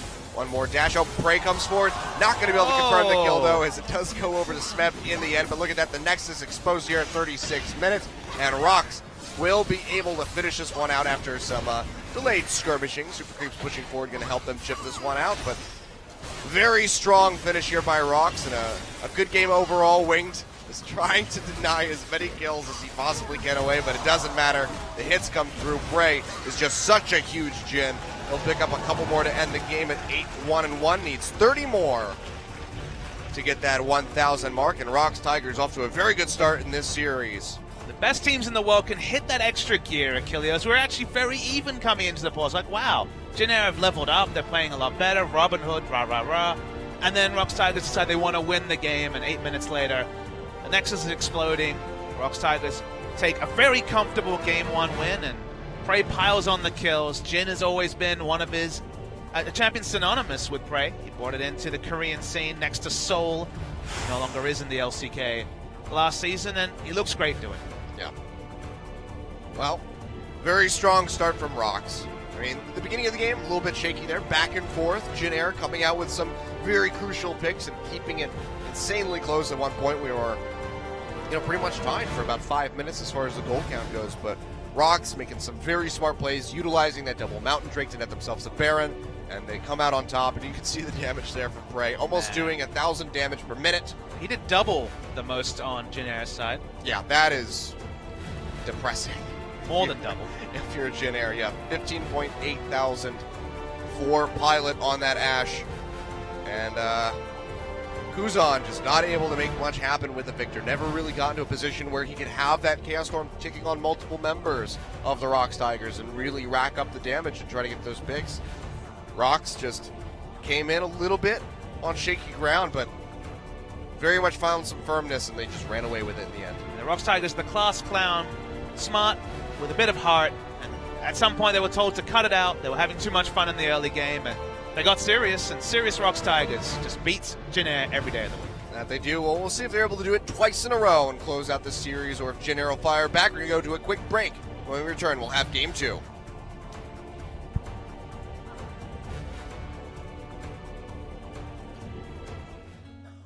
Got a feeling that I'm going under, but I know that I'll make it out alive if I quit calling you my lover. Move on. You watch me bleed until I can't breathe, shaking, falling onto my knees. And now that I'm without your kisses, I'll be needing stitches, tripping over myself, aching, begging you to come out. And now that I'm without your kisses, I'll be needing stitches, just like a moth drawn to a flame. Oh, you lured me in, I couldn't sense the pain. Your bitter heart cold to the touch. Now I'm gonna reap what I sow. I'm left seeing red on my own. Got a feeling that I'm going under, but I know that I'll make it out alive if I quit calling you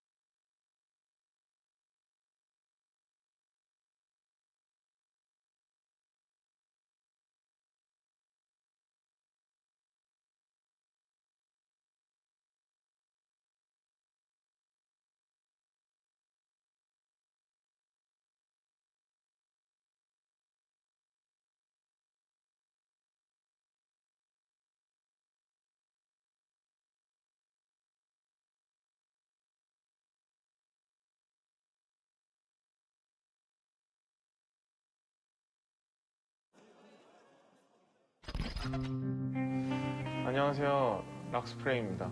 제가 4년 동안 프로게이머를 했는데 진짜 말도 안 되는 거예요. 너무 억울해요. 스맵 MVP 1위라니요. 스맵 MVP 1위라니요. 형들 이거 마음 불편해? 한 프로 불편러의 이 억울한 호소 영상은 그렇게 일파만파 퍼즐만 같다. 난 잘한 죄밖에 없는데. 제가 다들 아시다시피 저런 제가 못한다고 생각하십니까? 저 프레이예요. 아시잖아요. My name's 락스프레이. 여러분, MVP의 뜻이 뭡니까? MVP? Most Valuable Player. 최고의 가치. 그게 바로 저죠. 스냅. Most Valuable Prey. 제가 KDA가 딸립니까? 딜량이 딸립니까? 도대체 뭐가 딸립니까? 제가 또 LOL계 3대 미남 아닙니까? 프레이 선수가 LOL 판에서 사실 3대 미남 정도 들어가잖아요. 아니, 프레이 선수의 잘생긴 얼굴을 보고 있노라니 잠깐 제가 넋이 나가서.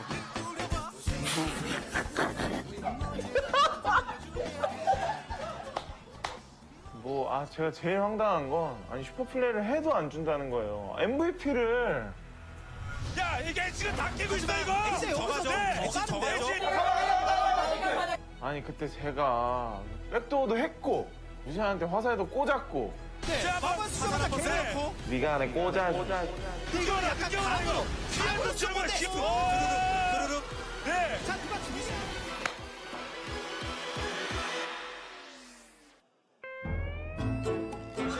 나텔이 있긴 한데. 럼블백도. 이거 그냥 다 죽어도. 럼블백도. 백도를 끝내겠다. 백도 성공. 네, 소노아이비 MVP 스맵입니다. 럼블 스맵만의 카드라고 볼 수 있는 상황에서. 네, 사실 두 번째 경기는 MVP를 다른 선수가 받아도 됐을 것 같거든요. 그래 나. 피나 선수가 받았으면 좋지 않았을까 싶어요. 그런가요? 저는 몰랐어요. 기가 막히네. 프레이 선수는 아직 좀 더 연습이 끄덕여요.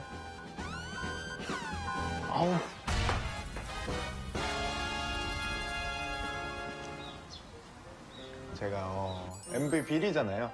1위로서 MVP 받는 방법 살짝 이렇게 알려드리면은 일단 여러 가지가 중요해요. KD 이런 것도 중요하지만 어떤 챔피언을 골라서 어떤 식으로 플레이하냐, 어떤 식으로. 아니, 스킬 적중률이 일단 말도 안 되고요. 어디서 어떻게 쏴야 되는지. 아니, 커튼콜 타이밍 위치 다 예술이에요. 너무 좋아요. 소노아이비 MVP 진종이. 재밌는 게 이제 이 두 선수가 MVP를 이렇게 동시에 받은 적이 있었나라는 생각이 들 정도로 굉장히 오랜만이거든요. 지금 혼자 있을 때는 되게 발랄하더니 오늘 되게 조용하네요. 이거 이렇게 금방 따라온다고? 대단한데. 2라운드 MVP 두고 봐 형. 훅 가는 거 한순간이죠. Cause you are my girl. You are the one that I envision in my dreams. And when you're around, I can't express the way I feel inside.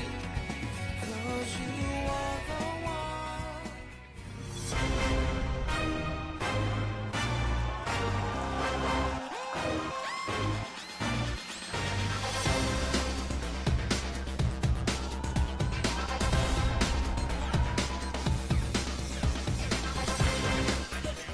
Very topical sign there. Welcome back. Your MVP is Peanut. Well, I want to know how Bray feels about this. I really thought it was going to be Bray. I could see the Rocks Tigers, though, having a good laugh. Smeb is really laughing his ass off over that one, but I don't know what to say. I really thought he had it. Scripted. It must be. I thought it was going to say Peanut, and then they were going to swipe it in and have I would say Prey, but Peanut did in fact get the MVP. This was a really fun game of League of Legends. Rocks had a day out. They got a bit too cute in the middle, and you were like, wait, could they actually lose this? And the answer was no. They're just too good for Jin Air Green Wings, especially the Jin Air Green Wings that struggled so much recently. And although Jin Air showed some steps forward, they weren't steps forward enough to beat Rocks Tigers. Yeah. And Peanut, of course, that crucial Baron Seal, the crucial Dragon Seal that we saw in the first Mountain Drink. Really nice very barrel good, to actually bounce a couple of members in as well. I mean, he was getting very awesome picks with that time and time again. See, Prey doesn't deserve anything. It's all Peanut setting up these Doubled kills. the highest damage on the enemy team, and then some. Well, I'm sorry, Prey. In my heart, you were my MVP. But and to that one fan in the crowd. And to that one fan in the crowd. Yeah, that is very true. Okay, you got a couple more fans. Prey has always been very, very popular in Korea. Another one of these players has been around since the start of the league. It's going to be Peanut's time for now, but Prey will bide his time. I saw him taking notes from Smeb. He knows what to do. You're not allowed to get MVP until you hit 1,000 kills. Prey. That's the rule for him.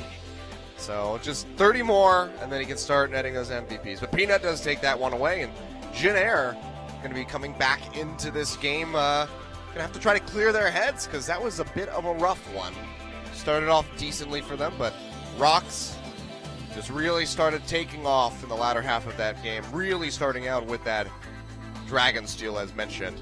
No lineup changes for Jin Air on the blue side. They will be running Kuzan once again, so Blanc, I think, needs some more time out in the pasture to get better. Yep. And it will still be Cry starting off things here for Rocks Tigers. So Kuro just going to get the day off so far. There still is potential of a third game where he comes in, but for now, just gets to relax in the back row. And then Operation Find Trace, the champion he can carry on, continues. The Nara was fine, but just was never really going to take to the next step. He's not a player that applies great lane pressure, and you're against the best top laner in the league, so that's awkward. It'll probably continue to have not much success. I wonder what the second ban will be for Rocks Tigers. Shen already off the board. Elise is gone. So taking that one away. Goodbye, Trundle. And goodbye, Nidalee, of course, because now that would be one of the worst things you do is give Peanut that chance. We talked about this before the series. There was an outside chance you give them Trundle and then give Smeb his first Fiora of the season. It's been really notable that Smeb hasn't played any Fiora. He's one of the most impressive Fioras in the world. We saw it plenty of times in spring season, but may still see the Fiora. But this is, again, remember when Afrika Freaks were really struggling and every team was banning Twisted Fate Z against them? Well, Trace is struggling, and banning away Shen and Trundle only helps to amplify the problems for Jin Air Green Wings. Well, Jin going to be taken off the board here by Jin Air. We'll see what is going to follow. Vladimir is still available. Tigers did ban Cassiopeia in the last game. It's actually going to be Gragas, so there is a good amount available, and Vladimir is going to be the most obvious pickup should they decide to go ahead and pick that up from Kuzan in the mid lane. Honestly, Achilles just feels to me like training against Vladimir. This is like the scrim strategy where you ban Galio, Gangplank, and Garen and go against the strongest the enemy team can provide, because Vladimir's power is well known, and I think it's just time to get some more competitive data points playing against a Vladimir. So it's confidence from Rocks, but it's the sort of thing that a mid laner like Kuzan, one we respect greatly, can make Rocks Tigers punish for. Yep. Well, they go for the Sivir Braum for the bot lane, so drafting that out the gate yet again.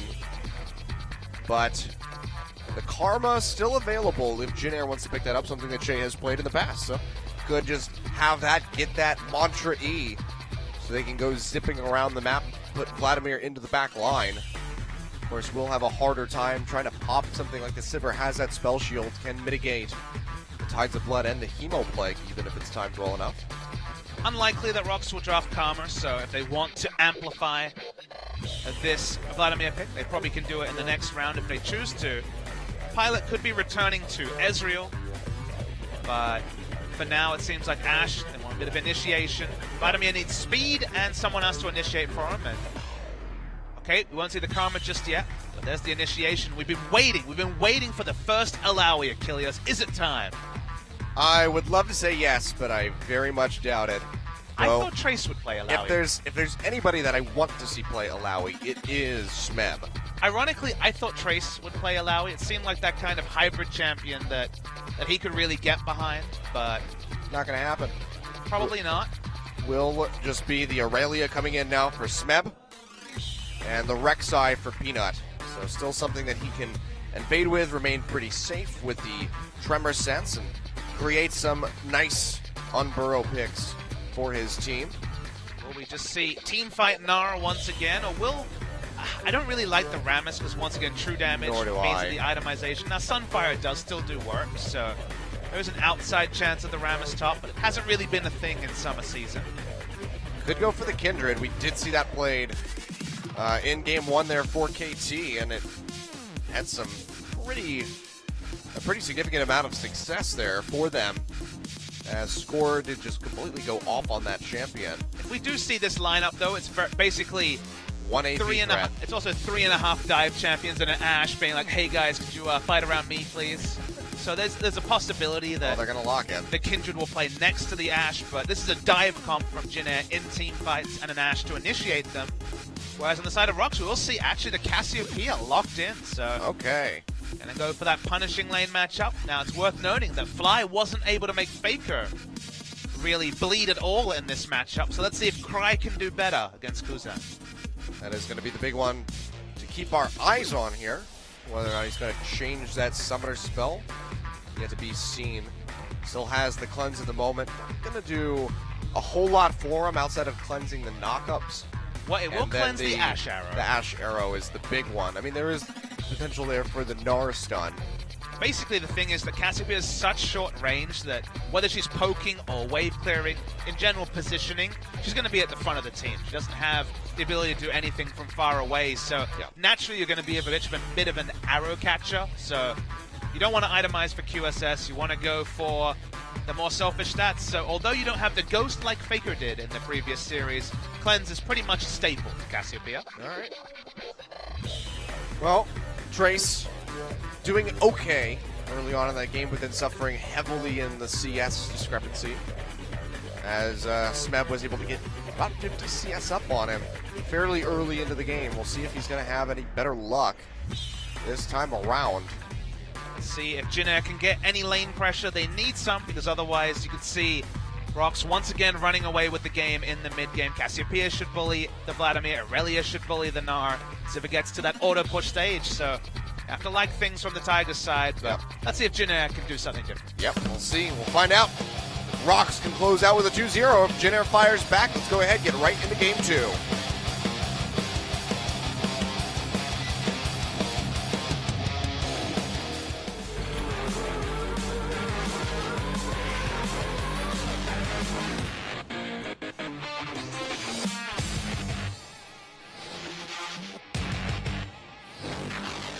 And another Mountain Drake.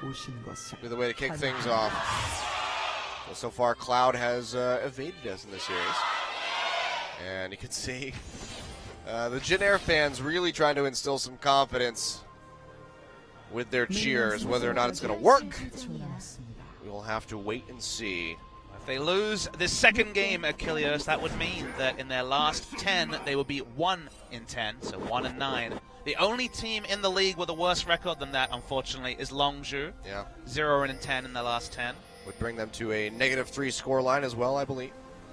So not quite in the realm of Longzhu and CJ, who are still very much at the bottom of the pit. But CJ is on the upward ascent at Kilios, and unfortunately Jin Air, just like Longzhu, are in freefall. Yeah. Well, see if they're able to turn things around. Kuzan with this Vladimir certainly has a lot of playmaking potential onto that very squishy Cassiopeia. And as you mentioned, Fly was not able to make good of that champion pick into the Vladimir just last series. Yeah, team fights will be really interesting if they're even, but given the matchup, you don't expect them to be. Both teams have a bit of dive about them. You can see Cry and Prey could be, I said Cray almost there. Oh, that's their pairing name, Cray, but playing together. Cassiopeia really good at playing with carries because she has so much peel with the Petrifying Gaze, much harder to make it an initiation tool. So potential for Sivir and Cassiopeia to play together. But there is also that potential for Ashe and Kindred to be grouped. So how team fights play out be very interesting to track. I mean, one of the things that really led to Faker's success playing against this Cassiopeia is his innate knowledge of this champion being able to dodge out those petrifying gazes. I mean, we saw several times magnificent dodges, just turning his back, making sure that he wasn't going to get stunned up, and then pushing into the face off fly, and being able to come out on top of those. I mean, one of his most famous plays against the Cassiopeia, playing on the Riven, just juking to the side, and then going in and killing her underneath that tier 2 tower in mid. So he knows that champion, he knows how she plays, and pretty much when the opponent is going to use that ultimate. The question is, does Kuzan have that level of knowledge going into this matchup? Because I want to say the answer is no. I think it's slightly less consequential than maybe the casters and you make out, just because, I mean, Cassiopeia's been around a long time, and I think it is very natural to make those stutter steps backwards when you're fighting against a Cassiopeia, understanding the power of a petrifying gaze. To me, the more impressive thing is in lane, because remember, it was a lane swap, so it was an isolated Cassiopeia versus Vladimir matchup. You expect there to be some pretty significant harass by the Cassiopeia. So knowing the ranges specifically, to be able to play around things like the Q-Poison hitting and then the all-ins from the Twin Fang, I think that's the more important thing. I think knowing the ranges in team fights is what really separates playing against Cassiopeia for someone who's a bit more of a rookie and a veteran like Faker. Well, this is going to hurt a lot for Kuzan. Very early blue buff going over to Cry, so he can really spam out and stack up with this cast. He does like to overextend for harass, though, and Cry is overextended. Yeah, he's pushing forward. Now here comes Wing. He's going to have a good amount of damage. Peanut's there for the follow-up. Comes in. The TP is going to be matched by Smeb as he comes through. Double pop-up on the on-burrow there from Peanut. Wing going to be the target. He goes down. Peanut finds the first blood. Now onto Kuzan. Peanut going low. The Sanguine Pool there. Going to take him away, and Kuzan will actually come out of that one with double buffs. So first blood to Rocks, but now Kuzan getting some very crucial pickups off that kill. Yeah, double buff's not the most value for Vladimir. Won't be able to get an auto attack range to trade with the Cassiopeia, but still nice advantage Kuzan. The big advantage is now the ability to push in the wave and let it reset where he wants to. Looked good, but the counter teleport from Gnar ended up being consequential, and power of Vladimir, even in the early game, on full display. Yeah. Cry goes back. Had to use both of the summoners in that exchange. We'll pick up that tier. The remaining blue buff that he has, he'll be able to stack that up pretty nicely, but he needs to start catching up on CS. He's down by 8 at the moment.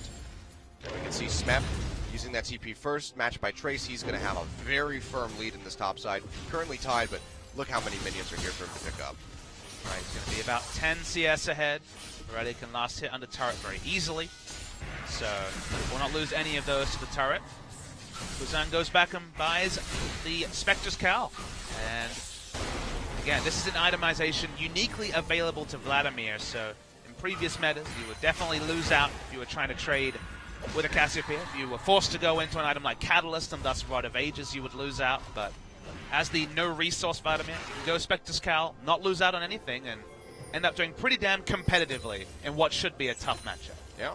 See Winged is coming back around this mid side looking for another gank. Standing on the pink board, so knows that he's safe, and Cry is again pushing very far forward, does not have the flash. The Rek'Sai is there, Peanut arriving, but Trace is already on the roam down. They go straight onto Winged, who does not have the Lamb's Respite. They still come out with a kill. Can they get on the Cry? The Hemo Blight drops. Isn't going to be enough damage. Looks like it will be with the pop, and Kuzan will make it out alive yet again, getting a big heal. So they trade back the jungler for the mid, but Jin Air is keeping this damn even. Yeah, really nice timing actually on the gank, because Trace was going to be first to react. He won't lose too many CS to the turret either, now that he has a second Doran Blade to last hit with. So nice little play from Jin Air. Gorilla going forward on the pilot. Will get headbutted away by Che. That should dissuade any further aggression, but still, this is a little bit of a rough spot going for something like the second Doran's Blade. It does help with the last hitting, as you mentioned, but it's really going to delay the items crucial to dealing with that Aurelia in lane. But speaking of crucial, the fact that both kills have gone over to Vladimir, now 2-0. You look on the Rocks Tigers lineup, Sivir short range, Braum melee, Cassiopeia short range, Rek'Sai and Aurelia melee. If Vlad gets big enough, the Hemo Plague and all the AoE from the Vlad himself will do massive damage, and that will allow lower damage dealers like Ashe, who of course more of a utility carry, and the Gnar, whatever build we see from Trace, to do very scary things in team fights. So the fact that the kills have gone over to Kuzan is ideal from a Jin Air perspective. Absolutely. Already has the Spectre's Cow with those Boots of Swiftness completed. See if he wants to split off, go for something like the Proto Belt early.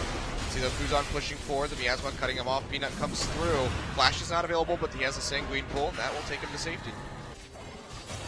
Pretty low value there. Unless you open with the Petrifying Gaze, I don't think there's ever going to be enough damage to be able to truly chase down this Vladimir. So think about what this comp does do. And Rocks do take Baron very quickly. So around 20 minutes, I want to see Jin Air establish vision. They have control of mid lane pressure. They have not very competitive in the top lane. So 20-minute Baron sneak, definitely a real possibility for Rocks. Well, we saw how quickly they took it in that last game. Granted, they did have a double Mountain Drake at the time, but Mountain Drake, of course, what's kicking us off. So if they can net that for themselves, that the possibility of that very early Baron goes up significantly. And Peanut looks like he wants another repeat gank. Miasma just keeping Kuzan in here. Can he? Oh, the Petrifying Gaze. Gonna whiff. So unfortunate, and Peanut just wasting a little bit more time roaming around the mid. Still has that CS advantage over top of Wing, so he's not suffering too much. I just think it's low value pathing. Oh yeah, just for sure. because You're not getting Petrifying anything- Gaze doesn't do that. It doesn't initiate fights unless the enemy team wants to dive you. And the Vladimir is in such a comfortable spot that there's no upside in making a move like that. So, barring a massive mistake from Kuzan, not realistically going to get that initiate. But I guess you could go for a crazy flash play, but Kai didn't even have flash available at the time. So, there's no real need. Let Cassiopeia farm up. And of course, you can't even get really enough damage in to send the Vlad back. He's backing of his own admission here. He has a very comfortable lead in the CS and wants to get that Kindle gem in. But of course, you know, you go in, you get a little bit of damage, you can just sit underneath that turret with the transfusion and get himself back up to full. This does give a little bit of an opportunity for Cry to close the gap, but you see Kuzan still getting back in time to pick up the majority of that wave, so he's still going to be stretching a decent lead as he encroaches on 20 CS up. Wing just standing on a ward, so Peanut spotted. Both teams' junglers were standing on a ward, so very unlikely that anything will come of this. Well, Jin Air are really fully committing to this one. They see Peanut and they're just waiting for it.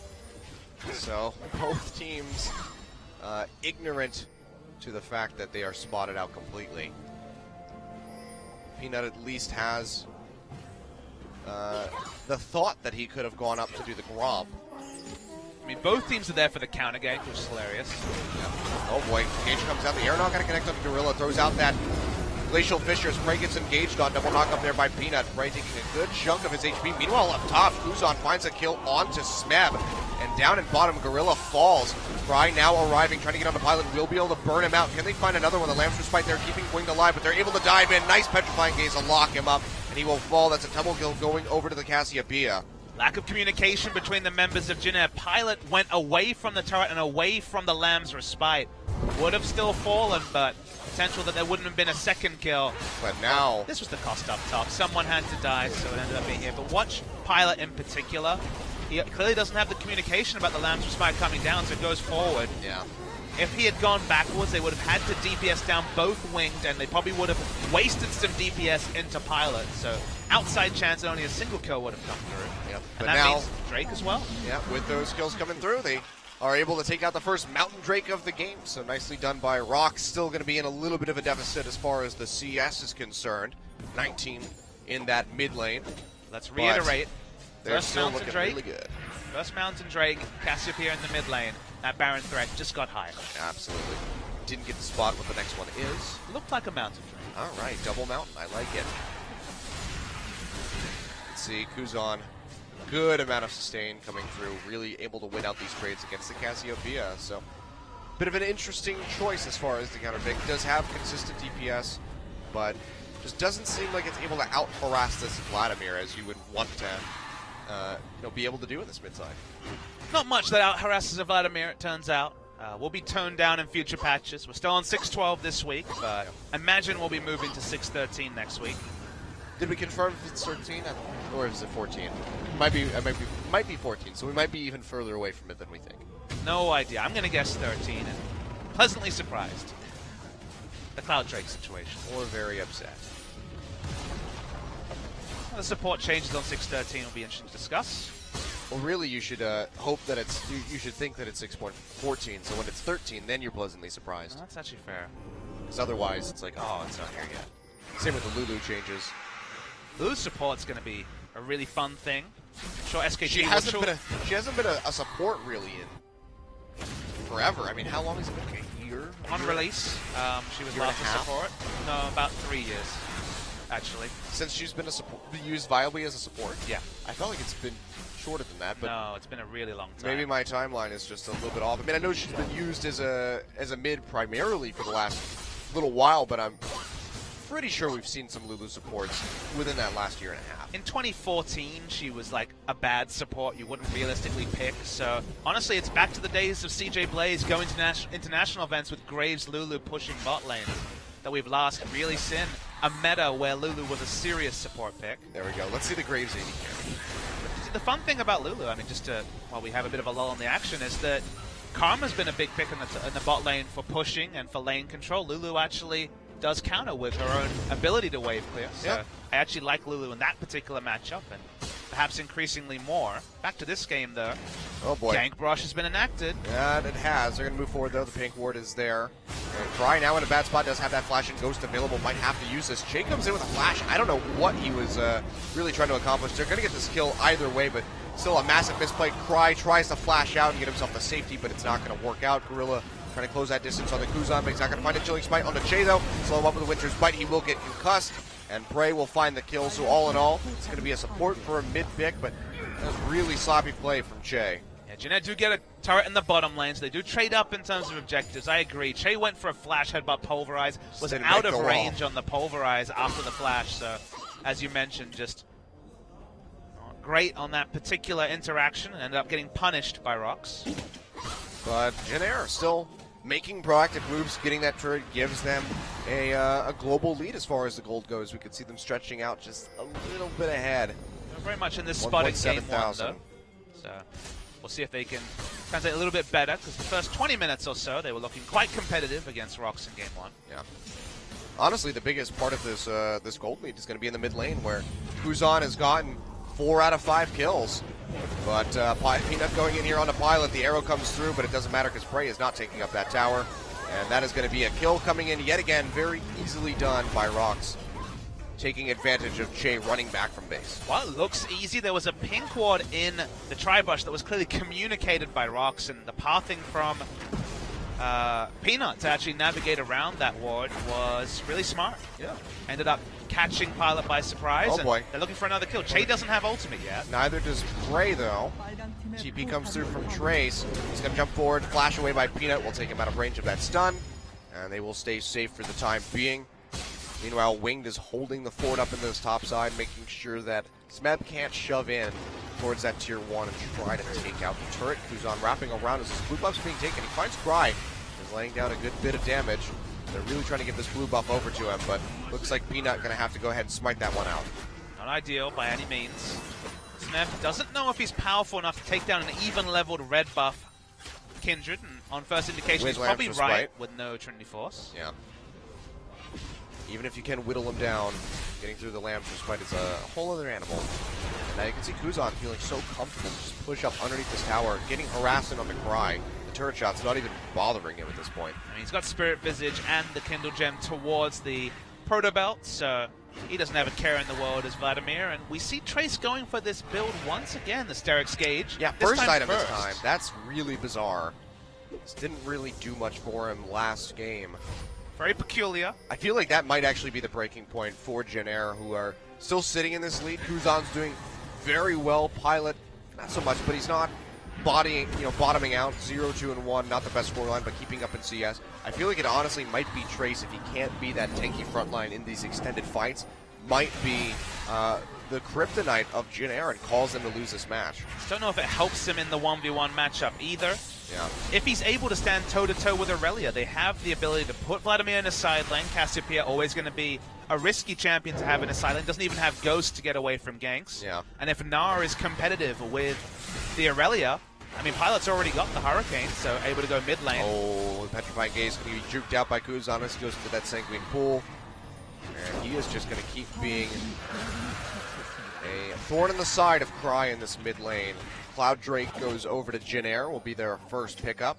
This is a really good spot for Jin Air. They can park Pilot in the mid lane, wave clearing with Hurricane and the volley, and play around the fact that, honestly, Kuzan has the complete run of the lane against Cassiopeia. Maybe we need to redefine how this lane goes, because we haven't been impressed. Oh, flash forward gets the equilibrium strike, but it's not the stun, it's just a slow, and Trace will keep himself safe. And Jin Air are in a really good spot. 3-0 as far as the turrets are concerned. Now turning their eyes onto this Rift Herald, which should be taken with no contention whatsoever. We can see that Peanut is coming over the wall, spots him for the Prey Seeker, but going in for a steal here with no flash would certainly be a very bold attempt. Is he going to do it? No, just throws another Prey Seeker, but that will be the buff going over to Trace, so he's going to have that up until the 38-minute mark. And Jin Air are looking very strong in game 2. Their vision is good this game as well. Pink wards to help out the Nard. Double pink ward on the top side of the map. They haven't been visiting the bot side, so not a cost in that particular area. So much power on Kuzan is definitely having a day out. 4 out of 5 kills going to him. And the moment they rotate him to the side lane, Rocks are in that unenviable position. They haven't been able to get blue buff over to Cry, who's now, despite getting some kills, just falling behind in terms of mid-game impact. And in the late game, Cassiopeia really does fall away as a strong pick, barring those perfect fights really coming through. So this is just, it's such a weird decision to go for the Cassiopeia for me, because A, we haven't really seen the example of why this is a strong pick for Vladimir, but when we saw KT pick it for Fly, it was because the Anivia wasn't available. They had actually banned it out, and then Faker decided to go for the Vladimir again. So it's just a little bit interesting to me that with Anivia available, Cry still opts to go for this cast that is yet to be proven. You also have to keep in mind that these matchups evolve. And back in the day, this would definitely have been a counter matchup for the Cassiopeia, but increasingly we're seeing that Vladimir, at his current state, can build Spirit Visage and shake off bad matchups. Anivia no longer has kill pressure on Vladimir in lane the moment he finishes the Spirit Visage. Even the Cowl is a big head start in that, and it seems to be the same story with the Cassio. Uh-oh. Well, this is going to be a 3v3. They just now spot Wings. Jay comes in. The TP going to be popped as is on the hunt. Glacial Fisher comes out, knocks up Jay. Still has that Alistar ultimate. Going to use it now. Peanut making up at the front line. That stun from Trace is not going to connect, but here comes Kuzan zipping his way down.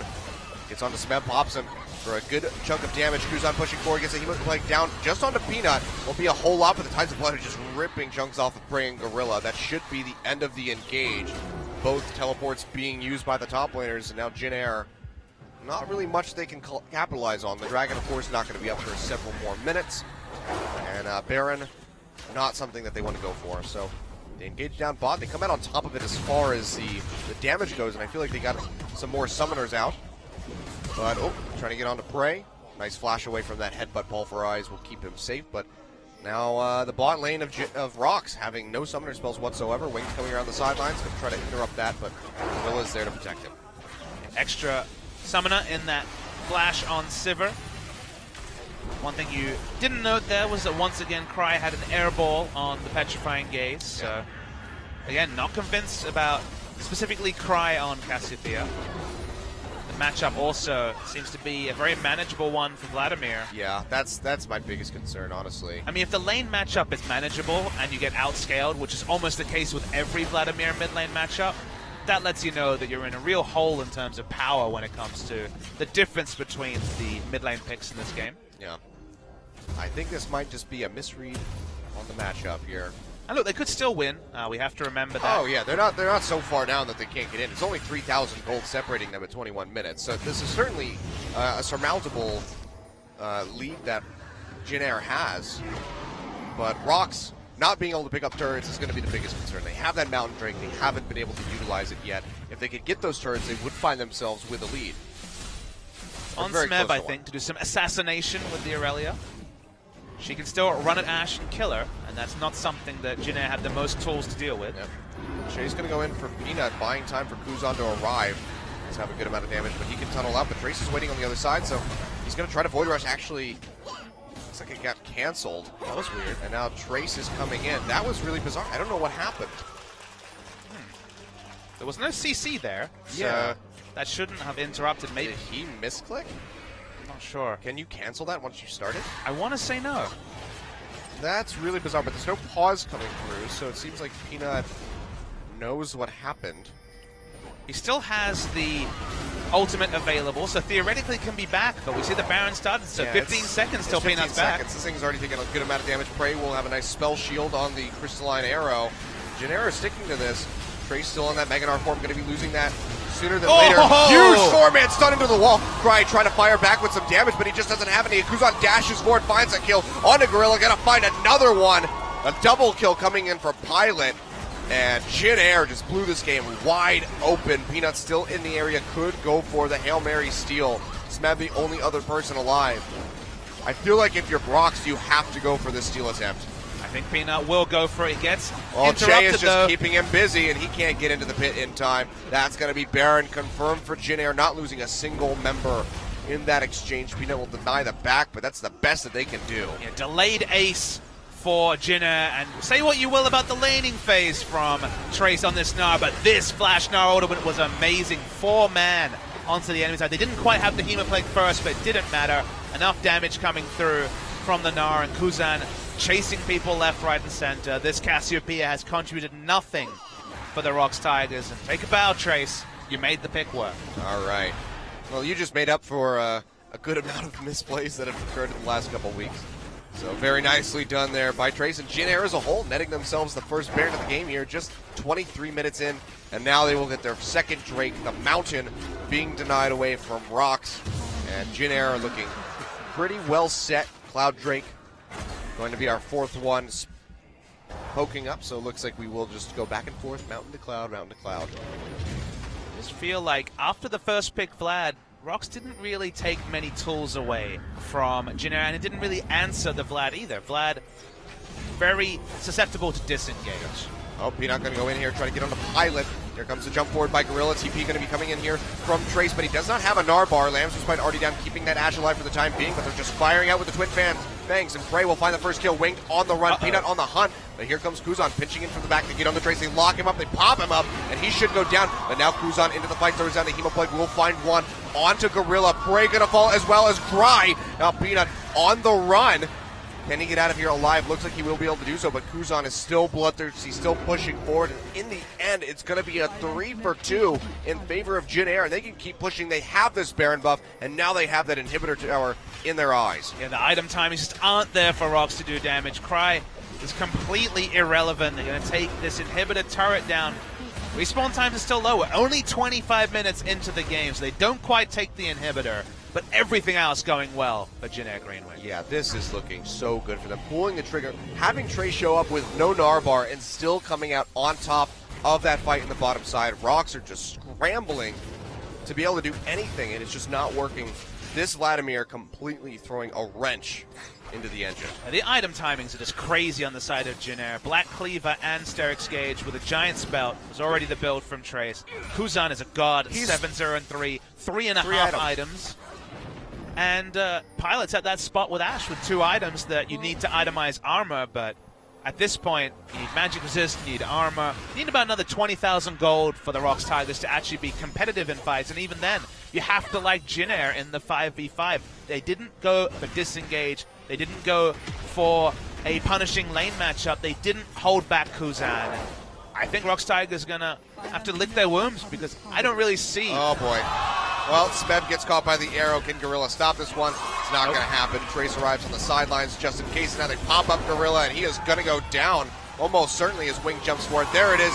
The kill coming through, a 2-0. Very easily and cleanly picked up, and that's going to be the inhibitor falling in 26 minutes. Jin Air looking very poised to take this game out. 20 seconds left on the Braum. 28 on Smeb. They might just go for it. They get on to Bray. They lock him up. The Gnar ultimate comes through, and they take him down. Kuzan playing forward into the front lines. Has that Hemoplague on to Cry. Should be able to finish him off, and there it is with a little bit of flair with that Proto Bell. They take him down. The Nexus turrets are going to fall, and Jin Air closing out a game before 27 minutes. What universe are we in? They take out Rox, and they're going to take us to 3 games. I mean, more importantly, Achilles, Jin Air close out a game. They haven't closed out many games at all in the past 10, so this is a massive season-steadying win for them. And even if they go on to lose the series, they can take a lot of heart in the fact that they return to a lot of the strategies they tried in Game 1. Once again, teamfight Gnar build coming through, going for the Gnar in an unfavorable matchup, but this time they make it work. The Vladimir pick got completely out of hand. Rox could have banned it. They went for a Gragas ban instead. And then they just didn't respect it. They didn't go for disengage. They didn't necessarily punish him in the laning phase. And the moment that Kuzan snowballed, you couldn't handle all the physical damage from the Infinity Edge Hurricane Ash. You couldn't deal with the 4-item Vladimir at 25 minutes into the game. And just, it came to that stage where I looked at the comps and I'm like, what does a team fight that the Rocks Tigers win in the next 20 minutes look like? And I didn't have an answer. I don't have one either, but what I can tell you is that Kuzan did a hell of a lot of damage. 21,000 and some change on the board at the end of that. Next closest was Cry, but it just didn't seem like he was doing that much. I mean, Kuzan will be the MVP of this game, but the MVP sure. moment certainly was the 4-man Gnar ultimate from Trace. Very crucial for turning around that fight, so very good by Trace. And Jin-Air as a whole finally finding a win, something that they've been lacking significantly in recent times, as you mentioned. And Rocks really going to have to go back to the drawing board as far as the pick and ban goes for Game 3. More than likely, banning out the Vladimir, and I would say very comfortably not picking up the Cassiopeia again. They'll be on the blue side, but the Rocks Tigers deserve a reality check. They were too aggressive in Game 1, then they turned on the style. In Game 2, they were disrespectful in pick ban. They made their mistakes. They were punished by Jin-Air, showing shines of why they have been a top team throughout this season. And it's good to see them pick up a win. That it is. Well, we'll see if Jin-Air can close this out or if Rocks is going to take the win when we come back. Got a feeling that I'm going under, but I know that I'll make it out alive. If I quit calling you my lover, move on. You watch me bleed until I can't breathe, shaking body onto my knees. And now that I'm without your kisses, I'll be needing stitches, tripping over myself, aching, begging you to come out. And now that I'm without your kisses, I'll be needing stitches, just like a moth drawn to a flame. Oh, you lured me in, I couldn't sense the pain. Your bitter heart cold to the touch. Now I'm gonna reap what I sow. I'm left seeing red on my own. Got a feeling that I'm going under, but I know that I'll make it out alive.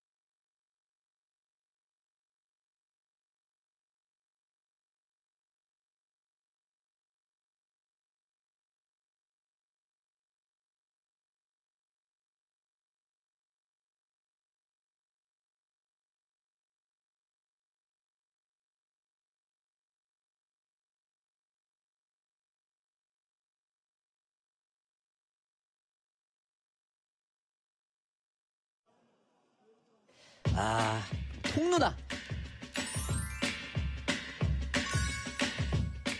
위클리 통신으로 인사 뵙게 된 OGN의 최동희입니다. 잘 부탁드립니다. 아, 박수 한번 치셔야 되는 거 아닙니까, 이거? 정말 난리가 나셨어요. 그냥 한번 화면만 잡히셔도 다들 막 폭발하고.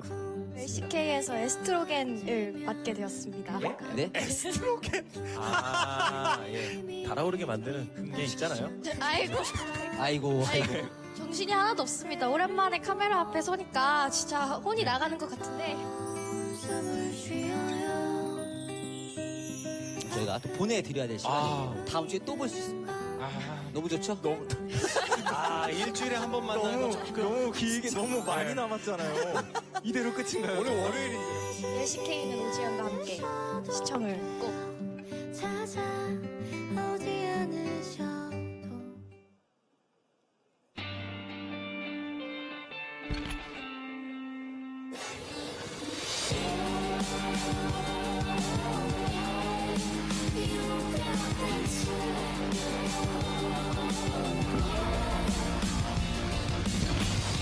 Beat in sync with the fast track.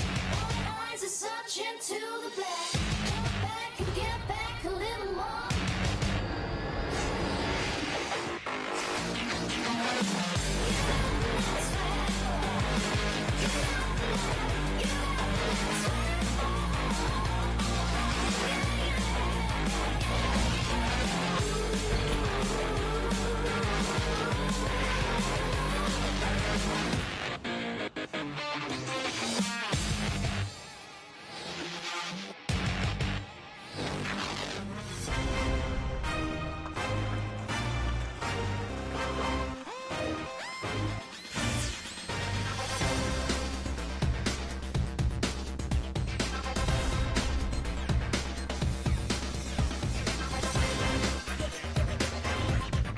Welcome back. Your MVP from Game 2 is Kuzan with the deathless game on the Vladimir, and I think we all saw that one coming. He was just wreaking havoc in the mid lane and gets himself his 5th MVP nomination, so he's just moving up the standings pretty quickly. Rocks Tigers, even with the double ban towards Trace, had the option to ban the Vladimir as final ban on red side. Decided not to, and like so many teams have been doing recently, first pick Vladimir, does Vladimir things. The Cassiopeia matchup seemed like a pretty easy one for Kuzan to navigate the moment that he worked towards that Spirit Visage, and he made good plays around the map, and the game just got to the point where there was no way for Rocks Tigers on the income they had to itemize for all the threats on the side of Jin Air.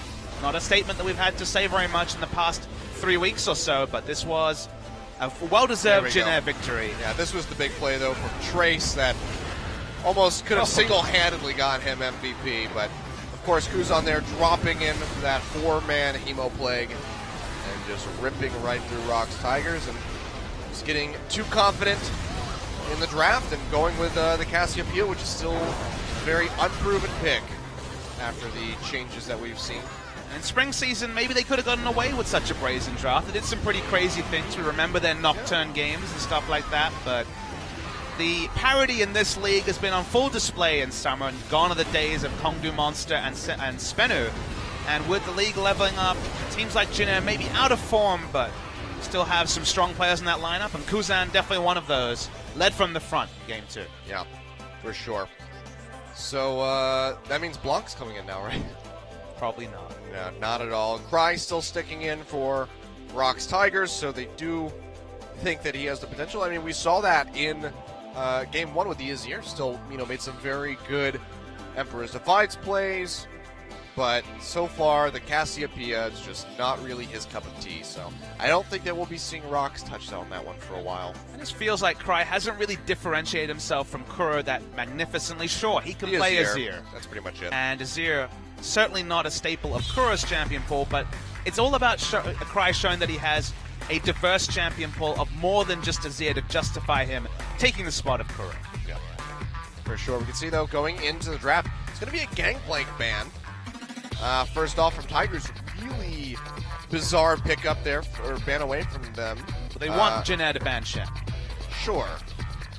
I just wasn't of the opinion that Trace's Gangplank was very much worth banning. This is one of those things where if Kuzan can hold down the fort and you can baby Gangplank through the early game. Trace was an excellent Gangplank in the previous season, and the Mind Game does work. They do draw the Shen ban with their ban of Gangplank. Taking that one off the board. LeBlanc away from Kuzan as well. We'll see where they want to go with the rest of this draft.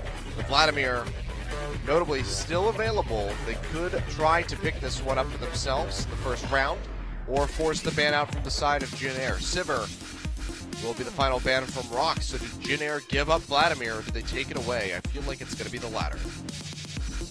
I have to think the Vladimir ban will come through. It's a champion that Cry will be able to play just fine. We've seen him play Vladimir in the past already. There isn't really any other champions that shout out to be banned for the Rocks Tigers, but they're actually going to ban away Jin. Interesting. Very interesting. So they take the Jin off the board yet again. Ban this in game 2. What is it to be as the answer for Vladimir? Okay, so this is, I like this so far, though, from the side of Jin Air. They ban out the Jin, the Sivir is gone, and they take the Ashe away from Prey. So now what does Prey go for? Does he go for something like a Lucian, perhaps a Caitlyn, which is not something that we see? Ezreal, actually, yeah, that's true. Something that could come out. But it's going to be Ashe and Gragas picked up here for Winged, and this is one of Winged's champions. He's very good with the Gragas. Rocks are surprised that Trundle wasn't taken in the second rotation, but maybe they'll actually take away the Trundle on the side of Rocks Tigers. There's a flex pick. Gorilla plays it at support, and Smeb, of course, can play it in the top lane. And the Echo Hover is probably just a bit of fun. Showing all of Trace's champion pool. Very worried if the Echo did come out. We've seen that from Rocks in recent history. The Echo jungle from Peanut was very, very poor, but it will be Trundle picked up in Braum, so we know that that is going to be a Trundle top. We're still waiting on that 80 carry. With Braum, could be the Lucian. Could go for just the double tap, get that quick proc on the concussive blows. Will it be third time's the charm for Cassiopeia versus Vladimir today? I hope not, but it will be Alistar. I think it's smart for Jin Air to hold on to top lane as the last pick. They're going to lock it, okay. So the logic behind that is that if we had seen a Gnar come through as the answering pick to Trundle, I think we could really have seen a carry come through from Smeb to try to punish and just pivot the Trundle to the support role. So they're going to give Trace the best chance for a competitive matchup in the top lane. We're looking for 80 carry and top lane for Rocks Tigers. Sorry, 80 carry and jungle, sorry. Yeah, already hovered on the Ezreal. Definitely not so sure about the Kalista, so should just go for the Ezreal, something with very easy escape to get away from the Gragas, get away from that petrifying gaze, and the headbutt pulverize combo of the Alistar from Shay. I think this is the most desirable pick that you could go as far as ADC goes. They agree, they will lock it in, and Elise in the jungle for good measure creates a little bit more pick potential, so now you have that with the Braum and the pillar from Trundle to help create picks and opportunities to get some kills for the side of Rocks. Last pick now, top lane for Jin Air. What do they go for? They already showed the Gnar, and Trace had a very good game on it just now, so could opt to go back for that. I mean, why not Gnar? If they're willing to take it in the Aurelia matchup, then the Trundle matchup is an even better one. Yeah, you can't dash away from it. From the Gnar's perspective. Peanuts had a lot of Elise bans sent his way. It's been double jungle bans against Rocks Tigers for multiple series in a row, so the 4-in-1 Elise is now available to him. Can be a terror with his innovative pathing in the early game, but hard to see them go for anything other than the Gnar in this situation. But wow, this would be definitely different. It's locked in, so it's going to actually be Lissandra top from Trace. Interesting. Lissandra, not a pick that we get a whole lot of. We saw a little bit of it yesterday from CJ in the mid lane, but it's not something that we see very much in the top lane. And this puts a lot of AP on the side of Jin Air. Lissandra, Gragas, and Cassiopeia all going to be dealing massive amounts of AP, which means that the Rocks Tigers very much going to be focusing on getting MR. That could create an opening for Pilot to do a lot of damage, but you have to expect that Rocks are going to be able to optimize to mitigate the majority of this damage that's going to be coming out. Trundle, of course, for a Spectre's Cow. The Vladimir, almost certainly getting the Spirit Visage off the bat. This is a little bit worrisome on the side of Jin Air, I have to say. I think they might have shoehorned themselves into one source of damage a little bit too heavily. The laning matchup's not fantastic. Something like QSS obviously has a lot of value and gives you magic resist as well. Yeah. Kill pressure on a Trundle the moment he finishes Spirit Visage is basically gone. And the enemy AD carry is Ezreal, who can open up so much distance that even with a flank teleport, there's no guarantee you can layer that CC, especially past a Braum. So why they went for the Lissandra? Now, the one thing she provides is wave clear. Cassiopeia, not the greatest wave clear. Ashe, decent, but needs a Hurricane.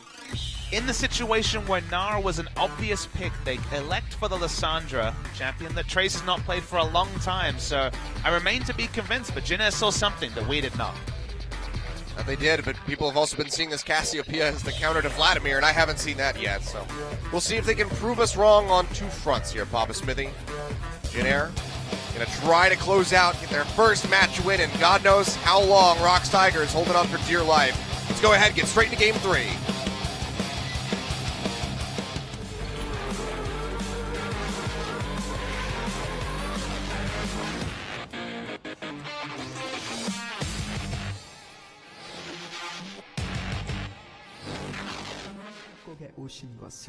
All right, here we go. Last game of the night, last game of the week. And the Jin Air fans are really coming out to play tonight. Yeah, great to the fans. They tried to cheer their team into oblivion in Game 2, and it worked. The team picked up their performance, and they're very much been working. So the chorus of cheers for Game 3. Well, this is interesting. Actually, Kuzan is going with the Thunderlords. Not what we saw from Cry when he tried his hands at these Cassiopeia just last game. I mean, even more interestingly, he's gone for the Ignite against Elise, which is risky. Very risky at that. Normally we would see Cleanse or Ghost as the option. Some form of defensive summon, I guess outside chance of a heal, but if you want to kill your opponent laner, then Ignite definitely tells you the full story. It's very ballsy. Obviously will work well against the Vladimir, so just wants to have as much kill pressure as he possibly can. I mean, dots have a lot of power. Of course, the Ignite will tick during the Sanguine Pool, so more kill pressure is always a good thing when you want to hold down a Vladimir. Mep just spamming away in the Trundle Dance. But we will just have a mirrored start here for the junglers. Starting on that top side, Krugs for Jin Air and the Gromp for the side of Rox, and we're going to end up with our lanes matching. So we'll see how this Lissandra is able to handle the Trundle. I mean, at the end of the day, ranged auto attacker, so Doran's shield start means that this map's basically going to deal with the laning phase, but a lot of the base values have been nerfed over patches for Lissandra, so kill pressure onto the Trundle, barring a really successful red buff gank from Winged, I think, is going to be pretty limited. Yeah. And then Kuzan, of course, going to be very susceptible to those ganks from Peanut with that lack of cleanse, so going to have to be very fast on the trigger with the flash if he wants to get himself out of that dangerous situation. The mind game that always comes through, though, is that if you build the flash the first time, suddenly a champion who has taken Ignite to punish lane will need to overextend pretty precariously to actually get any value out of that summon. So expect to see Peanut make plenty of visits to the mid lane. Speaking of Ignite Fire, we do have an Infernal Drake, which will be our first one, so... Do we have a Song of Ice and Fire? You and your Game of Thrones. You'll watch it one day, Achilles. I will. I'll start it soon. Peanut roaming in, not going to be able to spot out Winged. Send that Spiderling up to the top just a little bit too late, and there's no Wolf Spirit that held him down, so hasn't quite gotten vision on this Gragas. Comes in for Kuzan, will force the flash right off the bat. Well, there's a 5-minute window to be exploited. Oh, you want some of this beautiful CS in the mid lane? Guess you have to push up. Wow, Vlad's taking a lot of trade damage. Interesting. Mind games will be real. Ghost Flash, of course. The staple on Vladimir. Look at this Vladimir. He's just letting me wail on him. Another weird thing about Lissandra is that, again, if you want to comp against Vladimir, you want speed, which you know, definitely haven't picked. You want disengaged Vladimir. I mean, you can say the Gragas will do that. Lissandra, I guess, can do that, but isn't realistically going to be able to do that. I feel like this is the sort of short-range team comp that Vladimir, once again, can get those massive Hemopegs off, and Kuzan did it one game ago, so comp-wise, I feel like if Rox gets through the early game, Vladimir is going to have his way with Jin Air. Gross. Probably. I imagine the results will be pretty gross. It'll be a bloodbath. Vladimir loves bloodbaths. I know. He'll be in his element. Interesting to see how much the nerfs and future patches will affect the play rate of Vladimir. Obviously, building the health and defensive items, you'll be doing less damage, but still will be very safe in the mid lane. And it's weird to think of Vladimir as a safe mid laner, a safe blind pick mid laner, but that's what he's evolved to with the mage rework. Yep. I'm just waiting for the assassin rework to come through. Really? So You're they looking can- forward to that? Yeah, I want to see some talent. We're never going to see talent. I'm looking forward to talent. Come on. There's not going to be any talent. It's possible. It's not possible. You never know what they might do to overtune talent. Well, he's getting a new passive, so can't be less interesting than his current passive. I don't even remember what his current passive He is. does 10% more damage to enemies that are CC'd. My God. And his only CC is the mini stun. Let's say the mini slow Yeah, on the E. slow on the, And W, I guess, if you think about it. But yeah, Rake gives you a slow. it is, it's a weird passive. It's not very exciting. I don't know. I'm hoping that the assassin changes will really spruce up the amount of champions that we see in the mid lane. Ari as well, another one that I am interested to see get changed. I'm sure Ian is feeling that way as well. Korean release champion, Ari. Released many moons ago now. It has been quite some time. Frey doesn't have much to worry about this game with his range. Lissandra, Cassiopeia, not realistically going to close on him. Obviously, there's a world where many flashes and gap closes later he's closed down and killed, but you can do damage from such long range as Ezreal that he has persisted the meta. He's very much a survivor. Frey gets jumped on. Gorilla with the quick reactions, just going to be blocking as much damage as he can. I mean, if you get killed or even CC'd as Ezreal with Braum as your support, then you probably really screwed up in that positioning. Very true. Unless you get hit with one of those point-blank enchanted crystalline arrows, but maybe you shouldn't posture that far forward. But so far, going to be a bit of a slow start. No tower swaps coming out. It's just going to be a very slight lead that's been established in this mid and top side as they inch out above their opponents. About a minute and a half to take advantage of the flash being down for Kuzan. He does place a pink ward, so can cheat towards his bottom side. Looks like Peanut it'll is be roaming instantly in, cleared. but yeah, they will be able to clear that one out. And I think Peanut's sitting out of vision. But there's one sitting there now in the river brush, and Peanut will get spotted as he comes through. We'll be able to clear that one with the Raptor buff. But it's going to be a little bit dangerous as Che is here. Gorilla backing him up. Looks like they're going to Level trade 5. that for a pink. And yeah, actually, flash away by Che. One more hit, procs and concussive blows. Can they get the cocoon out? Cry has already used his ghost. Gets a little bit of damage in with the Tides of Blood. He's also going to come across and gets hit up by that cocoon. Does not have the ultimate. And Che, oh, the true shot barrage barely misses him. The heal is enough to keep him alive. Now Cry getting hit up by that arrow from Pilot. Wow, Che actually living, and now Kuzan coming in looking for Gorilla. Cry as well stuck. Gorilla's going to go down. That's first blood going over to Kuzan. Pilot following in, getting the slows in onto Prey, and now the teleport coming through from Trey is going to be very late match by Smeb. Cry gets locked up by the Frozen Tomb, and he's going to go down. Kuzan finishing him off with the Petrifying Gaze, and Peanut in a bad spot, but Winged is out of mana, so he can't finish him off, but this is going to be Jin Air picking up 2 kills, and now the Infernal Drake. Jin Air tried to play hard mode in game 2 and got punished for leaving the Vladimir open, and now in game 3, they were very, very aggressive to a fault, going for a kill on an Alistar. They over-pursued, they give away 2 kills, now they give away an Infernal Drake as well.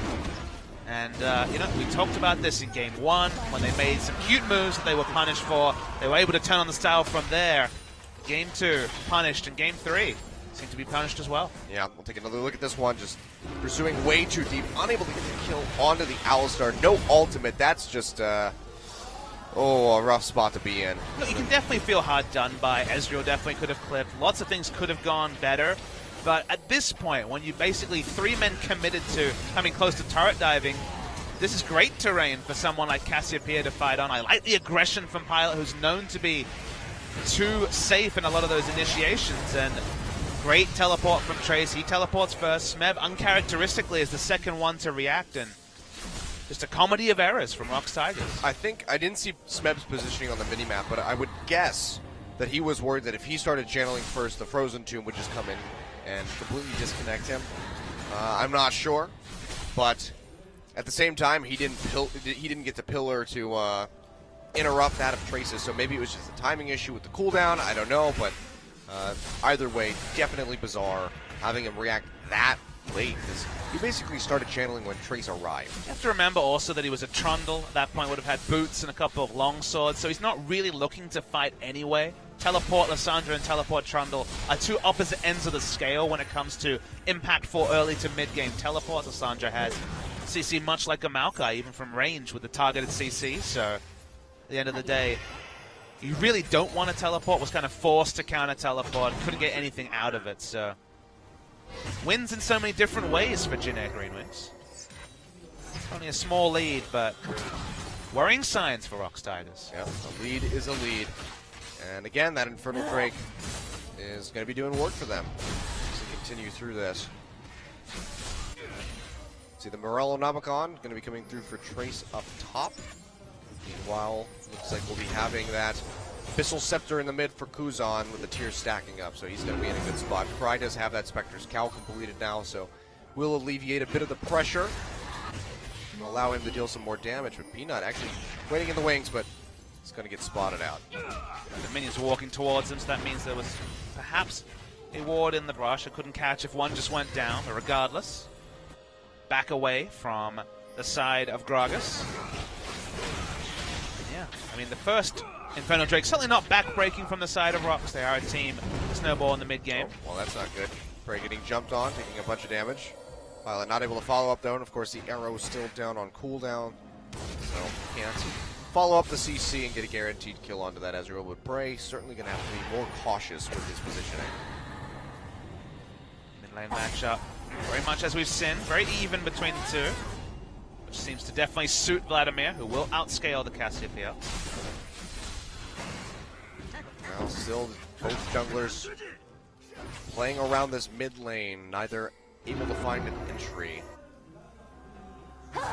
Poking back and forth, but Kuzan having a much better time in this matchup compared to Cry in the last game. Winning out in these trades, as you can see, as that Thunderlords comes through and even keeping it pretty evenly matched in CS. I mean, Thunderlords Ignite is a wealth of difference. Oh boy, Glacial Fissure comes through, Pilot gets locked up immediately by the Cocoon, the concussive blows one more, hit will proc it, there it is! They find the kill, Peanut snatches that one. They're going to go for the dive. Gorilla taking this up as Peanut goes in, but they don't have much damage here. Prey comes through now. Will be able to finalize the kill as Peanut juggles over the aggro. And it's a nice double kill pickup for the side of Rox Tigers as they take out the bot lane and put some pressure in onto that tier 1. Yeah, really precise juggling there. Gorilla lives on a sliver of health, maybe 50 health. We'll say that's calculated on his side. Important for them to pick up some kills, to get a foothold in this mid game and not have the previous game repeat itself. But Jin are going to get a lot of damage on the mid lane turret. They might be able to finish it. Never mind. That's going to be Cry going back in to stop them. Dissuade them as much as he can, but they do whittle that thing down pretty damn low. Now Gorilla arrives, so that will confirm the saving of the turret. So Rox will find a slight little reprieve and a bit of a gold lead at the moment. First real one so far. Smeb really far forward. Frozen Tomb comes down straight into the arrow, and there's just really nothing you can hope for. The headbutt back into Pilot. They will find the kill, so Jin Air, not resting on their failures, moves straight back in and find another pick. And Smeb buys the act hook, line, and sinker. Walks up, went for a trade, thought that Lissandra was overextended, and sure, he would be able to solo down the Lissandra, but the moment there were reinforcements, and remember, Ashe and Alistar had been off the map for at least 20 seconds at that point. Nice punishment from Jin Air. Yeah. Gorilla shows in the brush. They don't know the Peanuts here, but still not in much of a position to find a pick. Just going to be holding on to this tower. So really all they did was give Pilot some free time to wail away at that structure. Seems to be putting Ezreal in the mid lane for now. They're happy to have Vladimir 1v1 against the Lissandra, of course, because Spirit Visage doing that double duty against both the Cassiopeia and the Lissandra. Only issue is that it wasn't an Iceborne Gauntlet first from Prey, so his ability to control the minion wave against Cassiopeia is not going to be outstanding, but decent. Yeah, looking for the damage coming through, but And a lot of kiteability is just certainly lacking now. In a lot of matchups, you wouldn't be able to get away with this because most mid laners have more wave clear or ability to instant push than a Cassiopeia, but in this particular matchup, you can get away with sending the Ezreal mid lane. Oh, that's going to be the turret going down up top, which will swing Jin Air right back into the lead. Dragon spawning up now, and Rocks are very well set to pick this up for themselves, so should just be one Infernal Drake each. Pilot's on the roam down. He's going to throw out the arrow, actually. It sails down. Will it connect? Looks like it might. Nice repel there by Peanut. Takes him out of harm's way, and Jin Air can't find a pick. They can't collapse, but they might be able to net that mid-tier 1. As no one from Rocks is really there to pick up the wave. Looks like they will be able to get that. So 2 tier 1s traded for the Infernal Dragon. That's going to be a pretty good trade if you're Jin Air. Yep, you definitely take 2 turrets. I mean, a single turret against a scaling Drake is decent, but especially the mid. 2 is a win, and as you say, the mid is the critical one. Yep, Hawkshot thrown out. Gorilla's coming around the side. We'll get that winner's bite into the pilot. Smeb hovering back and forth. Not sure if he wants to go in. Looks like he might actually commit to this a little bit, but he's taking some heavy damage from that Ashe. And the Winter's Bite is not going to connect. Now Smeb up here on his lonesome. Not going to be able to do too much to try to push in. Way too dangerous to get that wave to the turret. It's just surprising to see them posturing so aggressively to dive without vision on an Ashe when Lissandra has teleport, Cassiopeia could rotate over. Yeah. It seems unnecessary from Rocks because what you get from that kill is so little. There's no objective to take that's critical in that area. Well, now Rocks still in a bit of a pickle. 16 minutes in, only going to be down by about 1,000 gold, so not the worst of circumstances. But who's on this Cassiopeia? He's shown a much more prominent performance compared to Cry in that last game. So landing those petrifying gazes, getting 2 kills already to his name. It's got to be a bit worrisome. We'll see how the team fighting phase goes. Again, Rocks still have late game Vladimir to look forward to. Yep. Mid game Vladimir for now. It's just a very tanky build, so. They have the Ezreal as well, who's still stacking up. The Frozen Fist, or the Iceborne Gauntlet rather, is on its way. They have that Glacial Shroud with the Sheen, so he should be able to back it by that whenever. Chay's going to go in, get 3-man pulverized straight into the Frozen Tomb from Trace on the Prey, and he is getting locked down. Flashes into the pit. Will keep himself alive. Actually jumps back out. Now Peanut finishes off Trace. This is a nice turnaround here so far by Rocks, but here comes Kuzan, finds one. Can he find more? Gorilla throws out the Winter's Bite, but he's taking a bunch of damage from that Cassiopeia. Looks like they will be safe underneath the tier 2. Meanwhile, Cry split pushing up into the top lane onto that tier 1. Peanut, Smeb, and Gorilla feel like they might want to try to defend this tier 1 in the bot. Actually have to retreat and trade. Shay goes in, not able to find the Pulverize. They get him the Kuzan with the concussive blows, but they get another Pulverize coming through. They lock him up. Peanut comes down and he's going to get popped. Wing finds the kill, and Smeb's going to fall as well. They do finish off the Cassio, but they fall in the end. It's going to be a 3 for 2 in favor of Jin Air, but they lose that tier 1 up top. While the mechanics are really nice from Rocks, again, it's going to be a 5v4 at best, so you wonder why they re-engage into the fight. I like the fact that they could skillfully get over the Petrifying Gaze, but defensive play wins you more here. Now, Che is the real MVP. Really nice initiate. Almost take down Prey, but he does Ezreal things, flashing over and then Arcane shifting to stop Cassiopeia from getting an easy exit kill. But again, Vladimir split pushing in top, no teleport. So this could be the end of things. It could be a turret trade and a trade of kills, a 1-for-1. And Cry getting solo experience in top lane is a win for Rocks Tigers, but they get greedy, they get cute, they push up, they don't respect the reinitiation from Che, and although there's some really nice outplays here, another 3-man pulverize, and you're fighting outnumbered. That's the query is why? Why do this? They don't need to. It's not the smart move, but it's the move Rocks Tigers chose to make.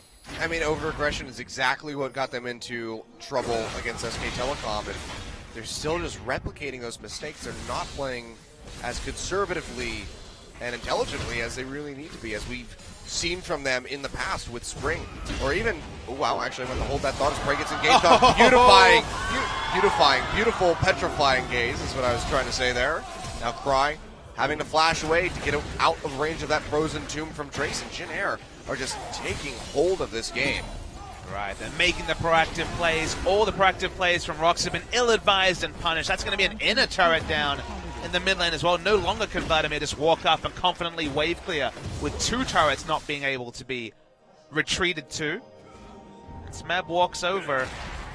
Reactive top lane picks not looking great. And although the Lissandra hasn't necessarily been massive this game, she can still do one thing really well, and that's snowball the mid game with powerful initiation. Yeah. Just her arrival draws out the flashes away from Cry, so it's a good spot to be in if you're Jin Air. 2.4 thousand though, again, not the largest lead for them, still able to come back. Is the Rox Tigers, but now they're invading for this red buff. The TP's going to come through, but Peanut's already going to be dead by the time the Smeb arrives. To get the exhaust in on the Trace, they will be able to take him out, so it's a 1-for-1 plus the red buff. Now Cry arriving, actually this could be good for Rox Tigers. Pilot showing up, Kuzan's there, hasn't thrown out the Petrifying Gaze yet. They're going to find a kill on the Chase, so actually Rox going really aggressive, but still able to turn that one around. They lose Peanut, but they pick up Trace and Shay in the end. That time, the cooldowns, I guess, weren't there for Jin. Not a lot was thrown out. The Enchanted Crystal Arrow is available. The Petrifying Gaze is available. Cask. They didn't use really anything outside of the Frozen Tomb and then the Alistar ultimate, and that wasn't enough to save Chase. So actually really bizarre from the rest of Jin Air to not utilize those ultimate cooldowns that they had. Need a replay to confirm that everything was available, but on first glance, definitely a bit of a bizarre skirmish in the enemy jungle, because, you know, the query comes that what do we say about this Rox Tigers lineup? Build a Spirit Visage, get a Negatron Cloak, and you're basically unkillable to 4 out of the 5 on the side of Jin Air, and yet it's been Rox making these aggressive moves and being punished. So why not wait? Why not wait for Magic Resist everywhere and pray to get his items, finish the Mirror Mana, which has to be, what, a minute, 2 minutes away, and really be able to profit? Because for now, it's been those unforced errors. This was tennis. The unforced errors count for Rox Tigers in this series would have been abnormally high. Yeah. You can see that damage from the Cassiopeia doing work. Getting in onto that Cloud Drake, meanwhile up top, Trace going to get connected onto by that Cloud Drake. He flashes away, but the red buff is ticking and he goes down. That was just poor play from Trace. He will sacrifice himself, and honestly, Rox probably going to be pretty happy with that one, only losing the Cloud Drake in exchange for that kill up top. But now you're seeing what happens when Lissandra gets into an extended lane after early laning phase is over. Spirit Visage completed there. Any friends come over, and there's nothing Trace can do. The ult's not enough.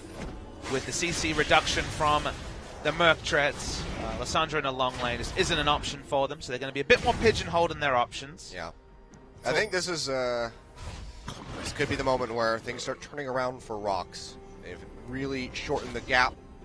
Still down those 2 towers. If they could equalize turret count, they would have a gold lead, albeit not a very large one. But a lead is a lead. So the way you win now for Rox Tigers is that you see there's pink wards down for Jin Air. You clear those out. You get your pink wards always defensively around where you're going, because Lissandra can no longer enter lane against Trundle. Her only option is to go for a sick teleport flank. So you just remove the options for that to happen in any realistic manner, and you profit from it, because that's what Trace is now pigeonholed into. It's no longer applying pressure in lane. It's only looking for the big ultimate play from a teleport flank. Well, so far they haven't cleared out too much. Some of these wards will be expiring soon in the river. The Scuttle Crab will be going away as well. But Cry is he's making some progress, taking out that pink. There's one more sitting here, but Rox aren't in much of a position to push that far forward. Have to respect the engage from Che if he came over the wall and interrupted that pink ward take. So for the time being, that will be able to remain standing. And this is a little bit worrisome with Jin Air with primary vision over this Baron Pit for the time being. Cassiopeia, Infernal Drake in their inventory. They could make a very quick attempt at Baron. Sandra just backing off, as you can see on the mini-map. Game has reached a bit of a lull, as the vision was, I was kind of alluding to, the big story here. Rox need to dot their I's and cross their T's with vision, because, again, they only know that a teleport play for Jin Air is a realistic way to wrestle back control after first a successful invade and then an assassination onto Trace has put them at a very even foothold after some early mistakes. Yeah. Surprisingly, Prey still not fully stacked to the Merle mana. Which is strange because he rushed the Mana Moon, if you remember. Yeah, he had that very early, and now you get the passive build on it. So, interesting that he doesn't have that yet completed, but we can only imagine that he's got to be less than a minute away from this. Yeah, seconds, I have to think. Must be over 700 at this point. But has the Bilgewater Cutlass in the inventory to go with the Iceborne Gauntlet and that Muramata as he gets ready to come in. TP play. Yeah, TP is coming in. It's going to be matched by Smeb as they come up. Jin Air trying to get onto Cry. Now it's just going to be a 2v, about to be 2v4. Smeb taking a big chunk out of Kuzan, trying to keep him occupied as best as he can. Cry comes in, trying to evade that Frozen Tomb. Arrow not going to land on the Smeb. He might just be the sacrificial troll. Looks like he will be. As he goes down, Jin Air still not in much of a position to go for this Baron yet. Will they make the play? It'd be quite risky, and they could get punished for it. 5-man commit and a couple of important ultimates in the Explosive Cask and the Chun Crystal Arrow for no gain apart from a kill. That's ideal from the side of Rocks Tigers. Yeah. With that 5-man commit only netting the single kill. They don't lose any pressure on the map either, so big investment for no real gain. There is the Muramana completed for Prey, a couple of minutes later than we would have expected. Yeah, 25. A little bit late on that. I was expecting a 22, but all good. Now he can really start dishing out the damage. Smeb is revived. There's no Scrying Orbs available. Jin Air going to sit in this brush, potentially look for a pick. Scrying Orb thrown down actually inside of the Baron's overextended head. Again. Yeah, oh boy, Cry. Why are you doing this again? I don't know. Oh, so many questions for Rocks Tigers. He's going to try to just sprint up the lane as best as he can. Of course, Ghost not available. Nice thing we pull the dodge out, but Shea is hot on his heels with those Moby Boots. They pop him up, and he is going to go down. So that's a big kill picked up for Jin Air. Cry just foolishly pushing forward with limited vision. And now Jin Air might be able to go ahead and prep this Baron. Cry's down for 35 seconds. No way of getting there quickly. So Ghost will be down. Jin Air just hovering around, trying to bait this out yet again. Do they start up the Baron? They have. True Shot Barrage comes through. We'll spot them. No, they're not tanking it. Yeah, I thought they started it, but they're just grouping up inside the pit. Just the epitome of a rookie mistake from Cry. Doesn't have teleport, of course, on this Vladimir to be able to respond quickly. Jin Air have good Baron damage. Rocks have to respect it. They're going to keep trying to bait this, but Smeb can just check with the pillar, and now the Baron does get engaged. And several members of Jin Air take huge chunks of their HP, so they actually have to peel back. So nicely done by Rocks Tigers, buying time for Cry to respawn, and this might actually open them up for a mid-tier 1, at least get some damage in onto this. Cast gets thrown out. Surprising that with Wings, with armor and health, they decided not to start the Baron. They have good Baron damage. The poke is really there already from Rocks, as you can see. Yeah, they get some good damage in onto that tier 1, but unfortunately are unable to take it out. But with the recalls coming through, they could just stick around and try to force their way onto this objective. Dragon as well, spawning now in 8 seconds, so there's a couple different directions that Rocks could go for. We see Kuzan did go back, now rejoining the team. Peanut waiting over the wall for the fight to erupt. Yeah, wave clears there though. Drake is the next spawn, so double Infernal, double Cloud. With champions like Elise who want to acquire targets, Elise and Braum do benefit combat related for the Cloud Drake. Oh, see, this is why Cry didn't get away. It's because they had the Cloud Drake. Oh, yes. Now he's got a Cloud Drake, so now they'll just chase each other forever and they'll never get range. It isn't that they had no vision on the enemy team and he decided to just go for a casual walk in the area where his teammate was picked a minute earlier. Yeah, well, he was involved in that. He almost got picked himself, and he's just like, this is fine. Goldfish memory. Yeah. It's very, in one ear, out the other. Yeah, very bizarre. A lot of goldfish have ears, though. That's true. Not much to listen to if you sit as a goldfish. Cry showed in bot lane, but this time was called by his team much earlier. Oh boy, the Baron threat's still there. Nice juke out by Prey. Last second on that arcane shift gets him to safety. And now that's a big tool of engage gone for Jin Air. Question is, can Rocks do something with this? Trace throws out the glacial path, does not follow it through. And the poke war has ensued in the mid lane. They still have other initiation, Flash Headbutt Pole, Flash from the Sandra are options for them, so the initiation window isn't gone yet. True Shot Barrage going to go wide though, only clips a couple of minions. And of course the wave clear for the side of Jin Air is still very strong. They have a wave building up on the top that Rox is going to have to answer, so they should be peeling out of this mid lane relatively shortly. Any sort of gold trading between the two teams does benefit Rox with their Vladimir scaling, especially Trundle also. They will heavily outscale Cassiopeia and Lissandra, so it's all on Jin Air to continue to grow the lead they were able to grow in the early game, or they are just waiting for Rox Tigers to outscale them. Well, they've only moved up about 200 gold in the last 5 minutes or so, because they were sitting at about 700, now at 9. So they're not making too many progressive steps to advance this lead. Of course, they are still a very scary team, and that Crystalline Arrow has come back up here for Pilot. Kuzan waiting in the brush. Recall comes through from Che. So they might be able to push up and clear out some of this vision in and around the Baron Pit, but it looks like Rock's still just a little bit too timid to go for that. And wisely so, that he can get engaged on in a second.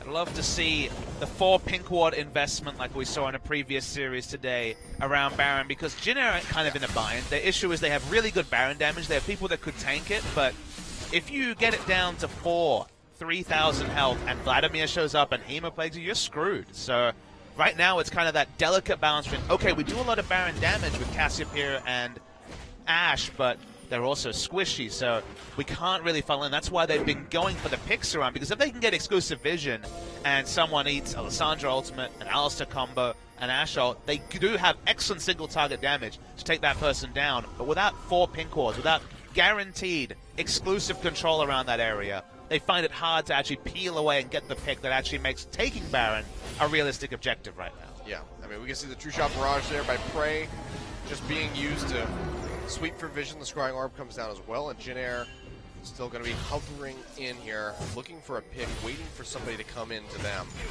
They're still a couple of pink wards short of having exclusive vision in the area, so even though there's only a single Scrying Orb left for Rox, they're not willing to try this Baron, Jin Air. Jin Air says, no, we saw that last series. We saw what KT did.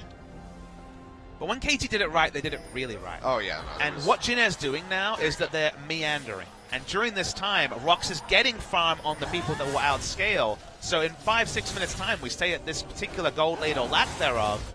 You can't be surprised if Rox wins the team fight and wins the game. Well, Arrow comes out and does find Gorilla. Meanwhile, Trace gets caught out by the Cocoon. Looks like they might just blow up the Braum, and they will as he flashes away. Wings will finish him off with the Drunken Rage hit. And that should open up Jin Air. TP is going to be coming through from Smeb. Forward straight in onto the mid lane, and Jin Air is just sticking around. Here we comes go! Jay. Big pump up. Prey goes back off the explosive cascade, goes down. Now Cry sitting in here with the Zonias after the Frozen Tomb, goes straight into the Sanguine Bull. It's a big heal off from the Hemoplague, is able to flash out to safety. But 2 members down, Prey and Gorilla gone. Rox, it's a far cry hope that they can secure this Baron for themselves. It would be a suicide attempt by Peanut if he's able to secure this. He's the same level as he's the same level. Actually, he's a level ahead of Wings. There's a very real chance he can take it. But he's already used the repel, and now he's taking Still damage has on the wall. flash. Yeah, he'd have to flash in, which would be a surefire way of getting killed. Does he He's go gonna for go this for one? Looks like he might, but he just gets soloed out. They take him down. Kuzan finds the kill, and now Cry on the run goes back into the Sanguine Bull, but he is going to fall in the end of things. Smeb goes in, is able to take out Pilot, but the Baron goes over to Jin Air. Smeb will fall, and that is going to be an effective ace and a Baron pickup here by Jin Air, who suddenly have a very firm hold on this game. Triple kill for Kuzan at the end, and Jin Air finally thought it through. Look through on your minimap. 1 pink ward cleared out, double around the Baron, and 1 to the top as well. They got those 4 pink wards down. They got the first face check from Gorilla, and then a really nice flash headbutt pulverized from Che. They wombo down the Ezreal, and even though Pilot gives up his life kind of needlessly on the back end, they get the Baron they were angling for, and finally, they hit the crescendo of pink wards, and that made it safe enough for Jin Air to take the Baron. And there's just no reason for Prey to be up that far with Gorilla getting caught like that. Send Gorilla in first, sit back, shoot a Mystic shot or 2. But opts to go forward, and Che capitalizes in fantastic fashion. Now you can see 10 seconds out, a second Infernal Drake for either of these teams, and you can really only expect that it goes over to Jin Air. Peanut not in the vicinity at all. They got a miraculous steal with the True Shot Barrage from Prey, but he's not even going to shoot that one out. So there we go. 2 Infernal Drakes now. Elder going to be the next dragon spawning. Baron for Jin Air, and they are looking poised to take this game and close out a series over the Rocks Tigers. 3 carry builds when you have a Lissandra top for Jin Air, benefiting from 16% bonus statistics. Lissandra going to be able to push with a plenty. Not going to be able to delete herself because she doesn't have Void Staff, but certainly will aid in picks. And getting on top of Bray, who does have QSS, I guess will be tricky, but any target, any 5v4, and Jin Air will win the game. Yeah, you can see Jin Air just whittling away at that turret very quickly, burning it down. Trace threatens forward with a Glacial Path. Not going to follow it in yet. Winged and Kuzan waiting over the wall, seeing if Rocks are going to pull the trigger, and if they have an in, try to sweep them out, but they're playing this very methodically, very intelligently, waiting for the waves to crash, not getting overzealous. Going to Ham. Here comes Trace, comes in, does get popped up, and immediately deleted, actually, is going to be Smeb. Very does find that kill on the Trace, and now Peanut, though, taking up the damage in the front line, was able to finish off Kuzan. This could be the opportunity for them to turn it around, but Pilot is still alive and well. Jay going to sacrifice himself as he gets that 2-man pulverize. In the end, it will be a 3-for-2 in favor of Rocks, but still very closely fought, but they take those buffs off the table. Now just Winged and Pilot going to have Baron for a little bit of time, and they're able, crucially, to hold on to that tier 2 in the bottom side. So while Peanut couldn't win the game, he got them back in the game here. Watch the claw from Lissandra into an instant cocoon. Predicted it. He thought, I'm going to take it in. You could have flashed and gone for a play like that as Lissandra, but decided to go the greedier route, was punished. They win a fight they had no business doing so. Behind in gold against Baron buff. They find themselves the reprieve that honestly they didn't deserve. Well, nicely played by Rocks, still keeping this a very close game. 2.5 thousand currently separating them, down by 2 kills, and also down those 2 turrets. And the fact that they're able to come out, not only playing against Baron up Jin Air, but also playing against a double Infernal Drake Jin Air. It's very crucially won fight there by Rocks Tigers, and shows that they still do have some hope for coming back into this game, but it's still looking pretty grim. They need to create some picks. They need to get a big turnaround and net themselves a gold lead. Again, but so far it's been evading them. Yeah, clutch players have to be rewarded. Wonderful play on the Cocoon. The young man mechanics versus the old man mechanics with Peanut and Trace. Yeah. And if you mess up your initiation, that's the whole reason you pick Lissandra. So he's going to try again. Shot Rush comes out. Smith going to get locked up. Frozen Tomb straight into the Crystalline Arrow. Popped up as well, but he's still alive and healthy. Relatively. You can see that Glacial Fissure buying some time. Jin Air, however, they got what they came for. They picked up the tier 2, and they stretched that gold lead just a little bit further. But worrying, I think, when you use that much on a Trundle and he leaves at half health. Sure, and he's also about to get a Guardian Angel. Should be focusing him at the best of times. Guardian Angel perhaps will be the ultimate dissuasion, but some of the tools are coming through. Vladimir, tough man to lock down, as the Zonias himself. Elise went for an early Banshee Veil, which very atypical for Peanut to go for any defensive stats on the Elise, but very necessary. QSS available from Ray. I think the strategy around Baron is the smart one. Just kill Gorilla, because the utility Gorilla provides over a long fight with the stand behind me, and concussive blows, yeah.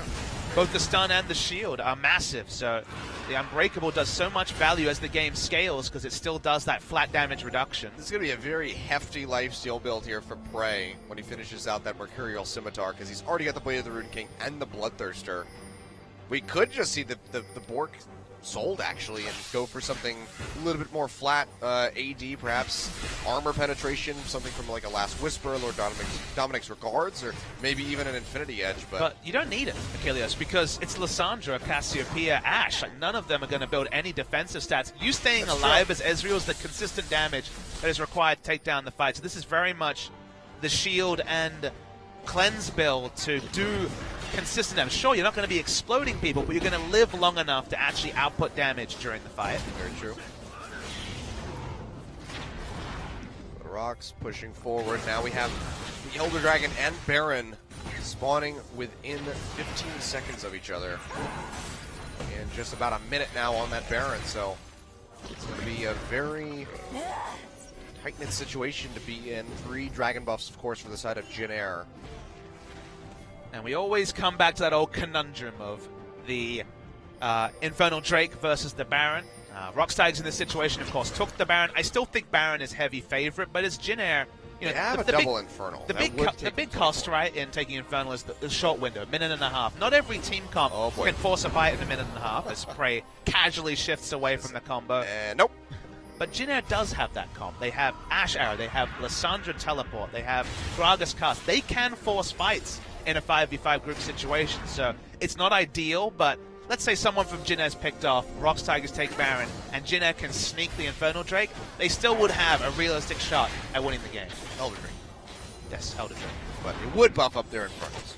It just feels like Infernal Drake is the best. I mean, it's the only thing really getting buffed. It would take them to 24%. It effectively makes them have triple Infernal Drake. But you also get that additional burn damage from having those 3 buffs, so it would be a pretty good spot to be in for them. So might be one of those rare occasions where it's almost better than the Baron itself. So many mind games when all these completed items come through, like Banshee's Veils, because there's those weird scenarios where does Gragas just ult to remove a Banshee Veil and then they go for a pick with Lissandra? Like, there's weird interactions when so many defensive items are completed for Rox Tigers when it comes to getting a pick, because it's still fiercely single target on the side of Jin Air Green Wings. They want to kill one person and make it a 5v4, and Rox have all taken preventative measures to stop that happening. I gotta say, big props to Jin Air so far, holding onto this turret for 40 minutes now in the mid lane. With Tier 1 just not going down. And you can see Rox still not in a comfortable spot to go for it. Killer comes down, that might be enough to just Pilot's so low. Pilot takes a huge chunk of damage from that True Shot Barrage. Now Baron has spawned. Rox are pinging onto this. Do they start this? This would be pretty risky, though they did chunk out the Ashe. Looks like they're just going to go for this one. No Mountain Drakes on either side to assist in taking this.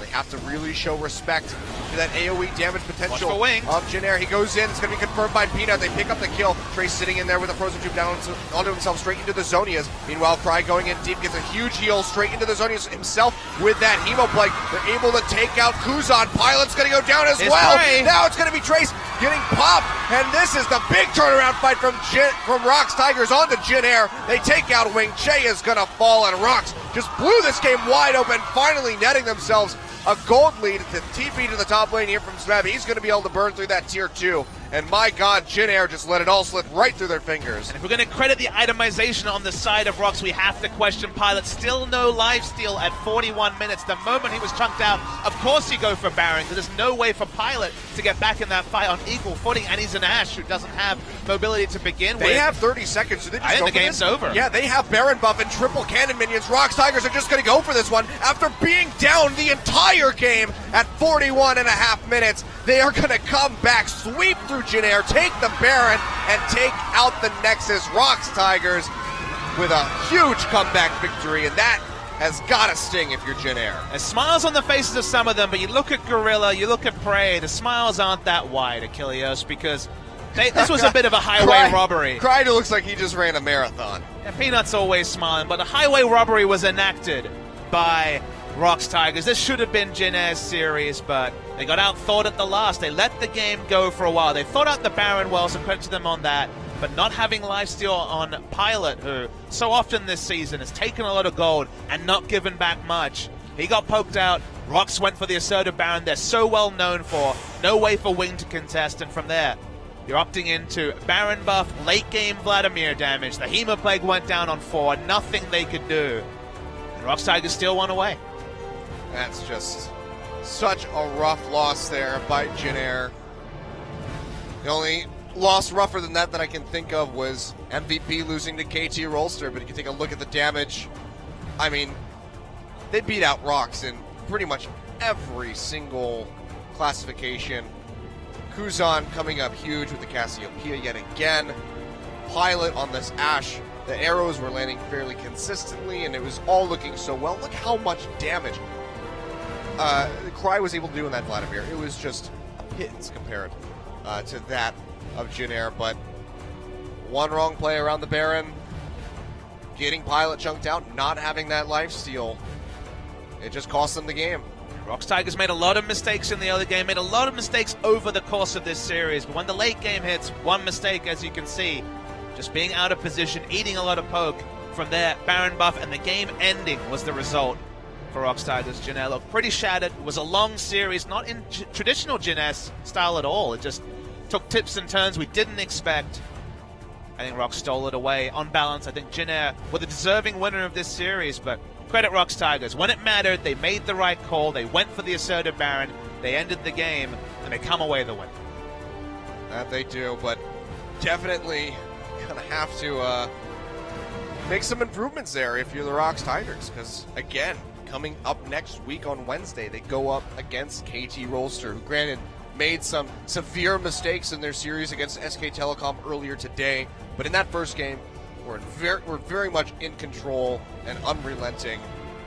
So they're gonna have to make some improvements if they want to take down KT Rolster, because they still look like they are a very big contender for second place here in LCK. The other booth, 5 series losses in a row, a record only equaled by Longzhen. Okay, they have 2 game victories in there, but 5 losses in a row is 5 losses. So Jin Air, their hopes of making playoffs, they looked entrenched in early in the season, almost completely gone, as Gorilla will be your MVP for this final match. Almost 90% kill participation, very popular with this bipartisan crowd. Yeah, you can hear the fangirls going wild over that one. It's his first MVP vote, 88% kill contribution, only dying twice and picking up 14 assists in that match.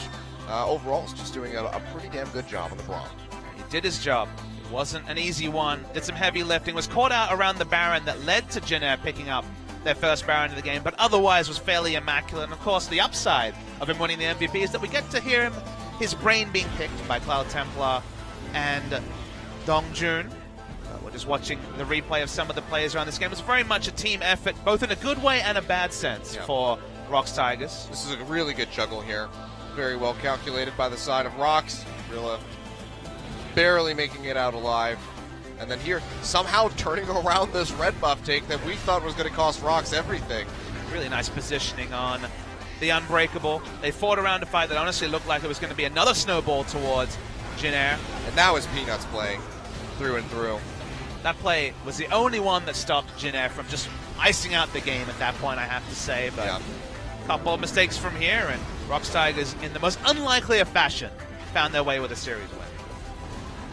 Well, has to feel good to win, but maybe not as good as it could have been if it was a little bit cleaner. So they definitely have to just go back to the drawing board and think about how this game went, what mistakes they made to put themselves in such a precarious position, and then just work on those fundamentals, because KT Rolster is going to be a bit more of a formidable opponent compared to Jin Air Green Wings. I mean, a series win is what you expected, but in the manner that you took it, you definitely come away from a series like this as the Rox Tigers with probably more questions and queries than anything else. Yeah. Well, of course, Gorilla will be joining Peanut as our MVPs for today. We'll have an interview with both of them right now, so we're going to throw back over to Joel for the translation. Thank you very much, guys. We are here with Peanut and Gorilla, 2 MVPs for Rox Tigers today in their win today over Jin Air Green Wings. Give them a good round of applause.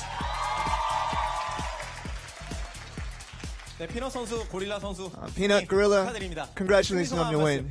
Give us a comment on the win. Would Gorilla want to do it? It's been a long time since I've been sitting in the seat. And we were really focused on really winning this game. It was really important to us. Losing this game would really have a big effect on our rankings. And I'm glad we really got the win. You guys must be overwhelmed right now with how the games have really been running. And the game has been really going back and forth. What are some of the decisive points in the game that you would like to point out? With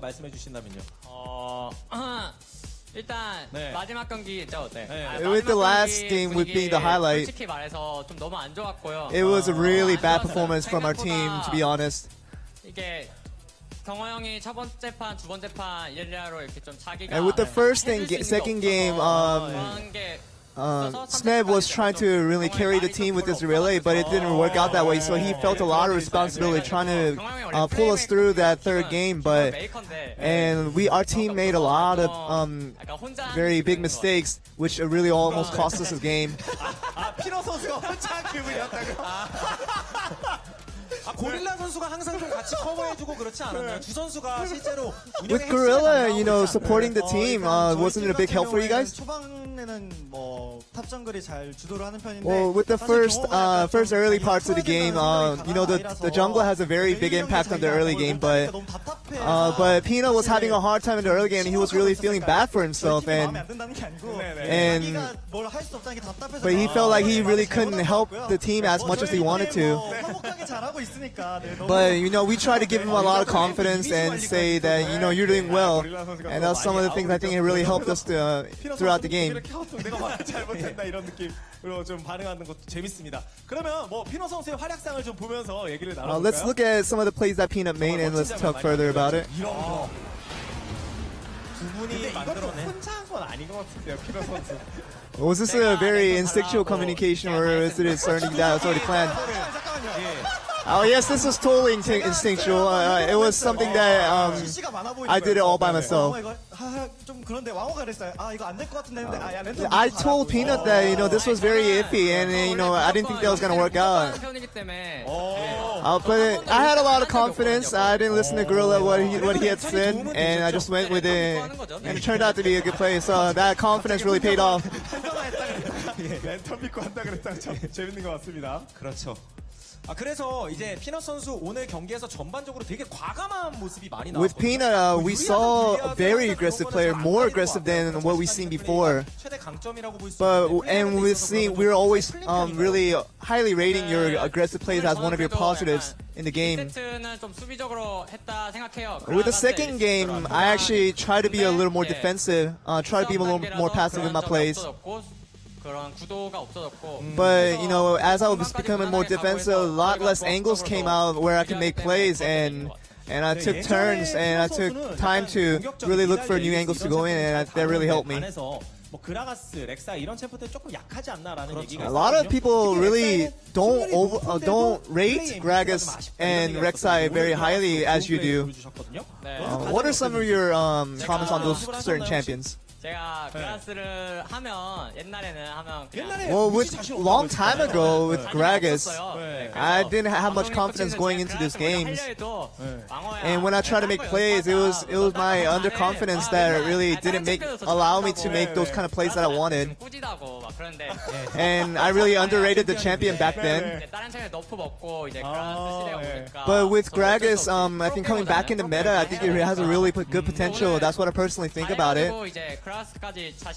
And I think I've gained a lot of confidence in playing the champion. 중에 많이 언급을 하지만 고릴라 선수가 그리고 락스타이거즈가 진짜 다른 팀들한테 많은 영감을 주는 그런 뱀픽 구도를 A lot of people really look upon Rocks Tigers with the way you guys do your band pick phase, and saying there's a lot of knowledge that goes behind it. What are some of the tips that you can share to other teams? Well, first of all, right before the game starts, the day before, we discussed with our head coach, and Thresh was something that I haven't really practiced in a while. And the head coach suddenly called out Thresh being a good option for us, and he told me to play it, and I did. 고릴라 선수가 좋은 플레이를 보여줬던 장면도 준비해봤습니다. And let's look at that specific play where Gorilla made a nice play. 와, 이 장면도 결정적이었네요. 피넛과 고릴라의 합장품. I think this was a really good synergy between Peanut and Gorilla, making plays that synergize with each other. 표정이 약간 이거는 그냥 내가 만든 건데 약간 이런 표정. Peanut really thought that he made this play on his own, but you had to give credits to Gorilla. 근데 그런 점에서 궁금한 게 트레이스 선수가 약간 엇박자로 들어온 느낌이 있었거든요. We thought, you know, during that play, Trace came in kind of at the wrong time. I just kind of threw out the skill shot, and it happened to hit. I was really lucky with that. 어차피 이제 발언 때 다 밀리면 지니까. We were just thinking kind of at the very end, if we lose the Baron, we lose the whole game, and we were just kind of being as desperate as we can be. And you guys really did have a very a game that really struggled for you guys. And Cry was really struggling against Kuzan today in multiple matchups. Well, Cry is one of those players who doesn't have that much experience as the other players. 저희 팀 짱짱하잖아요. 그래서 But you know, our team, as talented as we are, we're able to support him and help him develop as a player. 대전에서 저희가 졌기 때문에 성민이가 힘들었지. And you know, losing as a team really made it hard for Cry. But his individual performance didn't affect our team as big as you thought. And we just want to help him improve as much as we can. 그렇죠. 팀적으로 이보다도 완벽할 수가 없습니다. I think this is an example of a perfect team for anyone that wants to be in a League of Legends team. 좋은 플레이. 오늘 경기에서 또 SKT가 KT를 꺾고 또 더 위로 올라가는. We saw SKT beating KT today and getting further up in the rankings. 멘탈에 데미지가 있지 않겠느냐라는 그 And we were worrying about, you know, Rocks Tigers after that loss against SKT having a bad game. 경기력이 좀 떨어졌다는 말을 많이 들어서. Yeah, we did hear a lot of comments about, you know, our performance as a team going down after the SKT game. But you know, this matchup, we were trying to just be as excited as we can going into the game. And our gaming really did go up. Our performance overall as a team went up. And you know, although we did make a few mistakes along the way, we were just trying to stay positive the whole time, and we just ended up with a good result. 피넛 선수도 계속 감탄을 하는 것 같은데. 그러면 또 오늘 중요 포인트였던 강타 싸움도 되게 많이 나왔어요. There was a lot of smite battles between the two junglers today, and it seemed like you had a lot of confidence going into those battles. I'm never positive. I'm never completely positive about whether I'll win the battle. But with Gragas has an advantage over the other junglers with, you know, having to use the Q along with the smite, having it as steal. But you know, I've always tried to look for the advantageous situation where I can, you know, get ahead and get a possible steal on the jungle. 저는 이제 궁금한 게 마지막 경기는 분명히 불리했어요. And the last game, no one can disagree that you guys were really behind throughout the whole game. 그렇게 큰 차이는 아니었습니다만. That difference between the two teams was, you know, slowly growing. 중심 오더를 누가 해줬는지. What was the decisive call that your team made, and who made it? 제가 적당히 많이 한 것 같은데요 오늘. I think I did a good fair amount of it. 저희 다 얘기 많이 But you know, as a team, we made very good calls throughout the team, and telling each other the plays that we should be making. If we can get into the details, the last few minutes of the game was very important. Who was the player that really made that last call? 그냥 제가 이제 이거 너무 게임이 I personally told the team that, you know, if the game dragged on for this as long as it did, that it would be tough for us. So I just told them to go aggressive and go for this Baron.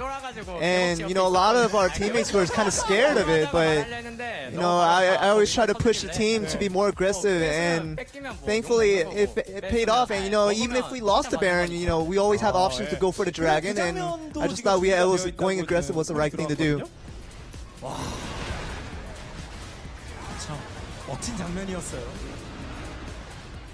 결단이 어떻게 이렇게 수월하게 이루어진 좀. This was such a decisive play where each individual player made the right decision at the right time. 나머지 선수들의 생각도 똑같았는지. And it seemed like you guys were all in sync, trying to go for that same objective, and you know, winning as a team overall. 게임이 불리하다고 느껴지면 가만히 움츠리고 있으면 질 수밖에 없어요. But you know, with the game, you know, if you guys are behind and you just stand still, it really doesn't help your game at all. You have to be over aggressive. You have to, you know, become more aggressive as the more behind you are. And you know, with Trundle and making those plays, that you know, we all try to make our individual plays to get ahead, to get back in the game. And over aggression was a really good play for that part. And you know, getting these opinions within our teammates together to form one good play is really important for us, and I think that's what we did. 해주시는 것 같습니다. 그러면 뭐 피넛 선수가 또 대표에서. Well, Peanut, would you like to say one word to the fans out here today who came out to watch the games? 혼자 다 하셨다고 하니까. Since you said you just carried the whole entire team, let's hear what you have to say. 열심히 해서 it is my individual performance that won the game. 네, 저희 팀 열심히 해서. But just kidding, our team did really well all together, 앞으로도 더 열심히 and we will promise you that we will show you better games. And we just ask you, the fans, that to continue to cheer for us, and we just thank you for everything. 네, 오늘 진에어와의 정말 접전이었는데요. 승리한 락스 타이거즈. And this is the end of the interview, guys. Back to you. All right, thank you very much, Joel, for the translation. Peanut, let's just, it was all me. Put it all on my back. Skill shot, I didn't even mean to do that. I just happened to catch Trace. It's no big deal. I mean, between Faker and Peanut, we've got the Get Good meme going pretty strong here on LCK 2016. But congrats to the Rocks Tigers. They won it dirty. They won it perhaps undeservingly. But you know what the good thing is, what the good spin is on that Achilleos? You have to say in spring season, for the first round robin, Rocks Tigers were by far the best team in the world. They looked outstanding, but they peaked too early. There's no other way to put it. By the time finals came around, SKT was by far the better team.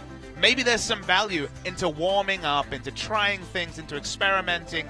Probably not sandbagging. We won't say that word. But I don't think there's a problem with Rocks Tigers not being ranked first. In fact, I think the Rocks Tigers running a gauntlet would actually help them rather than hinder them when it comes to getting towards a grand final, because the 2 times they've been seeded into a grand final, they've lost 3-0 to SK Telecom. Yeah, we'll take a look at next week, though. We're going to kick things off on Monday with MVP versus SKT1. The rematch after SKT shut them out in that first game and then took them for a 2-0. Jin Air will face off against Samsung, so another formidable opponent that they have to go up against. Could be pretty tough. They did look a bit cleaner in this series. Hopefully they can take that and bring it to the table against Samsung. Then we have on Wednesday, it's going to be Rocks Tigers versus KT Rolster, and then ESC Ever versus Afrika Freaks. Has potential to be close. ESC coming off of that victory over top of SK Telecom, so you never know what can happen in that matchup. And then Thursday, bottom of the table, CJ Entus versus Longzhu. CJ won this matchup last time. It was one of their only victories that they found, and Longzhu going to be looking to actually net another one and move into 9th place instead of 10th. One of the only victories they can really hope to pencil in on the ladder. On to Friday, Jin Air versus KT Rolster. They just have a rough week. Jin Air, they're winnable games. If Jin Air actually win at least one game in each of these series, then that's a movement forward for the organization. And then final games of the week, we're ending with a nice one on Saturday, Achilleos. Yeah, it's going to be Samsung versus Rocks Tigers, and then Longzhu versus ESC Ever. So we'll see how ESC fares a little bit earlier on in the week when they play against Africa. That could very much set the stage for their match against Longzhu, but for sure, that Tiger-Samsung game is going to be very hyphy. Definitely one to check out. Yeah, given the results, they could both come into that 9-3, so very much a top-of-the-table clash between the two, which is exciting. That's very true. We'll get to see Cuvée matching out against Smeb, and then, Ruler trying his hand going up against Prey, who is still trying to get nearer to that 1,000-kill mark. I did forget how many he got in the end of that game right there, but I think he's somewhere about 28 kills away so far, so might be able to actually net that this week. Faker, of course, almost certainly going to get his as he's one away, but that's going to close it out for us this week. We'll see you guys on Monday for more LCK Summer.